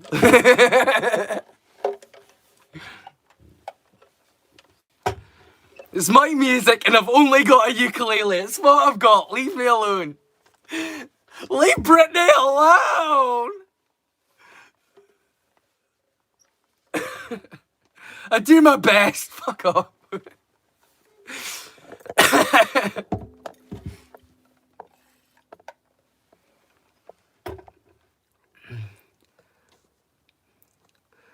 Do Smelly Cat again. Smelly cat, smelly cat, smelly cat. Why are they not feeding you? Smelly cat, smelly cat. It's not your fault. Smelly cat, smelly cat. Why are they not feeding you? Smelly cat, smelly cat. It's not your fault. Like I say, I will learn the verses, but I'll need to learn the verses. But Smelly Cat is definitely something that's going into my repertoire. Me and Phoebe are pretty much on a par, so it makes sense to me that I should learn that song. I'm glad you're entertained by what I do, though. As long as you're laughing, I'm laughing. Let's see. What else will I do?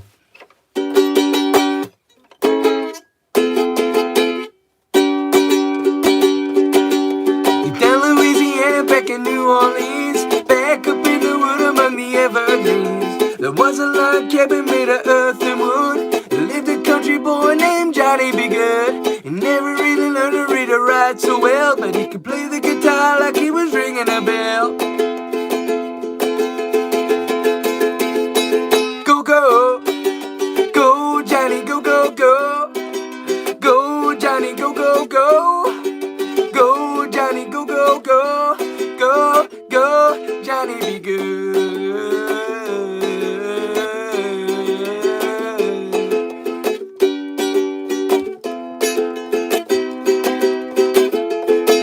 Used to carry his guitar in a gunny sack, sit beneath a tree by the railroad track. The engineers would see him sitting in the shade, strumming with the rhythm that the engines made. People passing by, they would stop and say, oh, my little country boy can play. Go, go, go, Johnny, go, go, go. Go, Johnny, go, go, go. Go, Johnny, go, go, go. Go, go, Johnny, be good. Johnny, be good.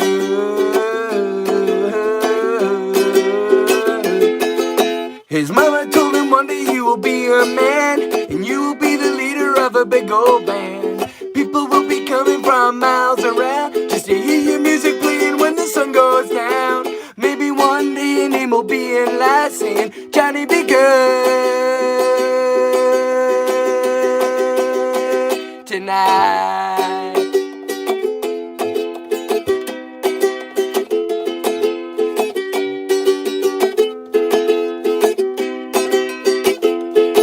Go, go, go, Johnny, go, go, go. Go, Johnny, go, go, go. Go, Johnny, go, go, go. Go, go, go, go, go, go, go, go, go, go, go, go, go, Johnny, be good. Hey, hope you enjoyed. You know what? I played this right at the start of the night, but I've really been enjoying playing this song. It's been a really fun one to play, and kind of want to do it again. So hope you enjoy. Let's see if you can work it out.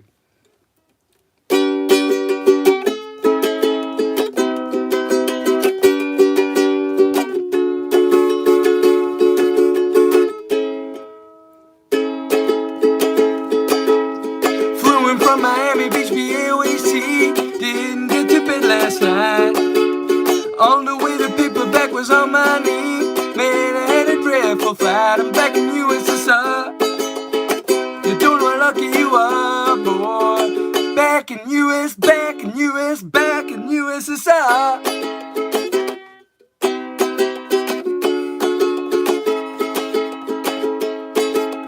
Been away so long, I hardly knew the place. Gee, it's good to be back home. Leave it till tomorrow to unpack my case. Gonna disconnect the phone. I'm back in USSR. Sorry, don't know how lucky you are, boy. Back in US, back in US, back in USSR. Well, the Ukraine girls really knock me out.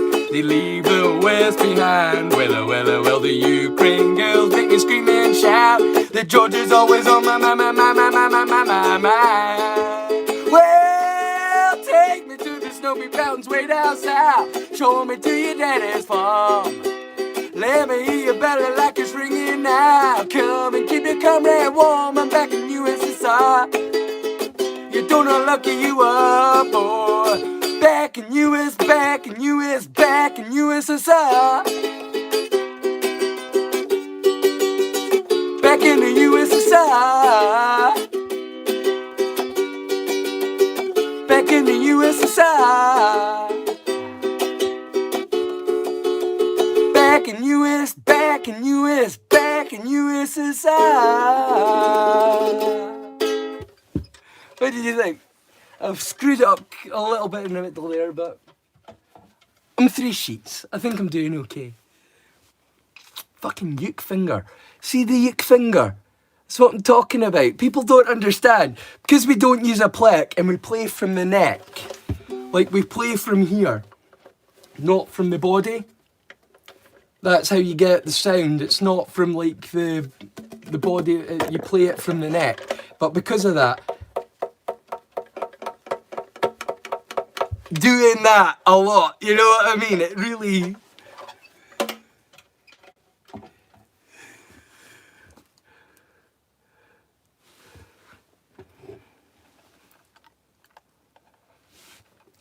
Two different images, same thing. I thought exactly... Try zucchini. Dude, try zucchini. Because that's an American one as well. Or courgette. I wonder if courgette and zucchini come out the same as well.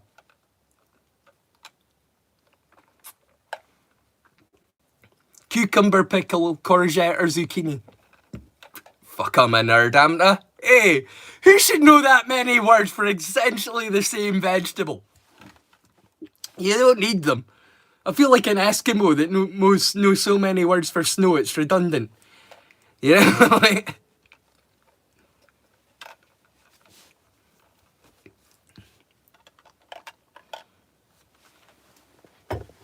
Right, I'm going to press play again. We're 2 minutes 30 seconds into episode 6 of Jam.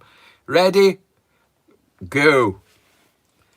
Prepare to get more fucked up. I'm sorry, there's not much left. I promise. Yes. I wondered if you could feel it. Well, I suppose. Different name, same shit. Yep. Would a rose by any other name smell as sweet? Is what I'm sure you meant. Hey, slightly more poetic, exactly the same thing. Different name, same shit. You know, I can't help but feel like we've lost something with the English language. Right. Shakespeare said, would a rose by any other name smell as sweet?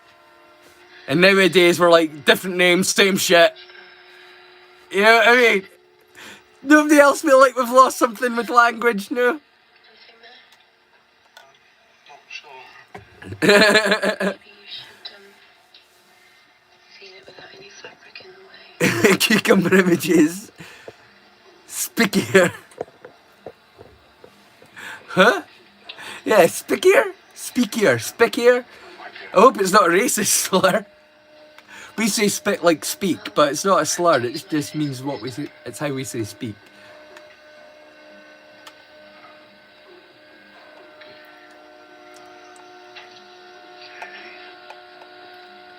Talk how you want, yo!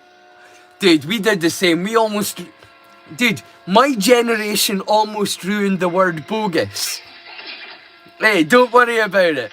The word bogus means false and untrue.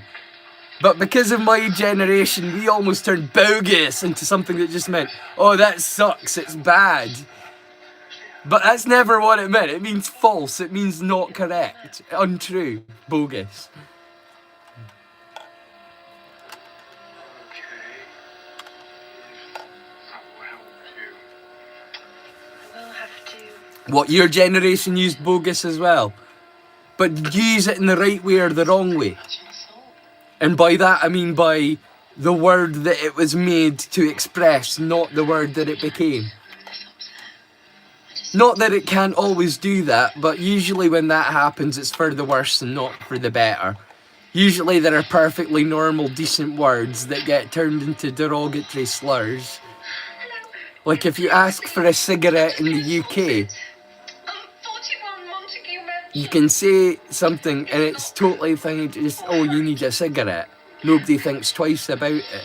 But if you're in America and you ask for a cigarette in the same way, you could be locked up for hate speech. But you need me to feel depressed. You know what I mean? Yes, but there's lump. There are different meanings to words. Quick, you mustn't get caught. And although we understand that there are other meanings for these words, like gay, are you happy, or are you homosexual? Do you know what I mean? The words get convoluted and thingied into different things, and until eventually the secondary meaning becomes the primary meaning, even though it was never what it was meant to mean. Be careful. Fuck is actually a really interesting word. Please don't hurt It means spreading seed. Hey, to fook is spreading seed. Like when the action of spreading seed in a field is fooking. It's a Saxon word, I believe. To fook, to spread your seed.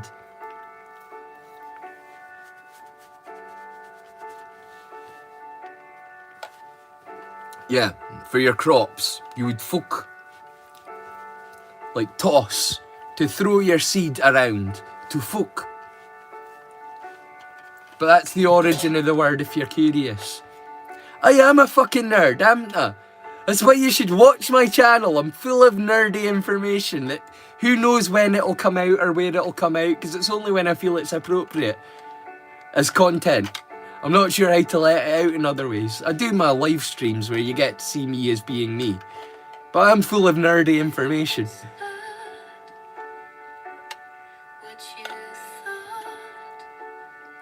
No, absolutely little buggers. No, that's a thing.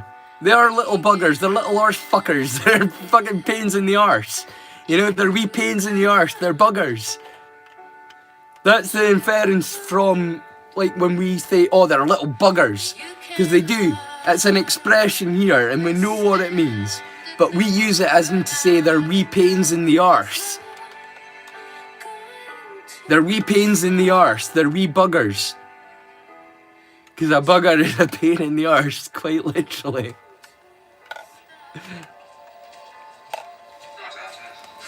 But we know exactly what it means. It's just that the difference is so removed.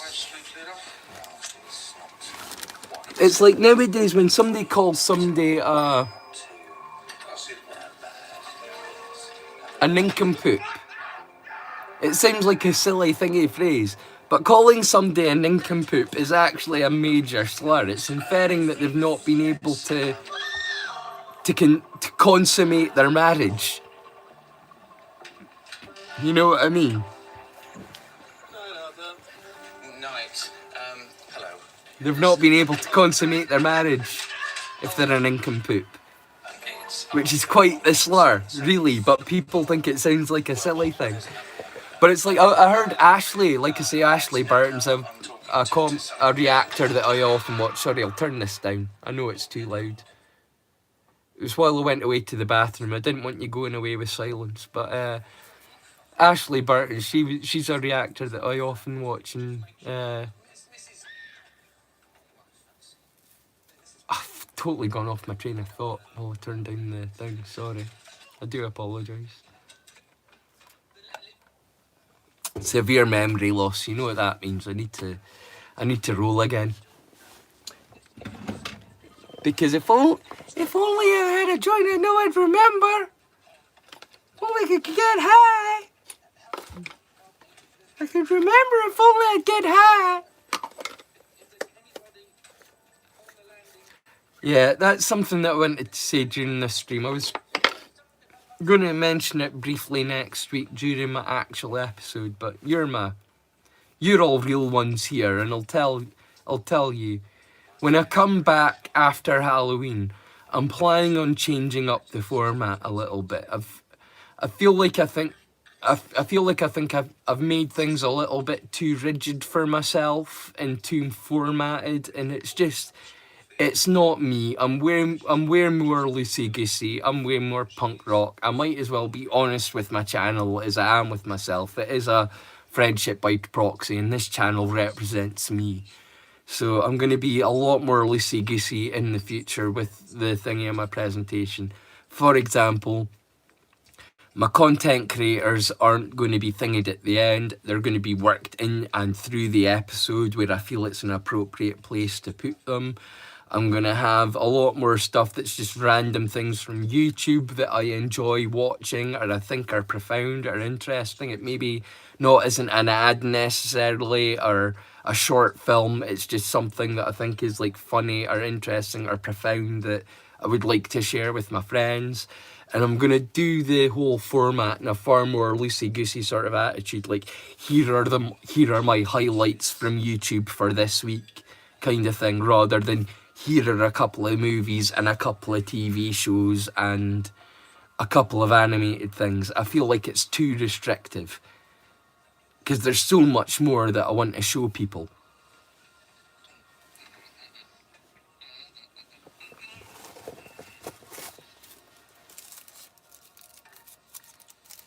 Yeah, see you tomorrow on 85 Street, Nibs. Take care.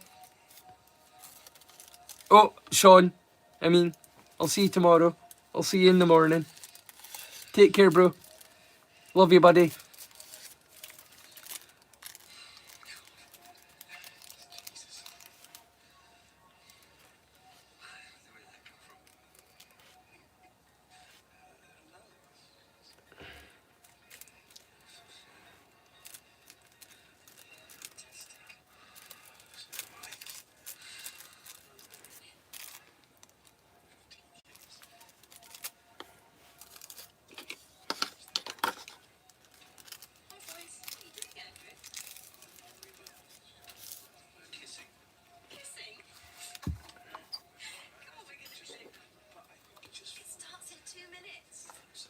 Oh, jeez. Man, how did they get away with this stuff in the 90s?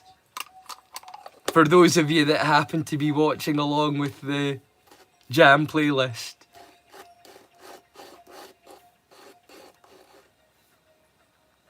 How did they get away with it?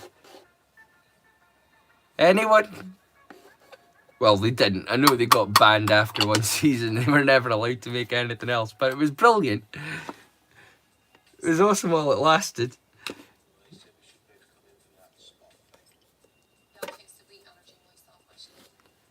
Clearly pregnant, and she's like, I think it's a wheat allergy. Well, it's certainly not an ailment. You're going to have a baby. No, it's not an ailment. You're going to have a baby.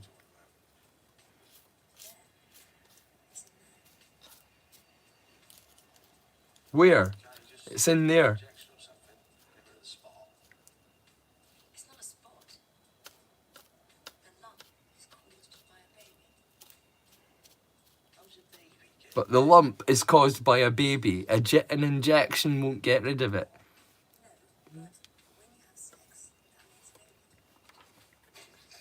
No, but when you have sex, that makes a baby. You understand that, don't you? This is idiocracy all over. You know what I mean? I love this. It's like super like idiocracy. You understand if you have sex, it makes babies.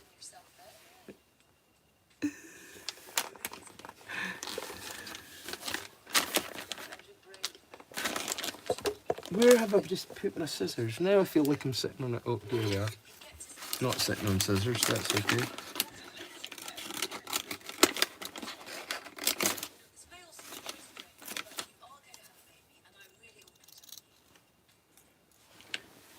I need to tell you, you really are going to have a baby, and you have to take this seriously. Of course I don't want to. I need to examine her for the sake of the baby. You just want to feel her twat. No, I don't. I need to examine her for the sake of the baby. Saying to the female doctor, you just want to feel her twat. It's not a stomach, it's a womb, and there's a baby. No, it's not. It's her womb I need to check, and it's a baby in there. Babies don't cry. Not when they're in the womb, they don't. They don't cry in the womb. You do. You don't hear them, that's for sure. Oh my god, this show, man.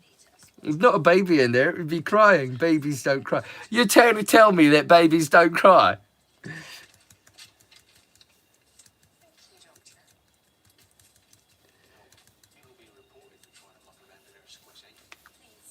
You're going to be reported for mucking us around. They still don't believe they're a pregnant couple.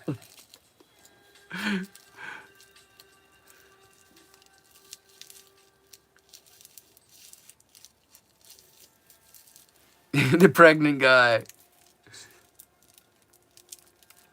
Well, that's a heterosexual couple that refuse to believe that they're pregnant. Because that's surely not how babies are made. That's stupid. Why would sex have anything to do with babies? That's weird.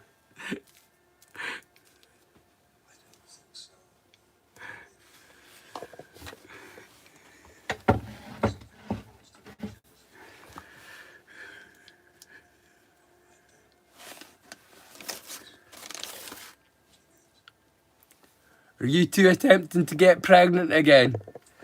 Jeez, good luck with that, fellas. One of you is going to be raw at the end of that attempt, I'll tell you what. Prolapse, keyword. Where did I just put later?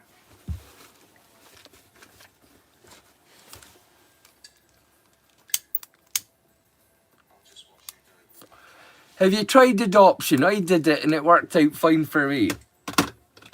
I loved my daughter as much as you could love anybody, so like, I'd try for adoption. If you're going to try and go the biological route, like I say, one of you is going to be very raw and disappointed by the end. That's all I'm saying.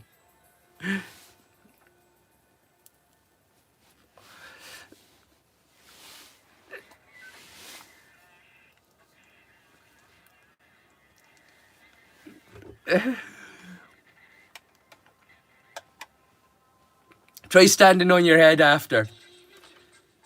We'll get a junior situation on the go that way. Arnie Schwarzenegger will blush. with how successful you are. If you stand on your head.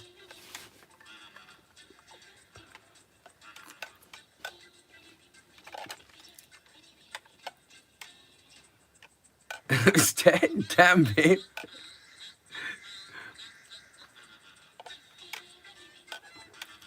Don't worry, I don't mind losing viewers. It's not that kind of channel. This is just me hanging out with my friends.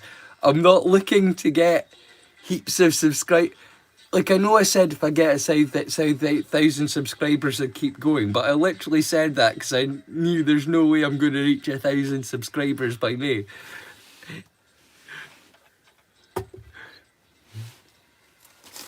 Which is, like I say, which is what sort of worries me, because I'm not sure what I'm going to be doing with this channel.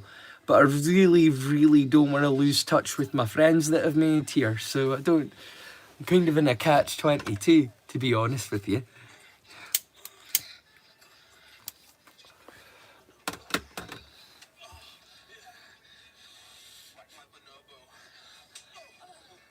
It sounds so rude. You don't see anything here either. It is all audio. Remember, this started as a radio show.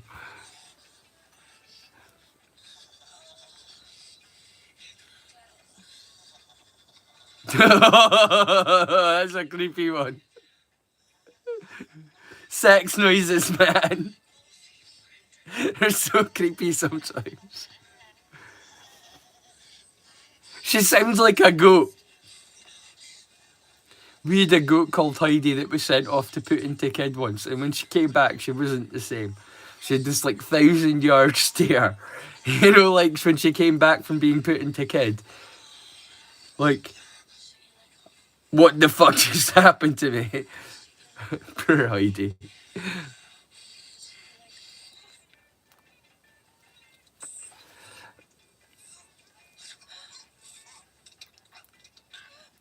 Oh, is she pegging him? Oh, is she pegging him? That would explain the look of extreme pain on his face.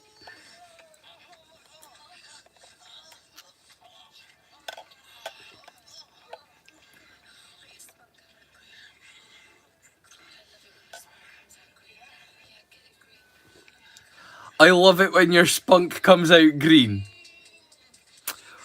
Only in Jam, folks. Welcome to the world of Jam.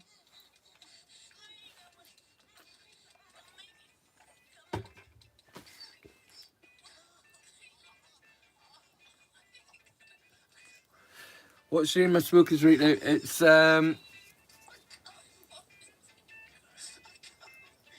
Cura CG4 flower. It's 23% THC and 1% CBD. That's my prescription. That's my script at the moment. It's not a really cool sounding name, but it's what I'm smoking. It's my prescription.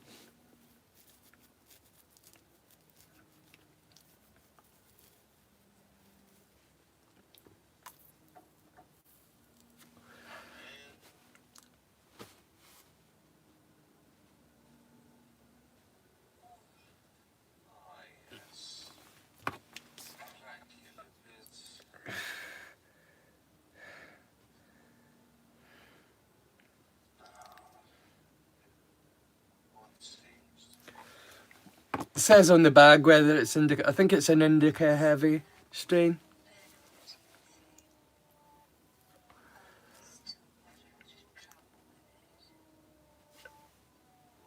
It's all good that we can chat about this stuff here. I do worry on YouTube. Like I say, I really miss my Discord. It's like losing a limb. I've only had it for a couple of months in it. I feel like I've become, or like it's like 2 or 3 months. I started my Discord about a month after I started my YouTube channel, so that I could get better acquainted with the people that I met here. But like I say, somebody poisoned the water hole.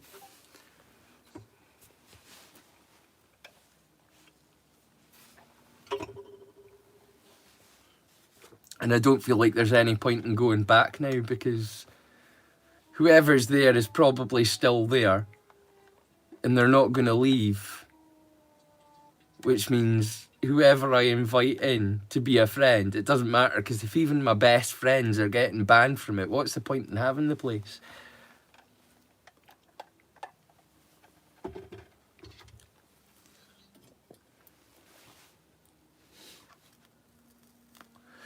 I'm not going to let my good friends in real life get banned from a social area that I'm hanging out with in for people that I barely know.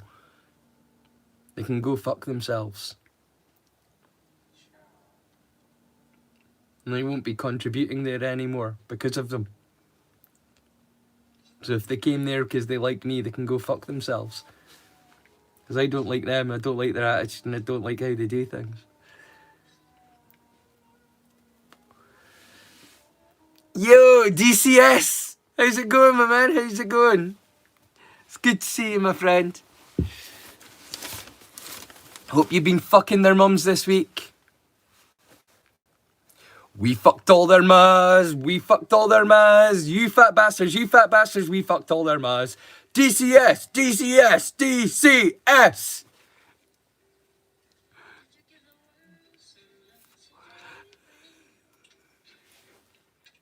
I came up with a chant for DCS, a UK football chant for him. Because he didn't have one. We fucked all your mums, we fucked all your mums. DCS, we fucked all your mums.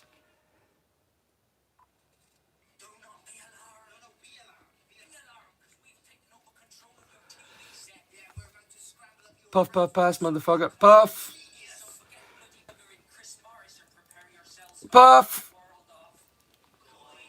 You good? I'll give you an extra one. You're a friend. Go on. Big draw. Oh, don't cough like a bitch.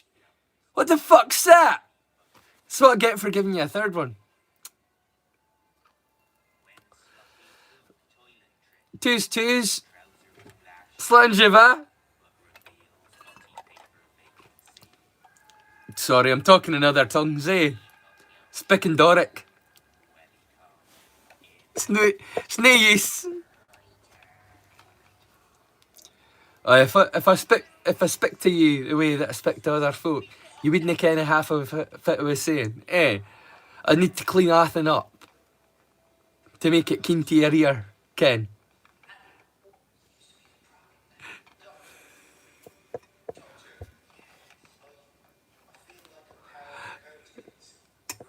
I know it's weird, but this isn't actually how I talk in day-to-day life. I need to translate everything, my friends, just so that you understand me. Understand me. Because if I went and if you understand me, some people I would lose, even with that.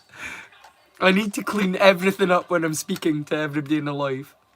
And I really hope you enjoyed Jam. We're coming to an end for this, not just this episode, but I think this is the final episode, so we're going to be coming to the end of the stream soon. But thank you everybody for coming out and joining me this evening. It's been a lovely evening as ever, chatting to everybody and catching up, and I really hope you enjoy the new playlist for this week, the Stephen King one, and now Jam is available. Don't fuck yourselves up too much watching this one, because it will twist you if you watch it over and over.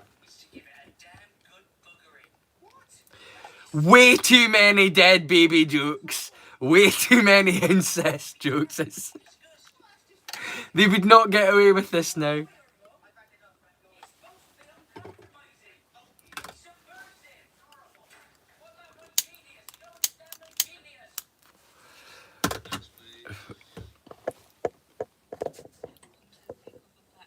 Let's go Dodgers. Not let's go Doggers. I'm glad to hear that, because dogging is a very different thing in the UK. I don't know if it means the same thing in America, but dogging isn't the same thing here. So dodging is good. It's because I've got a cracked screen. I got it from context. Go Dodgers. Because go Doggers is what we generally... If you don't know what a dogger is, count yourself lucky.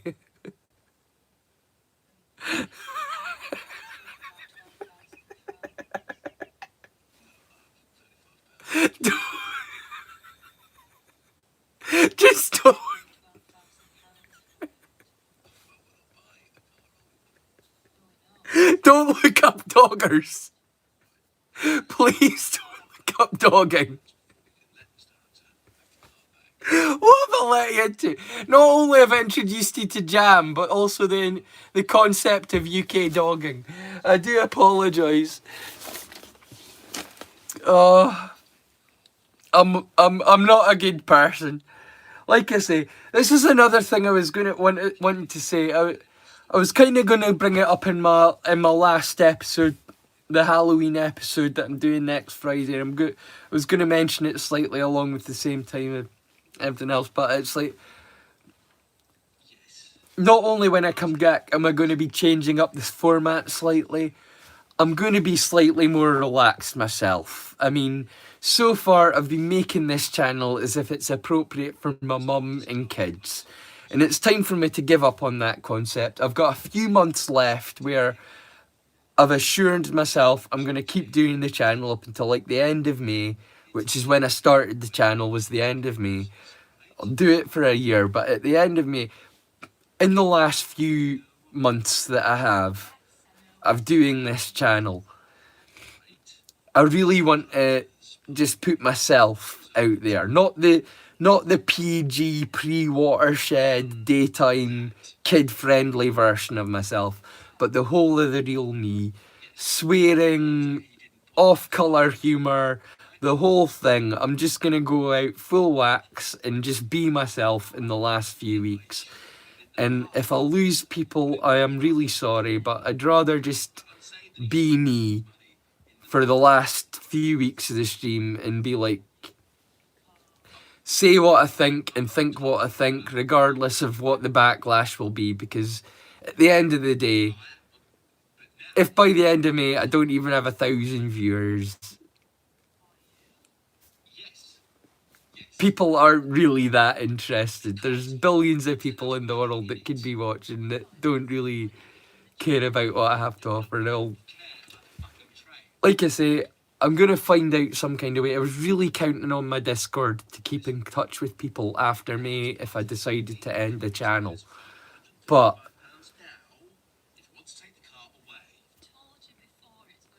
we'll just need to see how things go, I suppose. You know, at the end of the day, everything that I say just now is conjecture. And things I could blow up and reach 1,000 subscribers by the end of May, or I could still just have as many as I have just now and nothing's changed. And quite frankly, even if, as long as I've got 20 people with, like, out of the 200 odd subscribers that I have, I don't know how many subscribers I have anymore. It's become bigger than I'm comfortable talking about, because I didn't think that I'd have one subscriber, you know what I mean? Like, when I started doing this, I just didn't, I did it for a couple of friends as kind of an in-joke. It was a couple of friends on 85 Nostalgia Street that I did a short for, and it got hundreds of views that night, and by the next day it had like over 1,000 views, and I was like, and so that's like the whole reason that I started. So I never expected anything from this, and my goals from this channel have never been the same as what most people's goals for their channel are. They want to kind of create some kind of success or thing. The only kind of success that I've ever really measured it by is the amount of friends that I've been making.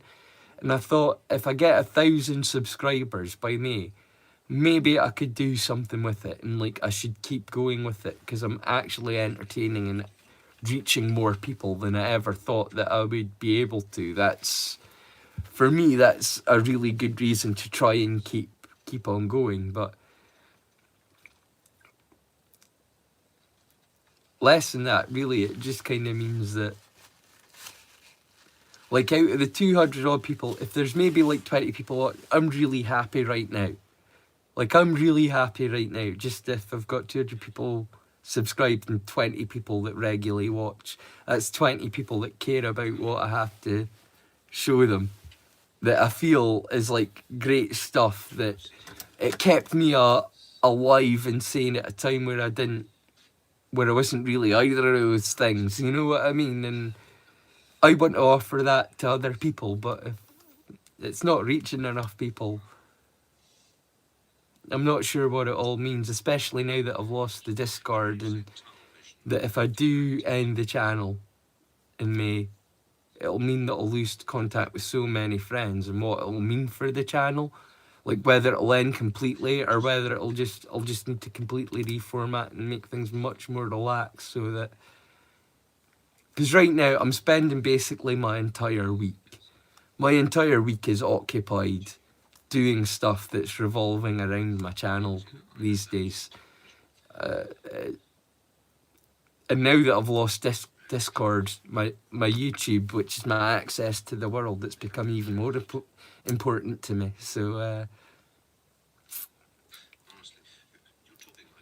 like I say, a lot of things to work out. After Halloween, I'm going to take a wee break and take some time to think about things, but I'll be back in plenty of time for Christmas, long before, like, I should be back a few weeks before Christmas is on the horizon, so don't worry. It'll just be like 3 weeks, maybe a month tops, and I'll be right back into things. But I just need to work out what I want to do with the channel now that I don't have a Discord to keep contact with the friends that I'm making just now, doing a YouTube channel. So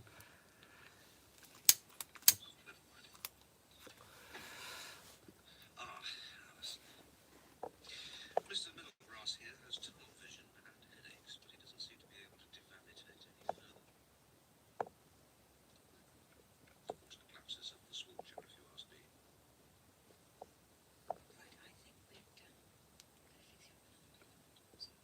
yeah, dude. Tomorrow's tune time, 85 Nostalgia Street. Time to get on the live chat there. One of my favourite communities.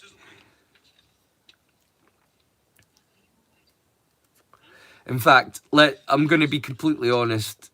Apart from my own community here, Nostalgia Street is my favourite community. I've got so many friends there now, you know? I've made so many friends over on Nostalgia Street.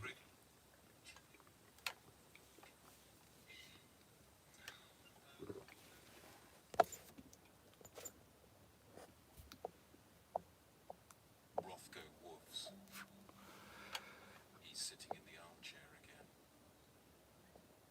Occasionally he looks at the telly. Mostly he looks at me looking at the telly. Mostly looks at me looking at the telly. He doesn't want me here. Here in Imogen's house that I'm supposed to be looking after.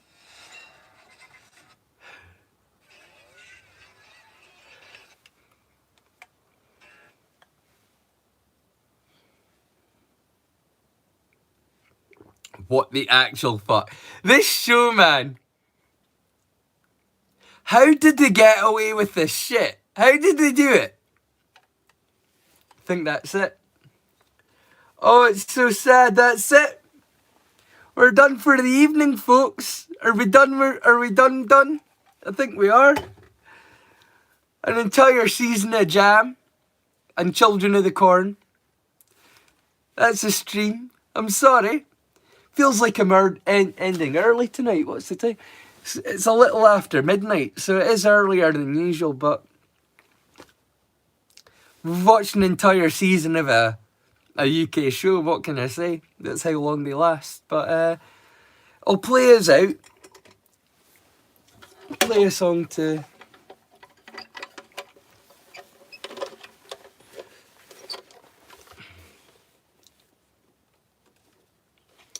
We'll play another one of mine.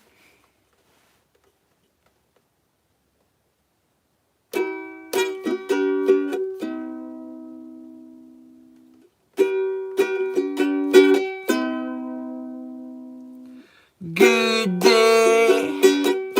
You know I'm getting high, bad day. It really gets me by because it's on the weed, we're alive. Morning, I like like to take a token evening. I love to sit and smoke my problems. Yeah, they seem so remote, so remote, so remote. So roll with me and life will always be about making harmony. And joints, it breaks the law, but I know not at all why it's a law at all. I made you flaw if you're asking me. I made you flaw if you're asking me. Bongs in a bucket, a lying all about like tiny temper. I think that we'll pass out pipes and chillums, waterfalls of 'em all, of 'em all, of 'em all. Skins, there's always some no drought, green ground, and the road cut out just some back end. There's no doubt we'll get high, get high, get high. So roll with me and life will always be my waking harmony. And joints, it breaks the law, but I know not at all why it's a law at all. I made you flaw if you're asking me. I made you flaw if you're asking me. If you're asking me, it's so plain to see that the reason why we wanna all get high is simply to feel free, yeah. Simply to feel free, my friends. It's so plain to see, both for you and me, and for millions more who only wanna score to make joints in harmony, yeah. Joints in harmony, oh yeah.